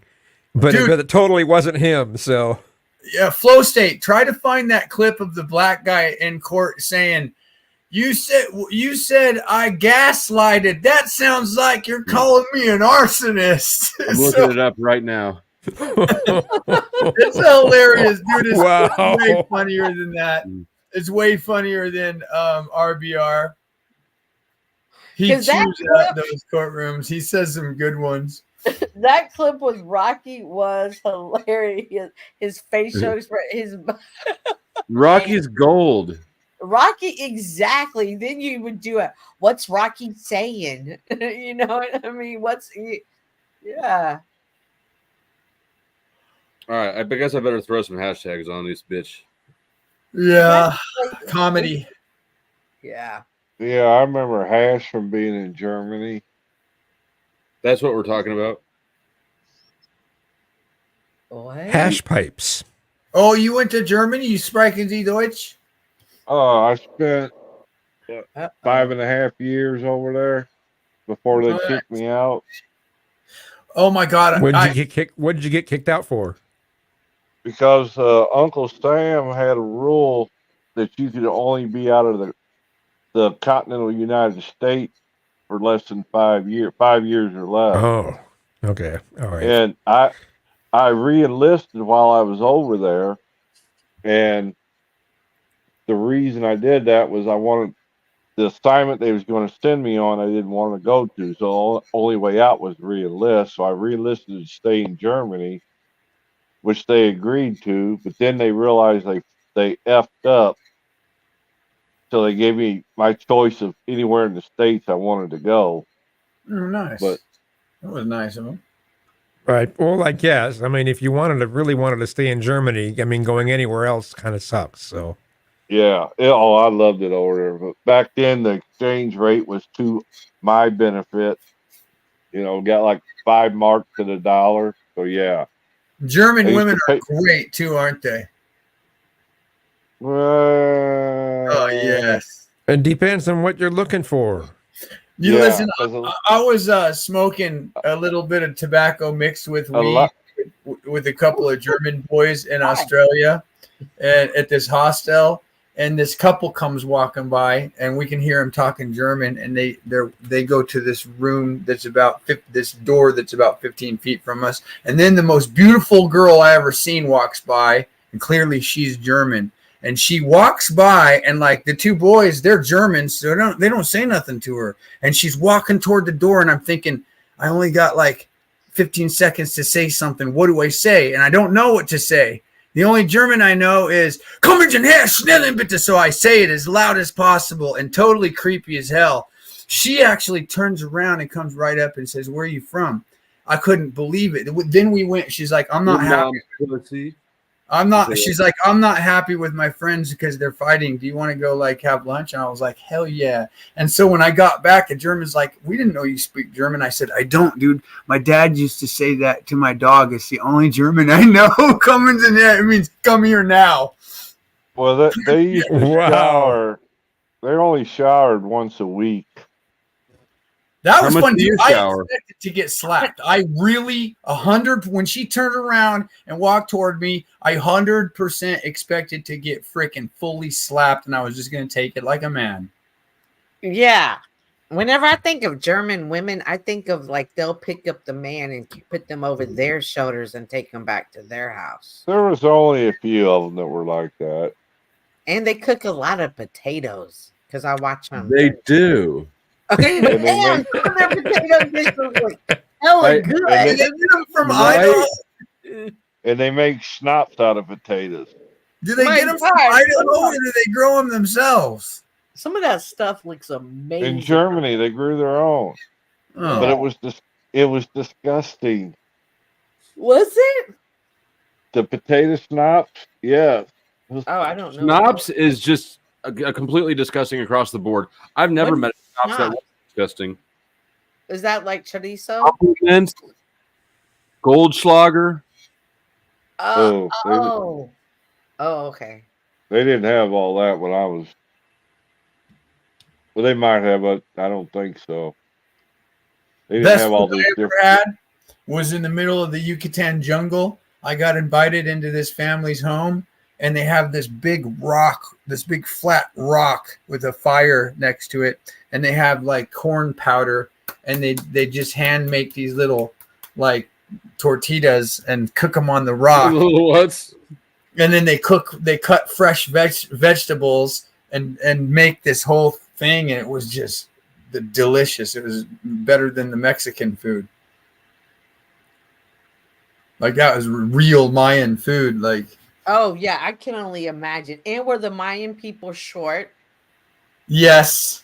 Yeah, one time I went to a convention and it was with the authentic Mayans when I was doing some of my Chicano studies, and they were really short. And I asked one of them, I was like, "Oh my gosh, you guys are so short." He said, "No."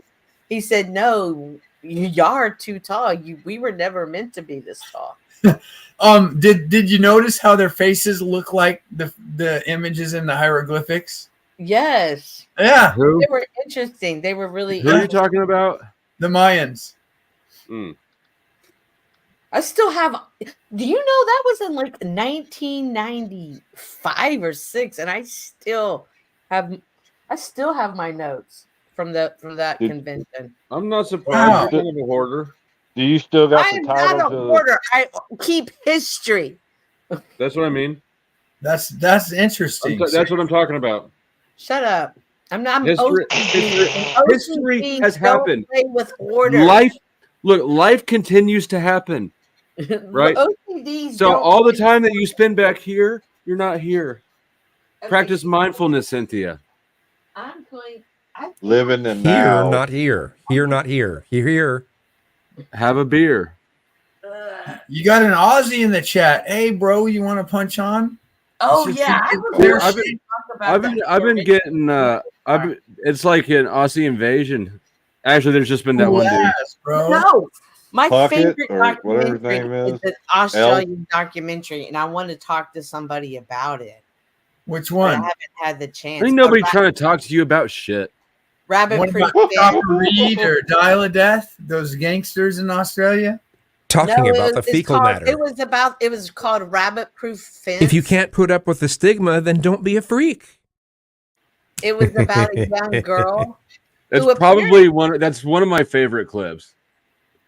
Right on, man. It's concise. What did you and actually study about the Mayans, and did you go down Right south? to the point. Right to the point. Study these nuts. Did Know I what you're go talking down about? south? I went to Mexico and hung out with the Have tribe. you for a week. Nice. Heat bag Yeah. on Cynthia We did the yet? peyote. We did the peyote. I'm not too. fucking with In the Cynthia. sweat She's too lodge. scary for me. Yeah, that's true. You know Cynthia will get me, right? What are you But talking she is about? she is pretty beat I didn't up. even She want to cut hear that herself, movie. So burned I'm not going to herself. share it. What are you She talking squirted about? she squirted She squirted? seaweed, yeah, on the ceiling of her bedroom. Oh, I'm doing a video on that. Will my steamer get spinach off of the ceiling? What the fuck is it doing up there? Well, I made this smoothie and I put it on my dresser, and I was looking for something, and when I came, because I was pulling something out of my drawer, and so when I came up, I hit it with my hand, and it did a 360 flip. It went on the ceiling, it went on my bed, it went on the pictures, it went on the floor. It's green. Are you buying this, Flo? Bro, Yeah. When we're dancing on the ceiling. it doesn't Sir matter. Graystroke. Welcome, Steve. Hey, what's up? Sorry, guys, I was muted. Aloha. Oh, you're good. Hey, Steve. How's it going? I just wanted to acknowledge you before the conversation keeps going wherever it goes on its own. Right now, I know how that goes. Yeah, man. it's all over the place for sure.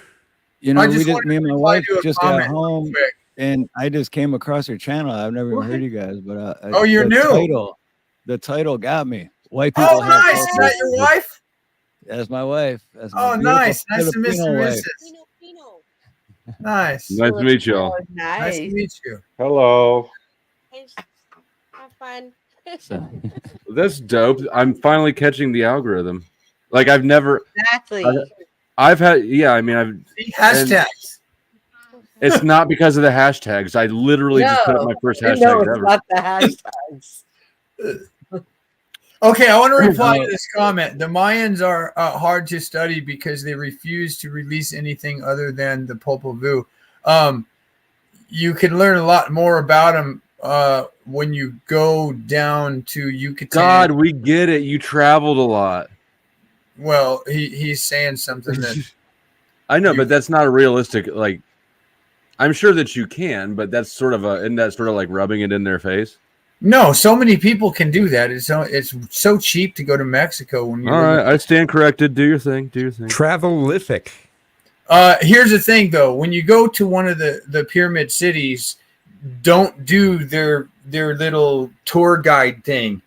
Get away from that and go talk to the Mayans that are like selling the little wood, handcrafted things. Talk to those guys, and they'll take you to one of their shamans, and then you'll learn a heck of a lot more About being ransomed. Yeah, that's true. Go to Pike's Place. Go to Pike's Place Market in Seattle and talk to the people that are selling things, and they can really show you the real roots, right? Mm-hmm. Same thing when you come to Hawaii, man. Don't do the touristy stuff. Are you in Hawaii right now? Yeah, I've been here for 15 years. Bro, I'm from Maui, bro. Oh, right on. Yeah, I'm on Oahu. I'm on leeward side of Oahu. I actually moved back to the mainland 3 years ago. I spent 20 years living in Hawaii. Cool. Do you surf? I've been to Maui once, but Do you surf? I don't. Nope. Dude, here's my quick story. I was born and raised in Detroit, and then I became a plumber when I was almost 17. And after 15 years of plumbing experience, I was like, screw Detroit, screw the cold, screw all this. Yeah. I packed a double bag. I moved to Hawaii, and I'm still plumbing. Now I own my own business. And wow. Yeah, Nice. I do nothing but work. Do you poke fish? No, Poke but I eat fish? pokey. Pokey, yeah, but poke fish, get in the water and poke those things. Right. No, Do the hokey pokey. Now, was your wife Hawaiian? Like 5 times since I've been here, literally. Is your wife Hawaiian? Yeah, she was born here. Yeah. Oh, okay. She's a Hapa girl. She's Filipino, but she was born here. Her parents came from the Philippines, but then she was born in Hawaii. So Nice. Nice. So she's a Kama'aina. Mm-hmm. Yeah, you know what's up. Yeah. Kama'aina. That's when you get all the discounts too. Oh yeah. I don't know what that means. It means that you're you're kind of local, but yeah. you've lived Pretty in much. Hawaii longer than 2 years. Yep. All right. You got a channel here. You said you just ended a stream? Yeah, we did. Yeah, I got yeah, same as my name on the screen, Steve Harloha. Oh yeah, I found you in the chat and followed you there. I just dropped a link in the chat for anyone who wants to Oh, subscribe. what time? Thank you. What man. time is it in Absolutely. Hawaii? 9:40 p.m. right now. Holy cow! But yeah, I actually ended 2 streams because my first stream was my normal podcast type stream I do on Sundays. And then when that was over, me and my wife were like, let's go do a sunset stream. So like an hour later, we went and did the sunset stream, and we just ended that. So Right on. Well, yeah, good to meet you. It's dropped in front and back. Anyone who wants to check that out. Yeah, can thank you, man. I believe appreciate you got that. 2 people from Hawaii on your panel now. Right? Yeah, because when I first came in, you were talking something about the derogatory. I think you were looking for the word howly. Holly, hey Holly, you like the scrap, cuz? Yeah. Oh, what this howly over here? Like, What does it mean? Look at the kind brother. He's fucking Holly, bro. Yeah, Man, You just sound like a drunk guy. There's some sort of movie or show that you can get on like Netflix or something where there's a group of people that are going aloha You put up your middle finger. Aloha, everyone. Aloha. I can't remember what it is, but that's the one that really sticks out. My favorite one is "You like dirty lickings, bah." You ever get that one? Oh, you like it one dirty licking. Yeah. Oh, and there's this one Planet of the Apes joke about that. Like, you like dirty lickings? Well, you say you want to lick my balls. That's fucking pretty funny. Dirty lickings means they're going to fight you and beat your ass. All I can say is I do not miss Detroit. I do not miss the cold weather. Oh, and it sounds like a bummer. I've never been to Detroit, but well, it sounds like just in general, it's went downhill quite a bit in the last decade. So, oh yeah, I mean, there's everything's gone downhill. There's a lot of things I could complain about.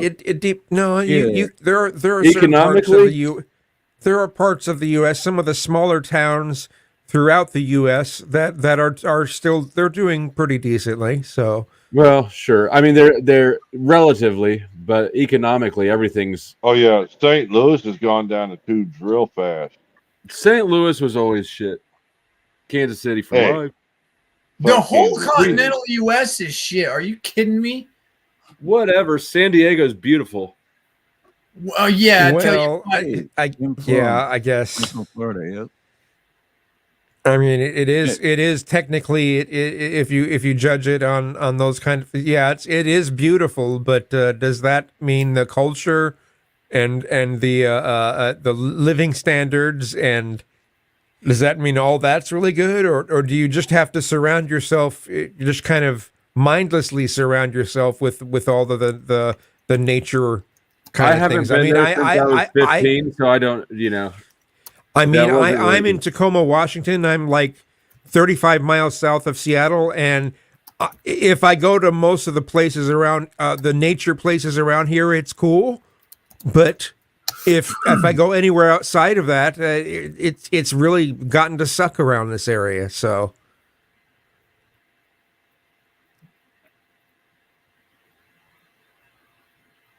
Yeah, I don't know. I haven't been to the West Coast in 20 years. My dad's from LA and my mom's from rural Kansas, and I grew up in Kansas City. And how did they meet? Do you know? At work. Oh, his family, my dad's family moved to Kansas City when he was a senior in high school, and he stayed in LA for a few years, but then eventually wound up back where his family was in Kansas City. But most of my life, my childhood at least, I was always kind of like, why the fuck would you settle here instead of just California? But now I'm kind of like, yeah, it'd suck to be there. At least you might not be in the trouble you're in now if you're still there, or it might be worse. Yeah, worse. Oh yeah, you got me scared because I was getting ready to move to a small town like woo. Don't do it. By listening to you, and then I had to talk about my dad, and I talked to him about people. No, that's the wrong one, Gary. What's wrong with the small town, Cynthia? Oh, if I was bringing in stuff like, and I had to. There are too many cops and not enough crime. Was mad at me that I was on the radar. It's hard to get lost in the sauce when it's like this town doesn't even have a McDonald's. It's like that's way too small. The bad thing about the small towns is you have to travel for at least a half hour to get to have any of the standard cookie cutter establishments, even things like Home Depot or whatever. So I mean, you're not a townie. You will always be an outsider there. Yeah. In small towns where people have nothing to do but to snoop on you and da da da da. Well, no, my family lives there. I was just gonna go back, and so. But yeah, listening to some of your stories about the sheriff and the deputies and the cops, I'm like, yeah, But you're right, Kazoo. The nearest Lowe's is 30 miles away, and the nearest Home Depot is 50. Yep. Yep.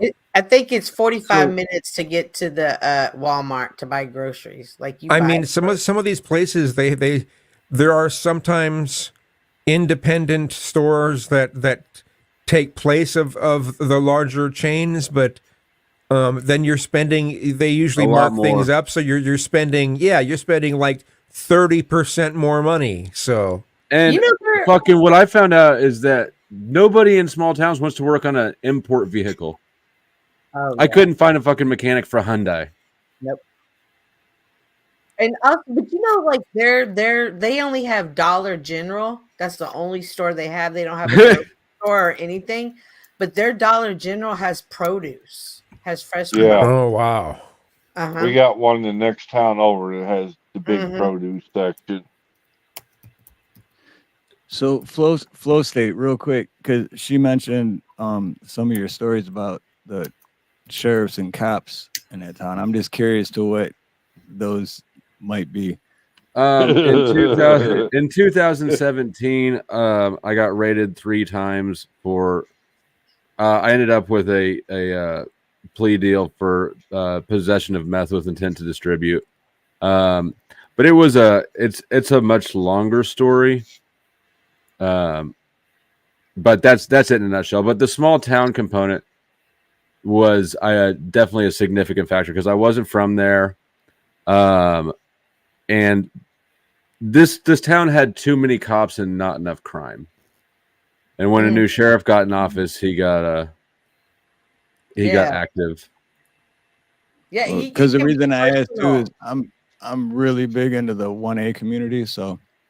Oh, nice. I don't Do you know know Joe Cool is? If I say anything that you want to kick me off for, no offense taken. But yeah, I'm really big in the 1A community, and I think that all police are tyrants. And hey, you're in the right spot. Then I agree. I make the claim or the argument a lot that there is no such thing as a good cop because you have to sell your morals for the job, right? You're deferring moral judgment about a situation to somebody else and enforcing it violently. So that's a moral prostitute in my mind. Yeah. Look And at the if it way was good, Okay, well, I gotta ask, since you're, how, like, is there some sort, if they felt that they were adorned by God to do those things, would that make a difference in how you felt about them? So if a cop found themselves in a position where they're only enforcing things that they actually agree with, like say it's like homicide investigation, right? Like I think everybody can get on board with murder being illegal. Then sure, I guess that's a caveat. But as far as your regular beat cops, they're enforcing all the whatever laws, policies. Well, and sometimes they have victimless quotas for crime. these stupid things that they're enforcing. The war on drugs shifted the way, police don't give a fuck about actual victims. It's about finding victims and making victims. So they're creating victims. Mm-hmm. They put their hands on women, and I don't like that. Well, that's also bad. What? It's not protecting and serving. It's harassing and collecting because. Well, I mean, they put their hands on disabled people, like people who are like there was a footage of them. There was someone who is very, very autistic, and they shot him dead. The guy that came out the front door, the young man. Yeah, but it was already it was known ahead of time. Yep. That they were autistic. It's just like, yeah, you know this ahead of time. Deal with this person differently than this. Nope, shot him dead. Yep. Mm-hmm. Yeah, there's a lot of those cops who are just dying for somebody to give them a reason to be a hero. Yep, and they think that killing someone makes them a hero. Well, no matter what the situation, as long as they can be looked at as being. Yeah, I don't know. It's awful. They think their job is so dangerous, but I mean, I'm a plumber, right? My job's more dangerous than their job. A pizza delivery guy's job is more dangerous than Truck their job. driver. Yeah, the most dangerous part of a cop's job is the driving. So truck drivers spend more time on the road. Their job is more dangerous. Roofers, a roofing job is like 7 times more dangerous or something. How about the people that work on the high voltage? Are people normally angry at y'all? Yeah. Are people just normally angry at you when you go to everyone's house? They're like, "What the fuck are you doing here, plumber?"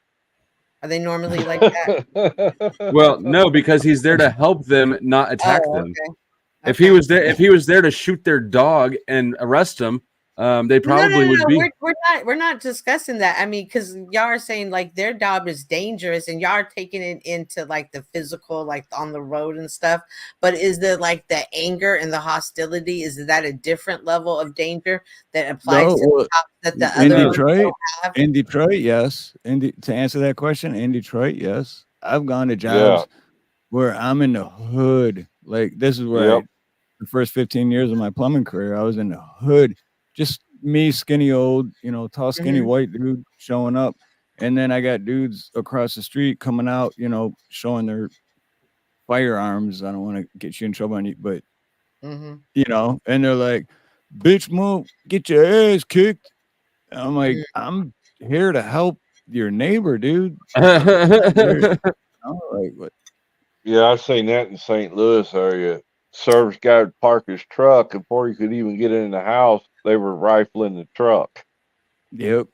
Yeah, that happened to a friend of mine back in Michigan. He in Detroit too. He had his brother working with him that day as a helper, and he had to take 3 months off, put it that way, because his face was rearranged. Does it put you in a different mindset? Like if you're going to a call in a rough town, be like, okay, be a little bit more stressed. Are you more tense versus, oh, I'm going to a call in the suburbs? Like, this is Whitesville. This is about to be great. Oh, yeah. Have you ever lived in the hood, Cynthia? Come on. Well, I'm getting to a point. So every call, and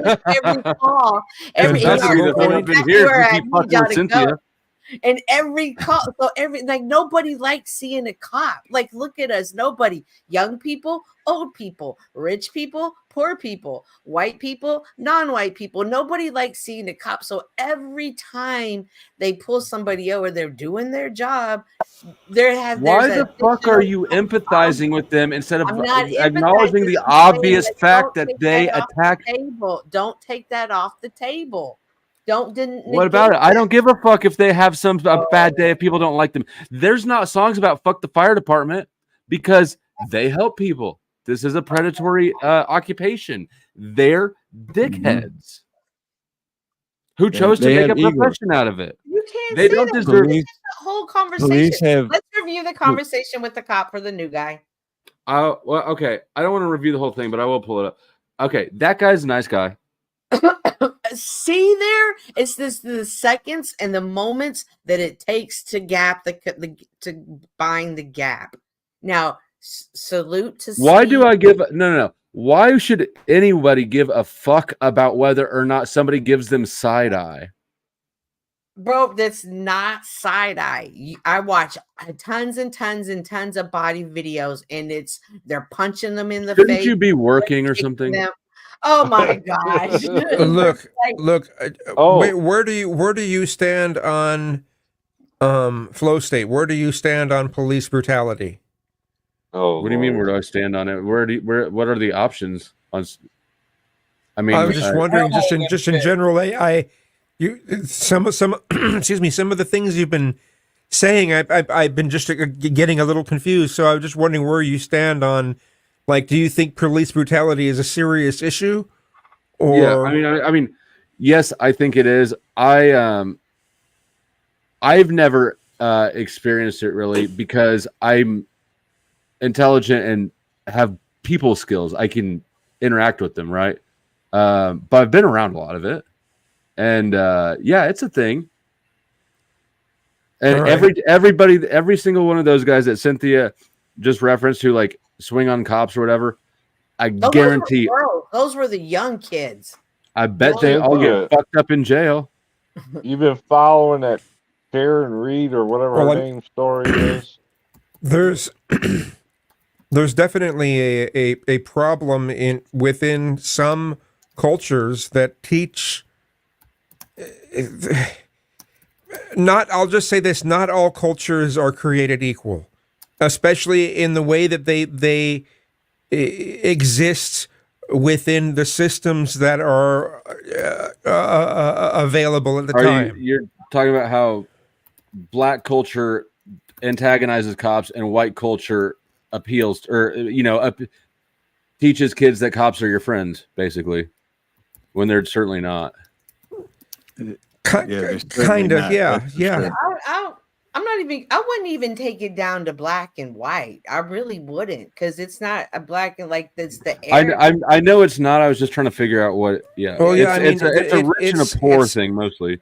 It's It's really it's class issues. If we would look at it as the reality that it really is a class issue, we'd be able to tackle a lot of these problems. But as long as people are looking at it as, okay, no, it's all about race, or it's all about gender, or it's all about sexual orientation, we're fucking up. We're not getting to the heart of the issue, which is class issues.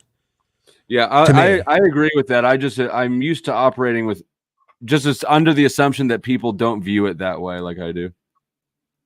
Okay. Right. No, because I totally get what you're saying, but at the same time, you gotta look at, like, if think about it seriously. Do you think that cops don't have egos? An ego, oh like my if God, you were they're to get massive. pulled over and the cop was to be like, "Hey, give me your da-da-da," and you're like, "Hey, I know my rights. I don't have to do that." Do you not think that they're going to be like, "Really? Who do you think you're talking to?" I mean, you know what I mean? Like their ego. That's instantly. their training. Unfortunately, that's the bad training. You can't train out asshole. Personality. You can't say all of I it. don't believe at all that training is the problem. That's a scapegoat. That's what cops said. Bad character is not a lack of training. Yeah, that's true. Very true. And Sir Greystoke is trying to say that I'm saying that police brutality is justified, and I'm like, no, it's not.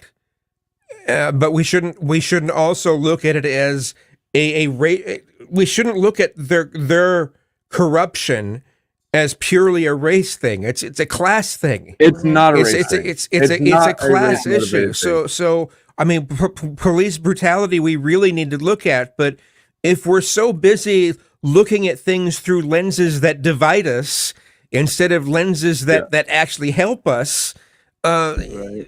Yeah, anyway. I agree with you on that. I don't think it's a race thing at all. I agree with you 100% on that. I don't think it's a race thing at all. I think it's a, like Flo State said, a character. It's character. Absolutely. You can see politicians get pulled over and they're automatically into that attitude. Like, do you know who the fuck I am, officer? And these cops are like, look, bro, I'm trying to show you the utmost respect. And I'm not giving them a pass. I'm just saying. I don't understand why you're always on the wrong person's side. Not. Every time. He just killed his wife because he loved his daughter. It doesn't make sense, but I can understand through their logic why they did it. I'm not excusing it. I'm not. No, it. You saying the wife was in on it too? No. Beans and Denizen, are you guys still here? I got other people trying to get in. Beans and Denizen, check. I thought you said Denizen died. His mic. Well, actually, I got to get going, man. I just wanted to come up. I just came home and found your channel, and I'm subscribed now. But well, nice to meet you. I'm subscribed too. Yeah, good to meet you too, man. Nice to meet you. Turn on the notifications. Flo goes live often and always has a good panel. Oh, right on. Yeah, no, that's why I had when I seen it was in chat. I was like, dude, I gotta come up and say hi. So keep it Pono. Do you know Joe Cool? Do you know who Joe Cool is? Yeah, Joe. I've had him on my panel before. Yeah. Okay. Yeah, he was in here earlier. He comes over most of my streams. Yeah, he's a regular. Yeah, he's a regular. He came down here to Kansas City, and we drove around trying to audit somebody, but it was a dead ass night. But anyways, nice to meet you. Thanks for coming by. Dude, that's cool. You know what? Because I had Flex Your Freedoms on my. I had him on for an interview like a month ago on my channel too. Nice. So, but Right on. hey, right on, man. Well, Yeah, hey, have a good night. Much love, much aloha, everyone. Thanks for having me up, man. Bye.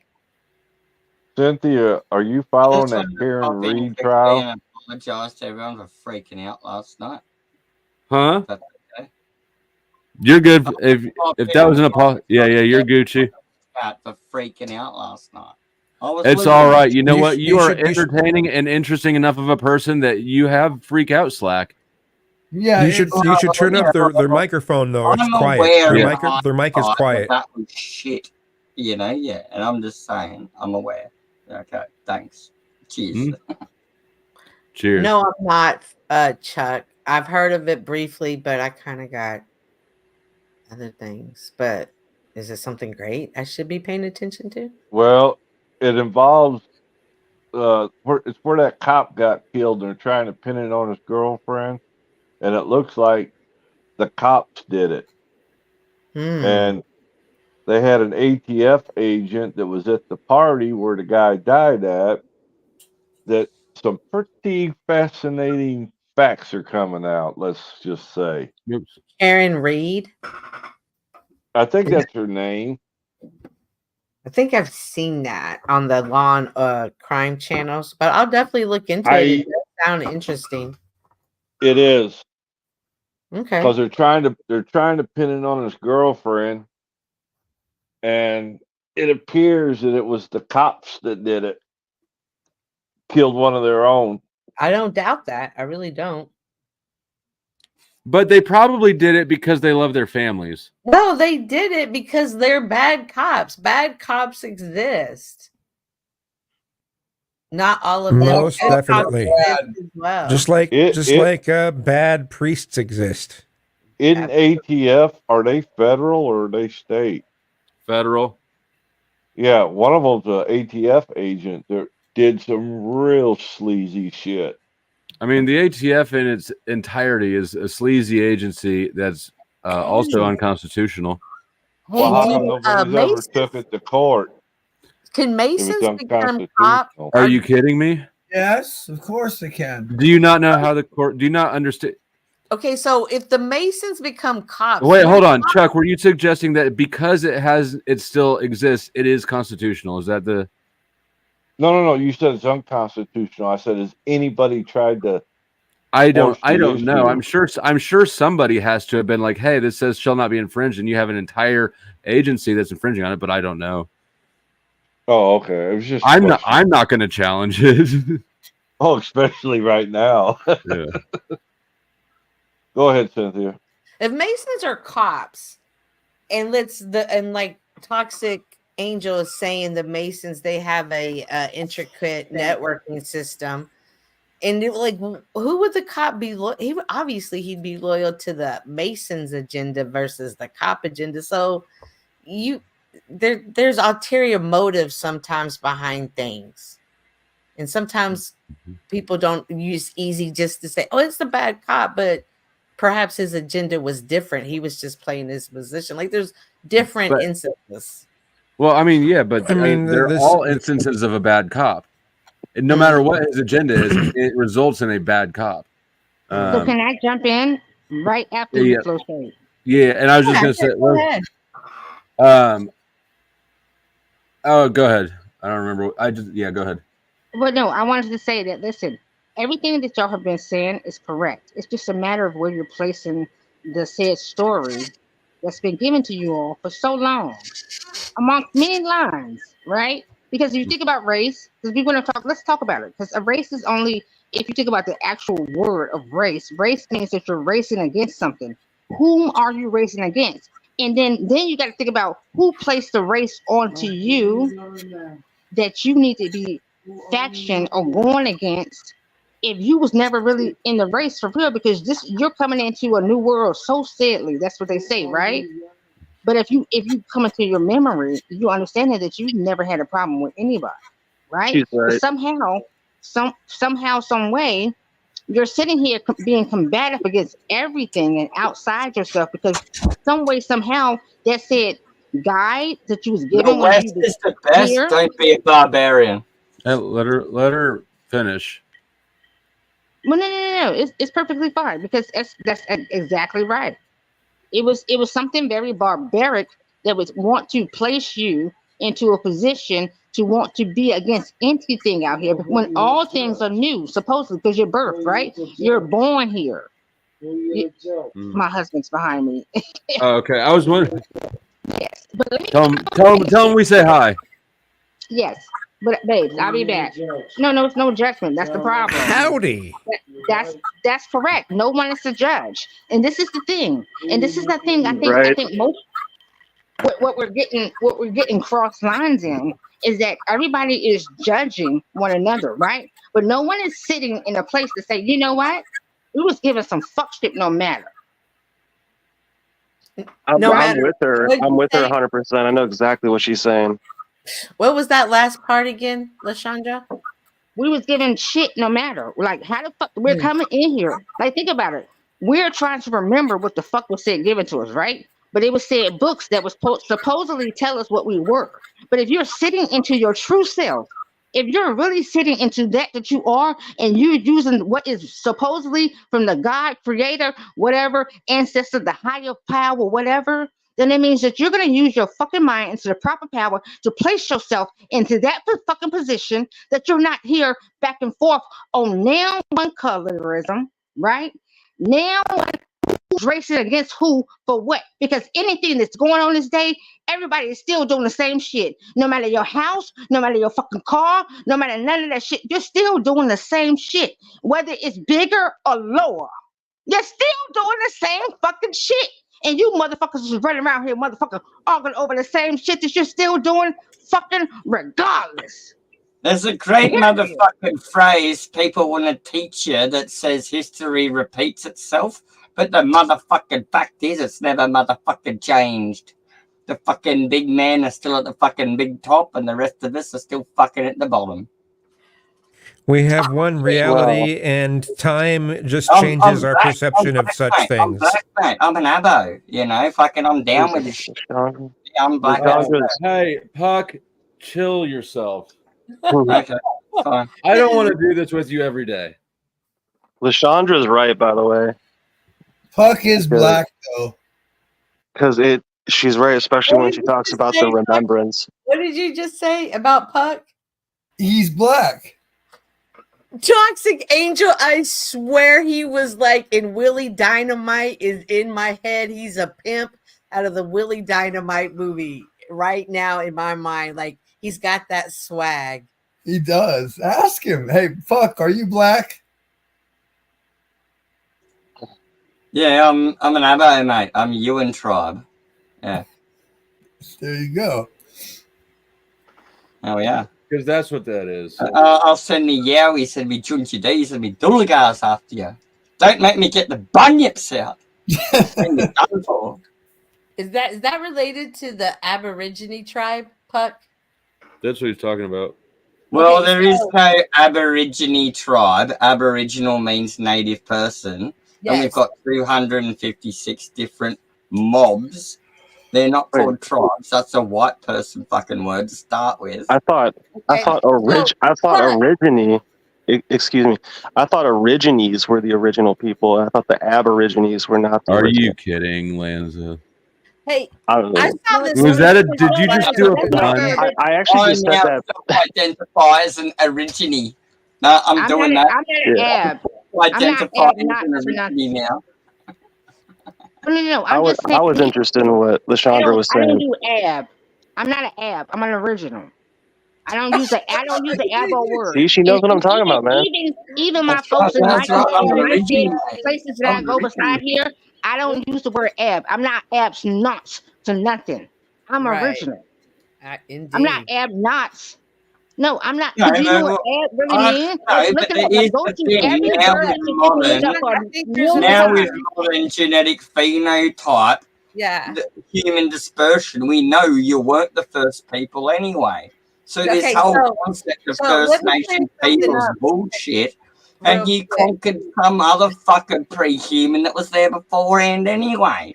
So stop So, whinging about it. so Lashandra, no argument there. Yes. So Lashandra, he's from Australia. He's from the Aboriginal tribe. So when we're saying Aboriginal, and then you're saying you're original because you're here from the United States and you're original. So I think not the United States. I'm not of the corporation. Oh, I'm sorry. So, okay, yeah. Where- So change that. I'm not a part of the corporation. I'm an American. They get so woke. Oh wait, hold on. We got a sovereign citizen here. Let's smash her window in and drag her off to the police station and arrest her for a few weeks. Brought to you And then by we'll the teach her corporation. about how Only civic if living you works. could. Only Yeah. if you could. Yeah, Yeah. only if you could. Because I mean, it's been over a half Yeah, a well, century. if you It's been start over a saying half that a shit century, out the and it window has to a not cop, happened. they're going to drag you out In your a fucking way that car. only a corporation That's could. not going to fucking fly, bitch. Listen, what has the corporation did? Like I came up here saying. Like, listen, my guy. I can't really see You your can whole. drive around with your What's your name? Listen, Australian. I'm Listen a to me, sovereign my citizen guy. too, mate. My I'm a guy. bush Yeah, ranger. you I'm may dead have young. mixed. My guy, you may have mixed. We have no problem with that. We already know what it is. We're not saying none of that. We don't have an issue with the fact that you are saying that you are anything. What we're saying to anything Issue with that what? is You haven't freaking even mentioned speaking what to you're us arguing is that about. listen, Please let her respect finish. it. Please. What am I Respect it. listening to? She's saying I've got an issue with something, but doesn't mention what it is. I know, but She's just if complaining. you're interrupting her, she can't complaining. finish. Actually, She hasn't she's saying- mentioned the point. She's saying you don't have an issue. Then if there's no issue, what are you complaining about? Fuck. How you going? Like, I mean, you're Jesus Christ. It's just super angry high black strung. woman for being angry black woman, and you're saying You're words. high strung. as And I'm fast not even as bothered you by that can. because I'm not black. Stop I'm saying not words bothered by that fast. word It because doesn't I'm make not you black. correct, woman. I'm You not got black, to think baby. about what you I'm not say even black. and So what you you're already trying to don't even know what you're communicate to talking about. people You have before you no do idea what you're whinging, talking woman. about. You don't even know what Keep black means. going. Black Keep really, if going. you really know the You word of black, sound black fucking really means the ignorant. word Keep white. going. It really means white. That means you don't even know your verbiage. You have no idea even about the verbiage.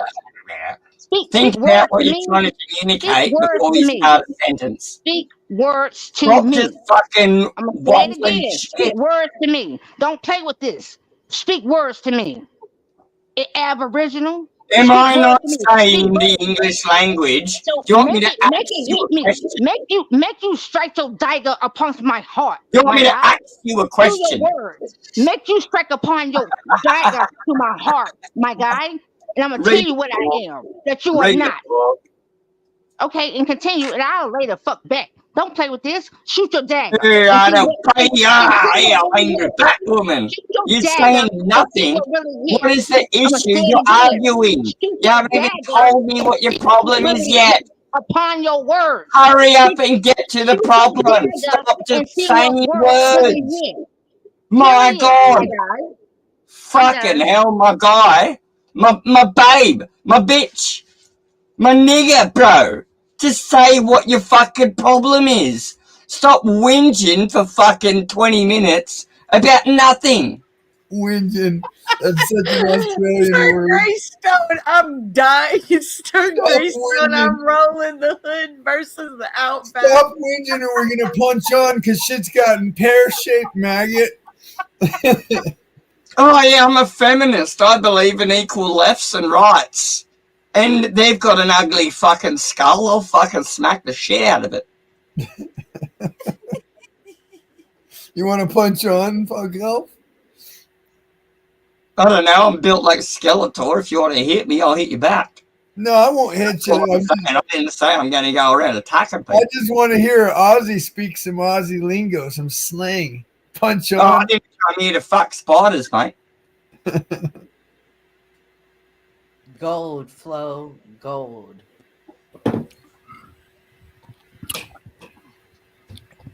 Hello. Oh, look, the little puck elf is back. Yeah, the greatest news You know story. what? You are the worst example of an Australian ever on this earth. I don't think I've met a worse example of an Australian. Why do you call them Aboriginals? Right? They were there long before you. They are the originals. So why do you call them Aboriginals? You got no idea what you're talking about, do Oh, I you? think I do, mate. I think you're a little prick. I think you're an absolute little fucking prick. You've got the and I am what? You get that little fucking mosquito voice, fucking little mosquito voice in my ear again. What are you saying? What are you even saying, dude? What are you even saying? I can't hear you. Yeah. Like me. Yeah, I go and do You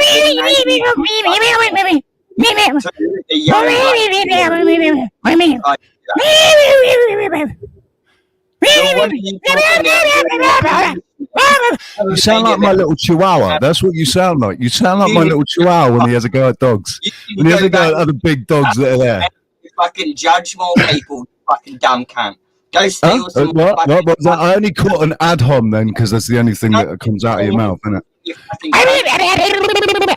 Go on, keep doing it. Keep doing it. Keep making yourself look like even more of a prick. Seriously, fuck off. Fuck. It's midsummer. Where did you get that from, man? Where did I know what it was. You gave in to the fact that you look like a little prick. You thought, I'm going to call myself Puck Elf because it might be funny. People think it might be funny because I look like a little elf. Because I'm a tiny, tiny little man. I'm a tiny, teeny, tiny little man, so I'm going to call myself Puck Elf. What are you, like 4'3" or something? Yeah, I'm tiny, man. I'm fairy sized. I'm like barely the size of a shoe. You are about 4'3", aren't you? In a large boot. Huh? What? Yeah, this is a large boot that I'm living I've inside of. got quite a few Australian mates, mate, and I'll tell you what, they'd fucking love to bump into you. They would love it. Why is that? You are the worst example of an Australian. You are the worst example of an Australian. You are like Australians. Nobody really thought Australians to be racist until people like you came out. Oh, but I'm actually an abo, and I'm an abo. I'm actually an abo. Yeah, I'm an aboriginal. No, you are an aboriginal. Yeah, you're not fucking original, mate. You're not. You're a scabby little prick that's attached itself to an original culture, and you're claiming it for your own now. You're claiming this culture for yours now, and you're trying to tell everybody that I'm an aboriginal because I've done all the fucking. Mate, go and crawl back under the rock. Go and crawl back under the rock. Pop yourself another tinny. And yeah, fuck it. You're the one complaining about it, mate. Why are you so upset? I'm not upset. I'm amused watching you. Trading culture. I'm amused watching you, dude. I'm really amused watching you. You're the racist man. Huh? I'm what? I'm what? I'm racist. You're the one having a go at me over it. Am I racist? Am I?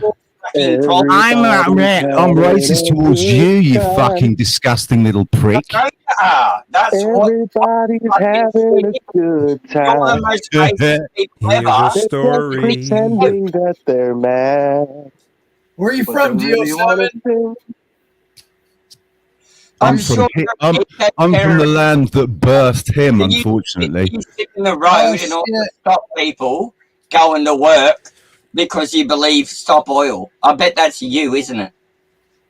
I bet you're one of those motherfuckers. You really are incredibly ignorant, aren't you, dude? You've got absolutely no brains at all. You've got no idea who I am, motherfucker. None. At all. I know who you are, though. Yeah, I know who you are. You have absolutely no fucking idea who I am. What? So just shut your mouth. What? Yeah. Name Stop making yourself look like a prick.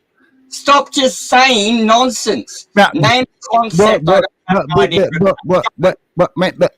Stop it, Harry Potter. Fucking hell, man. Name a single concept I don't have an idea about. Name a single fucking, I don't know. Things in an amorphous fucking bullshit term.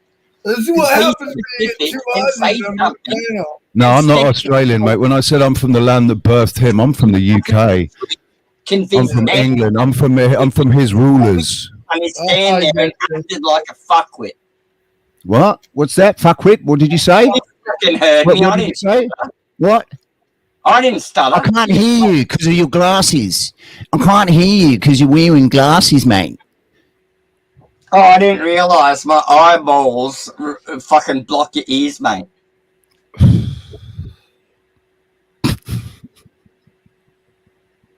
Oh, God. So he's He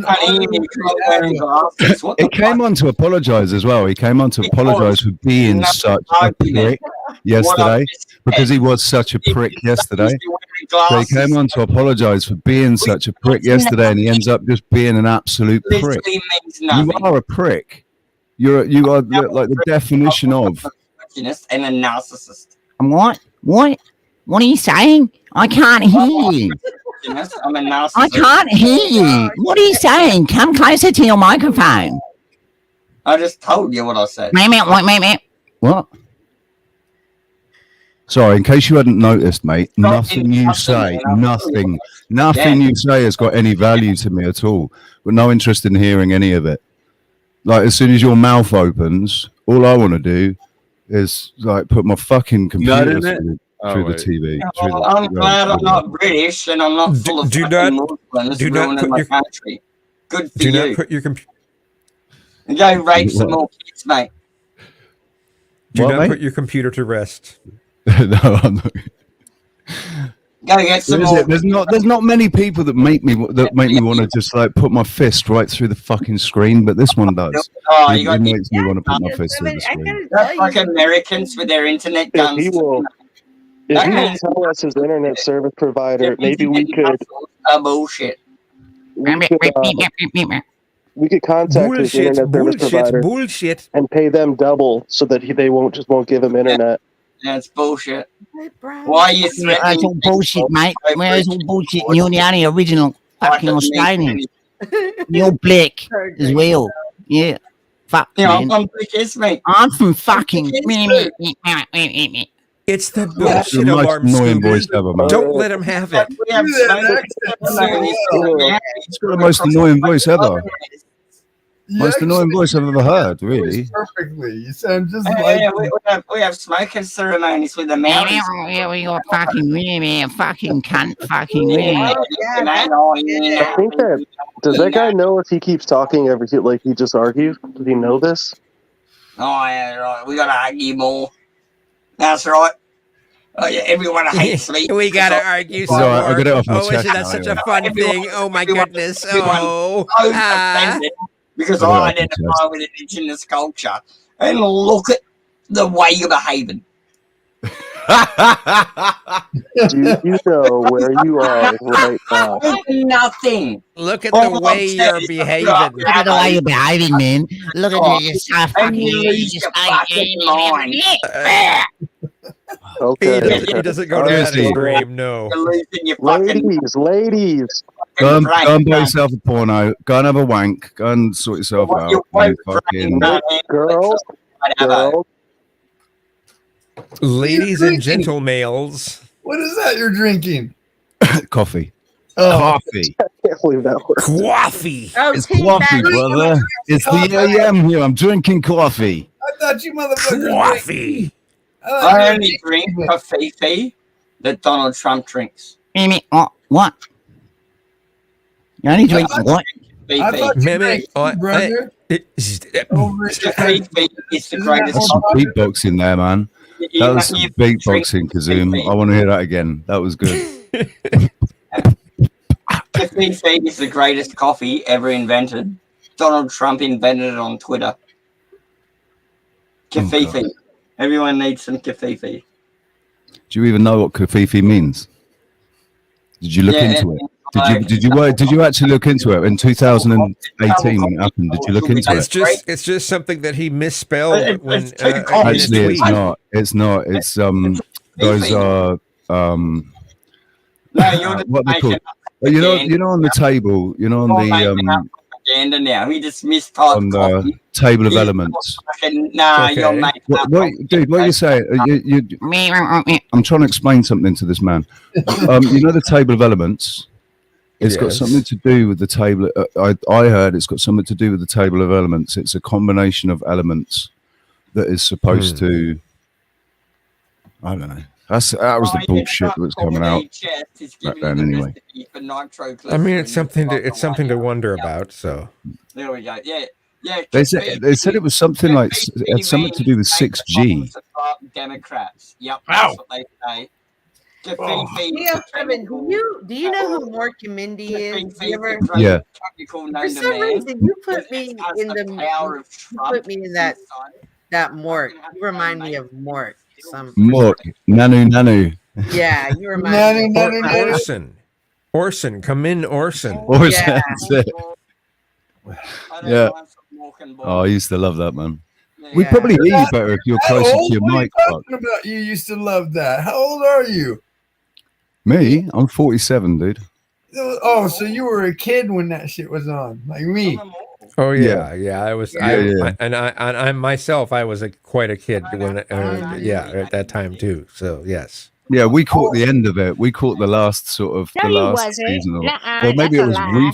reruns. No. You're 47. More and Mandy, or fucking Robin Williamson and freaking my girl. No. If you're 47, you was young. You was catching it. Because I'm in my 50s, and you was right on the age that you. Yeah, you was in there. I'm No. Because Mork and Mindy was there. If you're I'm 47 to 51. 50 something, yeah. So he at 47 too. He caught it young. Stop playing with it. 51. 51, man. Yeah, I'm 47 as well, so we both caught I'm it in my young. 50s. I'm in my 50s. I'm telling you, Holy at moly, 47. lady. Yeah, You're so young. Did somebody turn Puck Elf down, or is it just his Are microphone? you nuts? I feel like I'm grandpa here. No, I'm scrotum. Demoted. Oh, I'm so old. You know, I used to love Get Smart. You're welcome, by the way. I love the Phantom. Who? In like the 1920s. Richie. Hey. Oh. Richie was about to bite the hand that feeds with that question. Dorian Gray. What? Old and dies. My comment was probably pretty inappropriate too. So. Oh no. Who is he talking? I mean, Richie was about to snitch on something that's in his favor with that question. Say again, eh? I don't know. I can't. I can only explain it to you. I can't understand it for you. You're on your own. Yeah, there. no worries. Say, I was best to leave it whatever it was in the past. So. D07 is Richie. Yeah. I'm Richie, yeah. Somebody. Why would you ask a question you don't want everyone to know the answer to? Especially the person that is being done to. What question? Well, I'm not going to say it.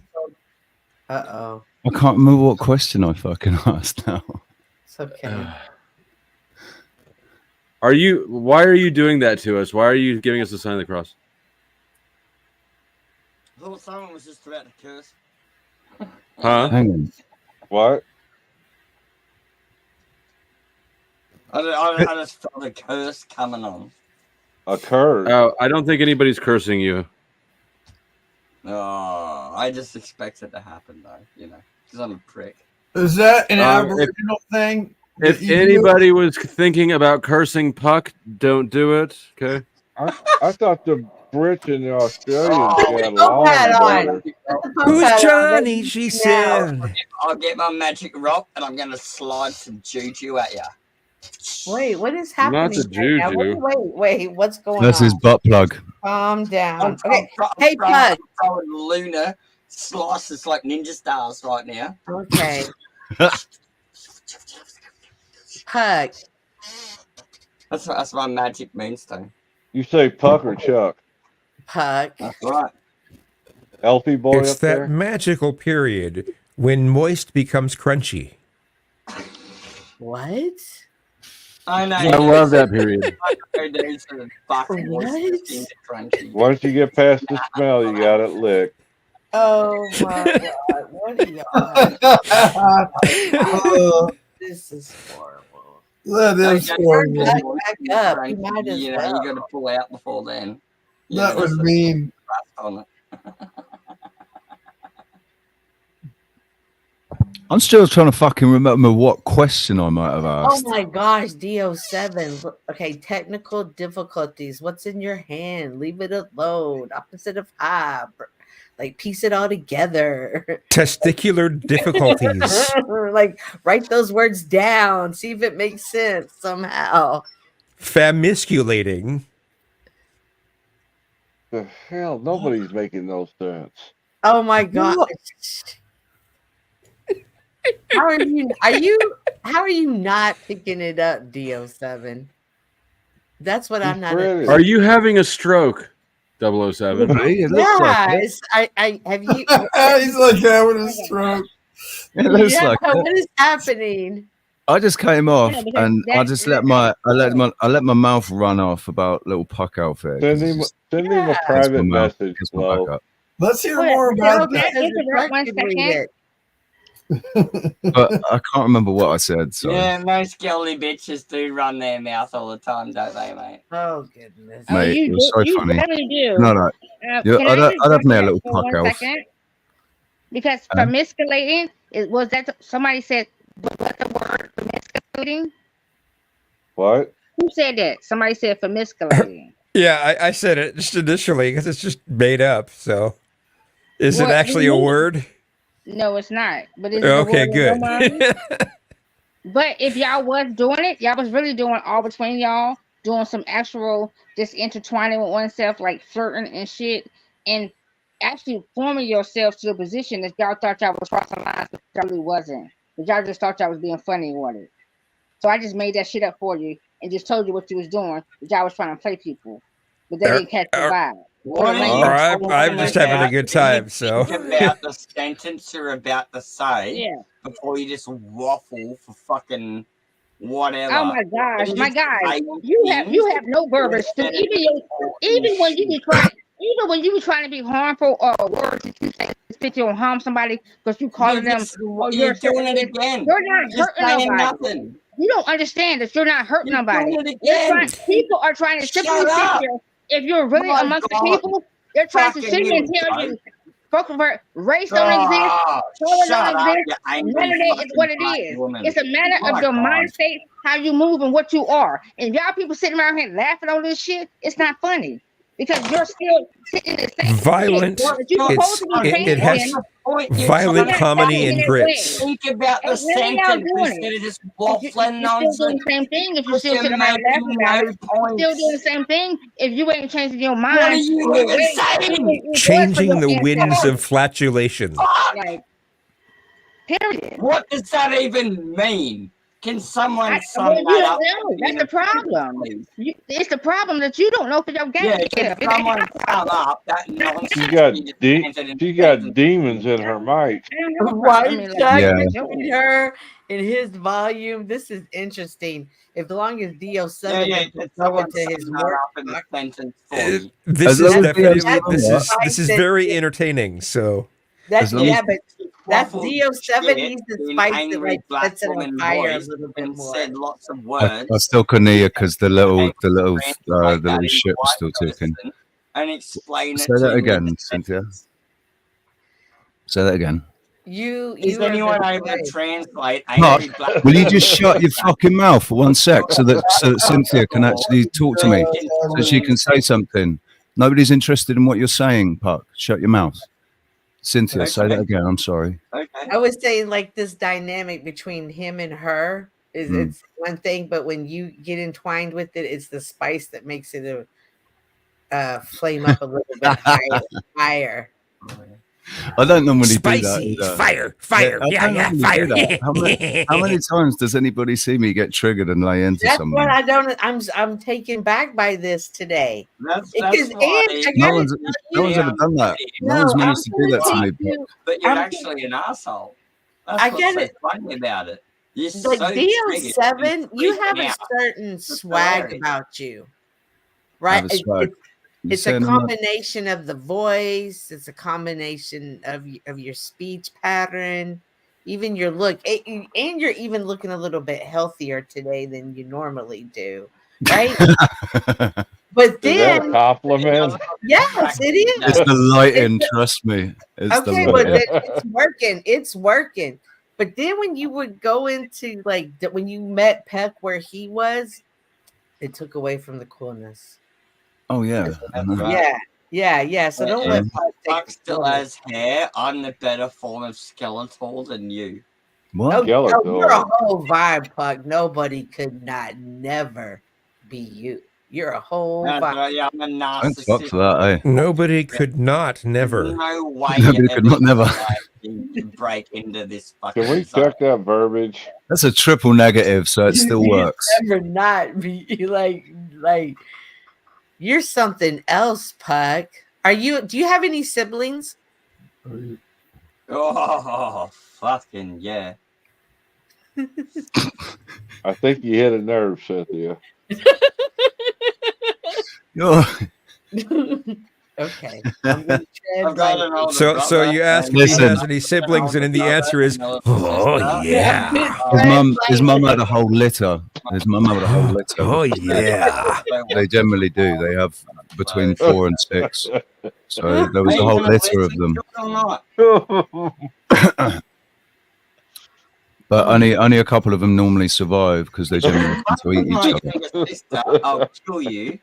What? If you What's fuck that? my older brother, I'll clap for you and say, He do it. fuck what? He's I don't know. He's Pucking. Pucking comes naturally in tight spaces. Do you mean puking or pucking? What's pucking? I thought he said fucking. I think he said fucking. Well, His I older just see this brother. in the side.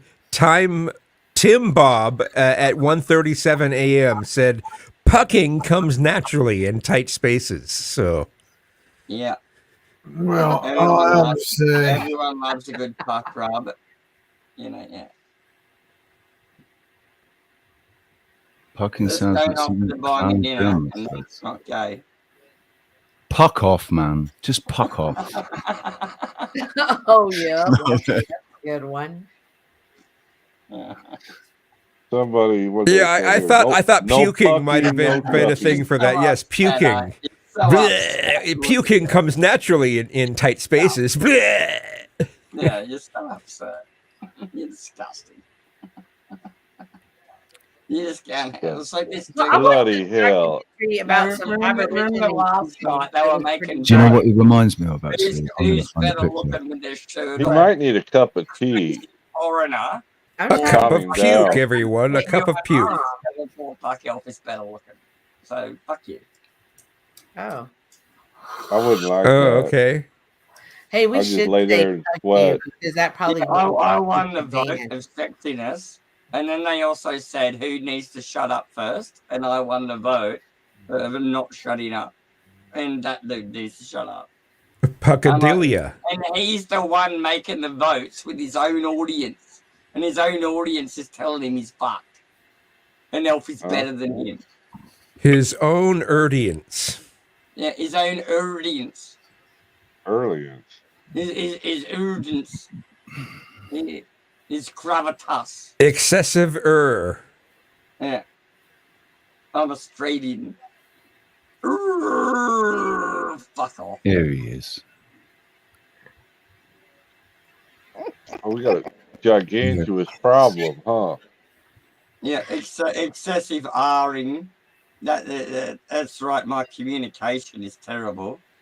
No. Too many R's, and so therefore the things that I say cannot be addressed, and they come from an argument of authority, and they don't have to address what I've said. They just say, "Oh, you sound funny," and therefore I know more. That's just stupid. That's like a logical fallacy. You're just so fucking ignorant if that's the way you go about your life, you dudes. Seriously. Magical ingestion of Brussels sprouts. Oh, fuck those things. I hate those. You need magical ingestion of them, so you don't have to swallow them. Yeah, but you still get the nutrition from them, right? There we go. Yeah, that's right. Well, you still fart like a fucking genie. Flatulent. Yeah, no, I prefer to grow peas and asparagus. Fuck those things. Fuck that. Yeah. I've never tried to fucking asparagus before. I found a picture of your sister, dude. No, growing asparagus is great. Fuck off. I found a picture of your sister. It takes a few Make years that to deal. Oh, we got someone saying Pocahontas. Okay, yeah. Oh, you don't. Oh, are you racist? Flo left us. Haven't you seen my Disney princess necklace with my Pocahontas on it? They're all the princesses. Leave my princesses alone. It's a Disney princess butt plug, everyone.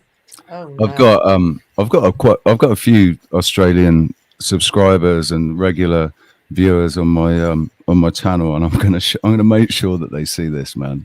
Well, that's I'm gonna make sure they fucked see Puck. You gotta get them right That's on. fucked up. Everyone likes it. Yep. Just say that. Listen, guys, did you know? Puck, you're doing bad. I mean, I watch Australian What's he Border doing? Force. I'm trying to learn the language, but he's got a whole different dialect. Oh, It's the Disney push-up bra. oh my gosh. Wait, I'll get a bit closer. There we go. There's the classic princesses, all 7 of them. See if you can guess how many, which ones are where.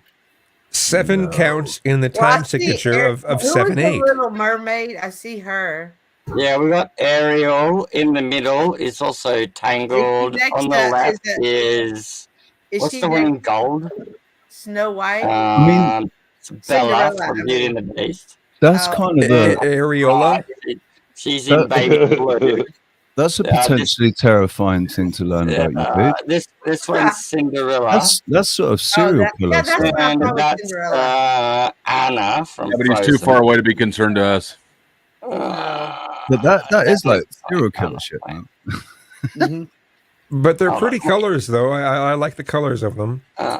Yeah, I love pastel colors. But then we got what's her name? Fucking how do I do that? It's mirrored image. This is like saying Diratiation. That's I got It's a little Moana, creepy. and then that's Elsa, and then that's probably Consteria Bella. Diapation. Yeah, that's probably my favorite. Yeah, probably What was Bella. that, from Beauty and the Beast. Letitia? Lysandra, I'm sorry. What was that? I don't know. What's your name? Sorry, I was being rude. I apologize. I don't care. I wear it to troll. I was wondering why people were Hold up. smurfing at me Somebody walking asked me around what was her town the name. other I day. don't know. What was And her someone's name? like, oh, that's What's her pretty. What are name? you wearing? And I'm like, oh, they're my princesses, bro. But I also wear, Latrina? like, bones and spines. and Lindsay, I'm a bit worried that it's more than one. I'm worried that there's 7 little girls out there, but they're missing. I thought you were saying there's more than one serial killer, and I was like, how did you know? More than one. Yeah, I know British people are worried about that because your country's full of rapist children Oh, we gangs don't say that of word. your We don't migrants. say that word here. Australia isn't that bad, mate. You know, in Australia, we don't rape Puck. kids. Hey, Puck. We don't rape kids in Puck, Australia. Puck, We Puck, Puck, Puck, do that in Puck. the Look at UK. Puck, look at Puck, You've Puck, had the Puck, Puck, epidemic Puck, of Puck, Puck, child Puck, Puck, raping Puck, in the Puck, Puck, UK. Puck, Puck, Puck, Puck, Puck, Puck. I'm gonna wait till your mouth stops moving. I want you to listen to me. Go drink some antifreeze, bro.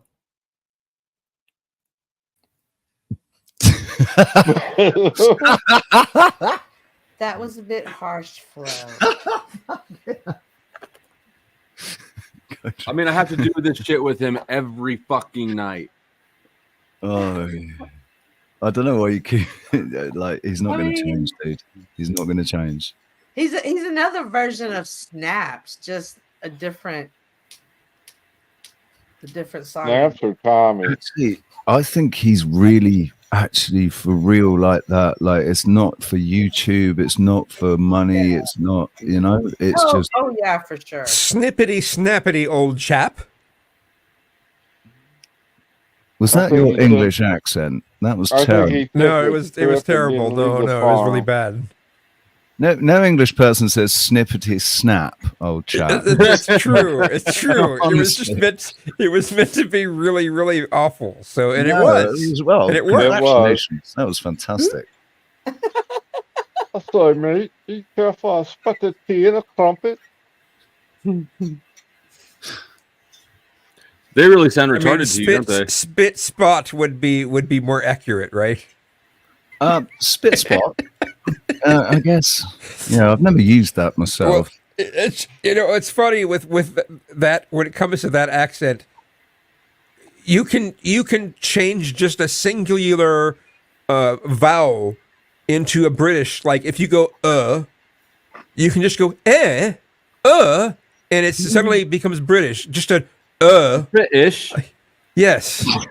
you can make just any vowel sound British just by changing the pitch throughout it. Well, don't they drop their T like in water? Mate. Well, that would like listen, Cockney accent. You'd hear that, yeah. It depends what part of the UK you're from, though, doesn't it? Oh, okay. It depends where you're from. So, I've got many different voices there, Mr. Kazumi, my friend. And one of them is a little bit London, and one of them's exceptionally well spoken and extremely well educated. It's only a simplicity. Like one that gets me is instead of it's always a verbiage. It's always in a way. What do you mean when you say verbiage? Yeah, what is verbiage? John, can you say you say the word verbiage all the time? I don't know what you're referring to when you say that. Well, it's a frequency in which any word has been spoken, right? Because if you think about words, words are spells, right? So you always have to be mindful of what you're saying or how you're speaking and what you're saying to yourself or telling other people. So it's a verbiage within the frequency that you're giving out certain words, right? And you have to be mindful with certain words that people are saying to you too. And that's what he was just saying. It's a tranquility. It's a symphony for real. So you know how you like music, that's the same vibration of what you're listening to. You gotta be mindful of these things. Why do you call it verbiage? Because that's what it is. It's a verb. I thought verbiage had to do with the way that it's worded. It has to do with vibration. Well, I guess that's I'm not used to hearing that definition of that word. So it's a new use for us. I've not heard it before, but it works. I like it. It usually has to do with what word that you choose to describe something. That's verbiage. Isn't it spelled verbiage? Isn't that how it's spelled? Verbiage? No, it's not. No, it's just a verb. verb. Period. When I say, then pay attention to the sounds of the words, because as a child, think about it. You've been sound out too, right? You've always been sound out too. So if you're really getting back into the natural state of what we are, because we're actual beings of the vibration of this earth, right? But what we've been fucked up, we've been fucking fucked over so hard, it's ridiculous. And oftentimes, especially Richie. Wow. Huh? Especially Richie, he's been fucked and fucked and fucked. When I look up verbiage on like Google, I type that into Google real quick. Verbiage meaning, it's said to be a profusion of words, usually of little or obscure content, such as a tangled maze. Such a tangled maze of evasive verbiage as a typical party platform. Marcia Davenport. I don't know why that's in there. Another definition is manner of expressing oneself in words, diction. And that's what I've known of that, especially that last part, manner of expressing oneself in words, diction, verbiage. Mm-hmm. Yeah, you're Yeah, expressing in words. and let me ask you a question. How come you went to Google to find your answer of what it meant to you? Because He wanted to make it just sure he seems to was be right. it's one of the quickest things. It's already part of my. So you I just have to. Hold on. So you I didn't just have to. have the answer. You did not have the answer already within yourself of what it meant. He did. He just wanted to check what the That doesn't make definition sense was. because That doesn't make any sense. Hold up, no. For any of us that has been, we were babies on this aspects of the experience, right? So we've been taught certain things, right? Which is natural, which is something that is understanding, which is something I would like to think this my said guides gave me an actual understanding or in a comprehension, right? So every word that we ever think we coming across, we was kind of given that motherfucker at a very young age. Maybe we went against it, maybe we didn't. But we understood exactly what the fuck it meant. Lashandra, that's Where is it now that you're going outside of what's been given to y'all? No matter the fucking color, because color ain't never fucking existed. It was given to every last one of us. The only difference between myself, and I'm only speaking about me, sitting in my fucking presence. I ain't never been told about no color. What I've always been spoken about is a motherfucker who is that they are to you, presented themselves, you either right or you fucking wrong. And if you're a wrong motherfucker, you ain't fucking with us. But Did all you that say other extra white shit, or wrong? I said right You're or either wrong. white or Yeah, I said right. her mic. You said right. Okay, her mic's breaking up. That's No, why I it asked. didn't. It didn't. No, it did, Lashandra. It did. There's something bad. going Okay, on. it did. There's Yeah, my something going bad. on with the connection. If you listen to the stream playback, whenever you get off, your mic does that normally. It kind of like it'll periodically kind of flip. Bye. Okay. All right. That's why we say it's got demons in it. Kismu. Oh, hold up. You know what? Somebody be trying He to. said I'm Somebody trying to having play. You can't pull me, baby. Let me tell you something. Because anything that you were even thinking that you're speaking outside to or against me to make me move a certain way, I'm only catching your words to only say something to you. Every time you say something that is not in the wellness of oneself, that you see yourself before you see me, you will never get it anyway. Who's she talking to? I don't know. I just said it. Who's she Are talking you talking to Cynthia? Or Yep. to me? I don't understand. I'm confused. I was speaking to everybody. Oh, I was speaking to Kismu. What's his name? Kazumi. Kazumi. He said he was leaving. Kazum. He'll try to be back shortly. And I was telling him Okay. bye. You do your thing. Mm-hmm. Oh, Sir Grace. I don't know. But Lashandra, nobody was I get the feeling that you feel like people were coming against you, and I don't think anybody was coming against you. Her mic was clipping. Oh yeah, Or that's something. right. Y'all said that. Oh yeah. At least that's how it was coming through on my end. Yeah. Mine as well. I don't know if you're using headphones that are plugged in, or if we're on the loudspeaker. I don't know. For you, I mean, Lashandra. It's that normally when it clips like that, it's an internet connection quality. Mm, But that's all right. I'm getting ready to wind down, anyways. nice. Oh man. You had some good conversations. You had some good clips. I'm gonna take one about when Toxic Angel came up and talked about getting old. I like the Toxic Angel. Good Take it conversation. away. Good conversations and Kismo. I'm sorry, DO7. I'm the worst with names. Can you tell me? Richie? No, not Kazoo. no. Kazoo. Kazoo. He had some good conversations as well. I appreciated him coming up and getting the conversation started. Once again, Flo, as always, you did a great job, buddy. Thank you, man. Rich, are you going live? Am I going live? Cool. Yeah. I'm looking for a redirect. If you want it, it's yours. Speak now or forever hold your peace. Yeah, if people were going to come over, give me a. If you're going to, yeah, I'll set up a live. If people are going to come over, I'll keep this going. Yep. All right. Yeah. You still got Puck I'm in the about to, backstage? huh? Is Puck still backstage? Yeah, Puck is still backstage. Damn. He's Is he hanging still on for dear talking? life. Or is he just chilling? Periodically. Oh. Yeah, Puck, I'm not gonna play this with you. If you're still there when it's all done, I'll talk to you. But I'm not gonna keep talking to you. And there he goes. He got some bad peyote. Don't forget about the antifreeze. Great Oh, antifreeze. Jeez. What the puck? Let's see. Any of y'all got final words while Richie sets up a stream? It's done. I'm live. Oh, okay. Well, that was quick. All right.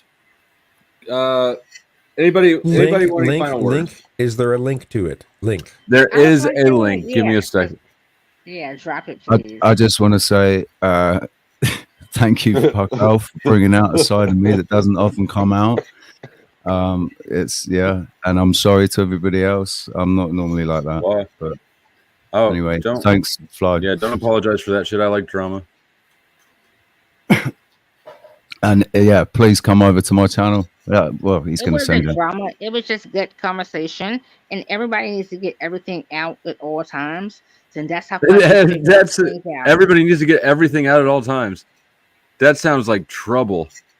No, because hopefully everyone can come to a solution if you're at a sound mind. Now, It's if a you're not at treble a sound clef. mind, if you're not at a sound mind and you just stuck into whatever that has been given to you, but you never went outside of what has been given to you, because we all have to go outside of what's been given to us. We've all been given some type of story or this or that. We have to be the ones to step outside of that to go to see what is the true story. And if you ain't doing that, then you are not the betterment of this freaking experience for nobody. And it will forever be war. Real shit. Anybody that has ever been in real war, no, it's the battle of the mind, the battle of your peoples, no matter what you out here on the street for, it will be a forever war if you don't go outside to see something greater than what you've been given. Period. I've never been to war, but I've played a lot of Battlefield and Xbox, so I feel like that's basically the same thing. You know, that's why I fuck with you motherfuckers. All right. People in the chat, hit the thumbs up if you haven't done it yet. And I'm redirecting you to Richie's right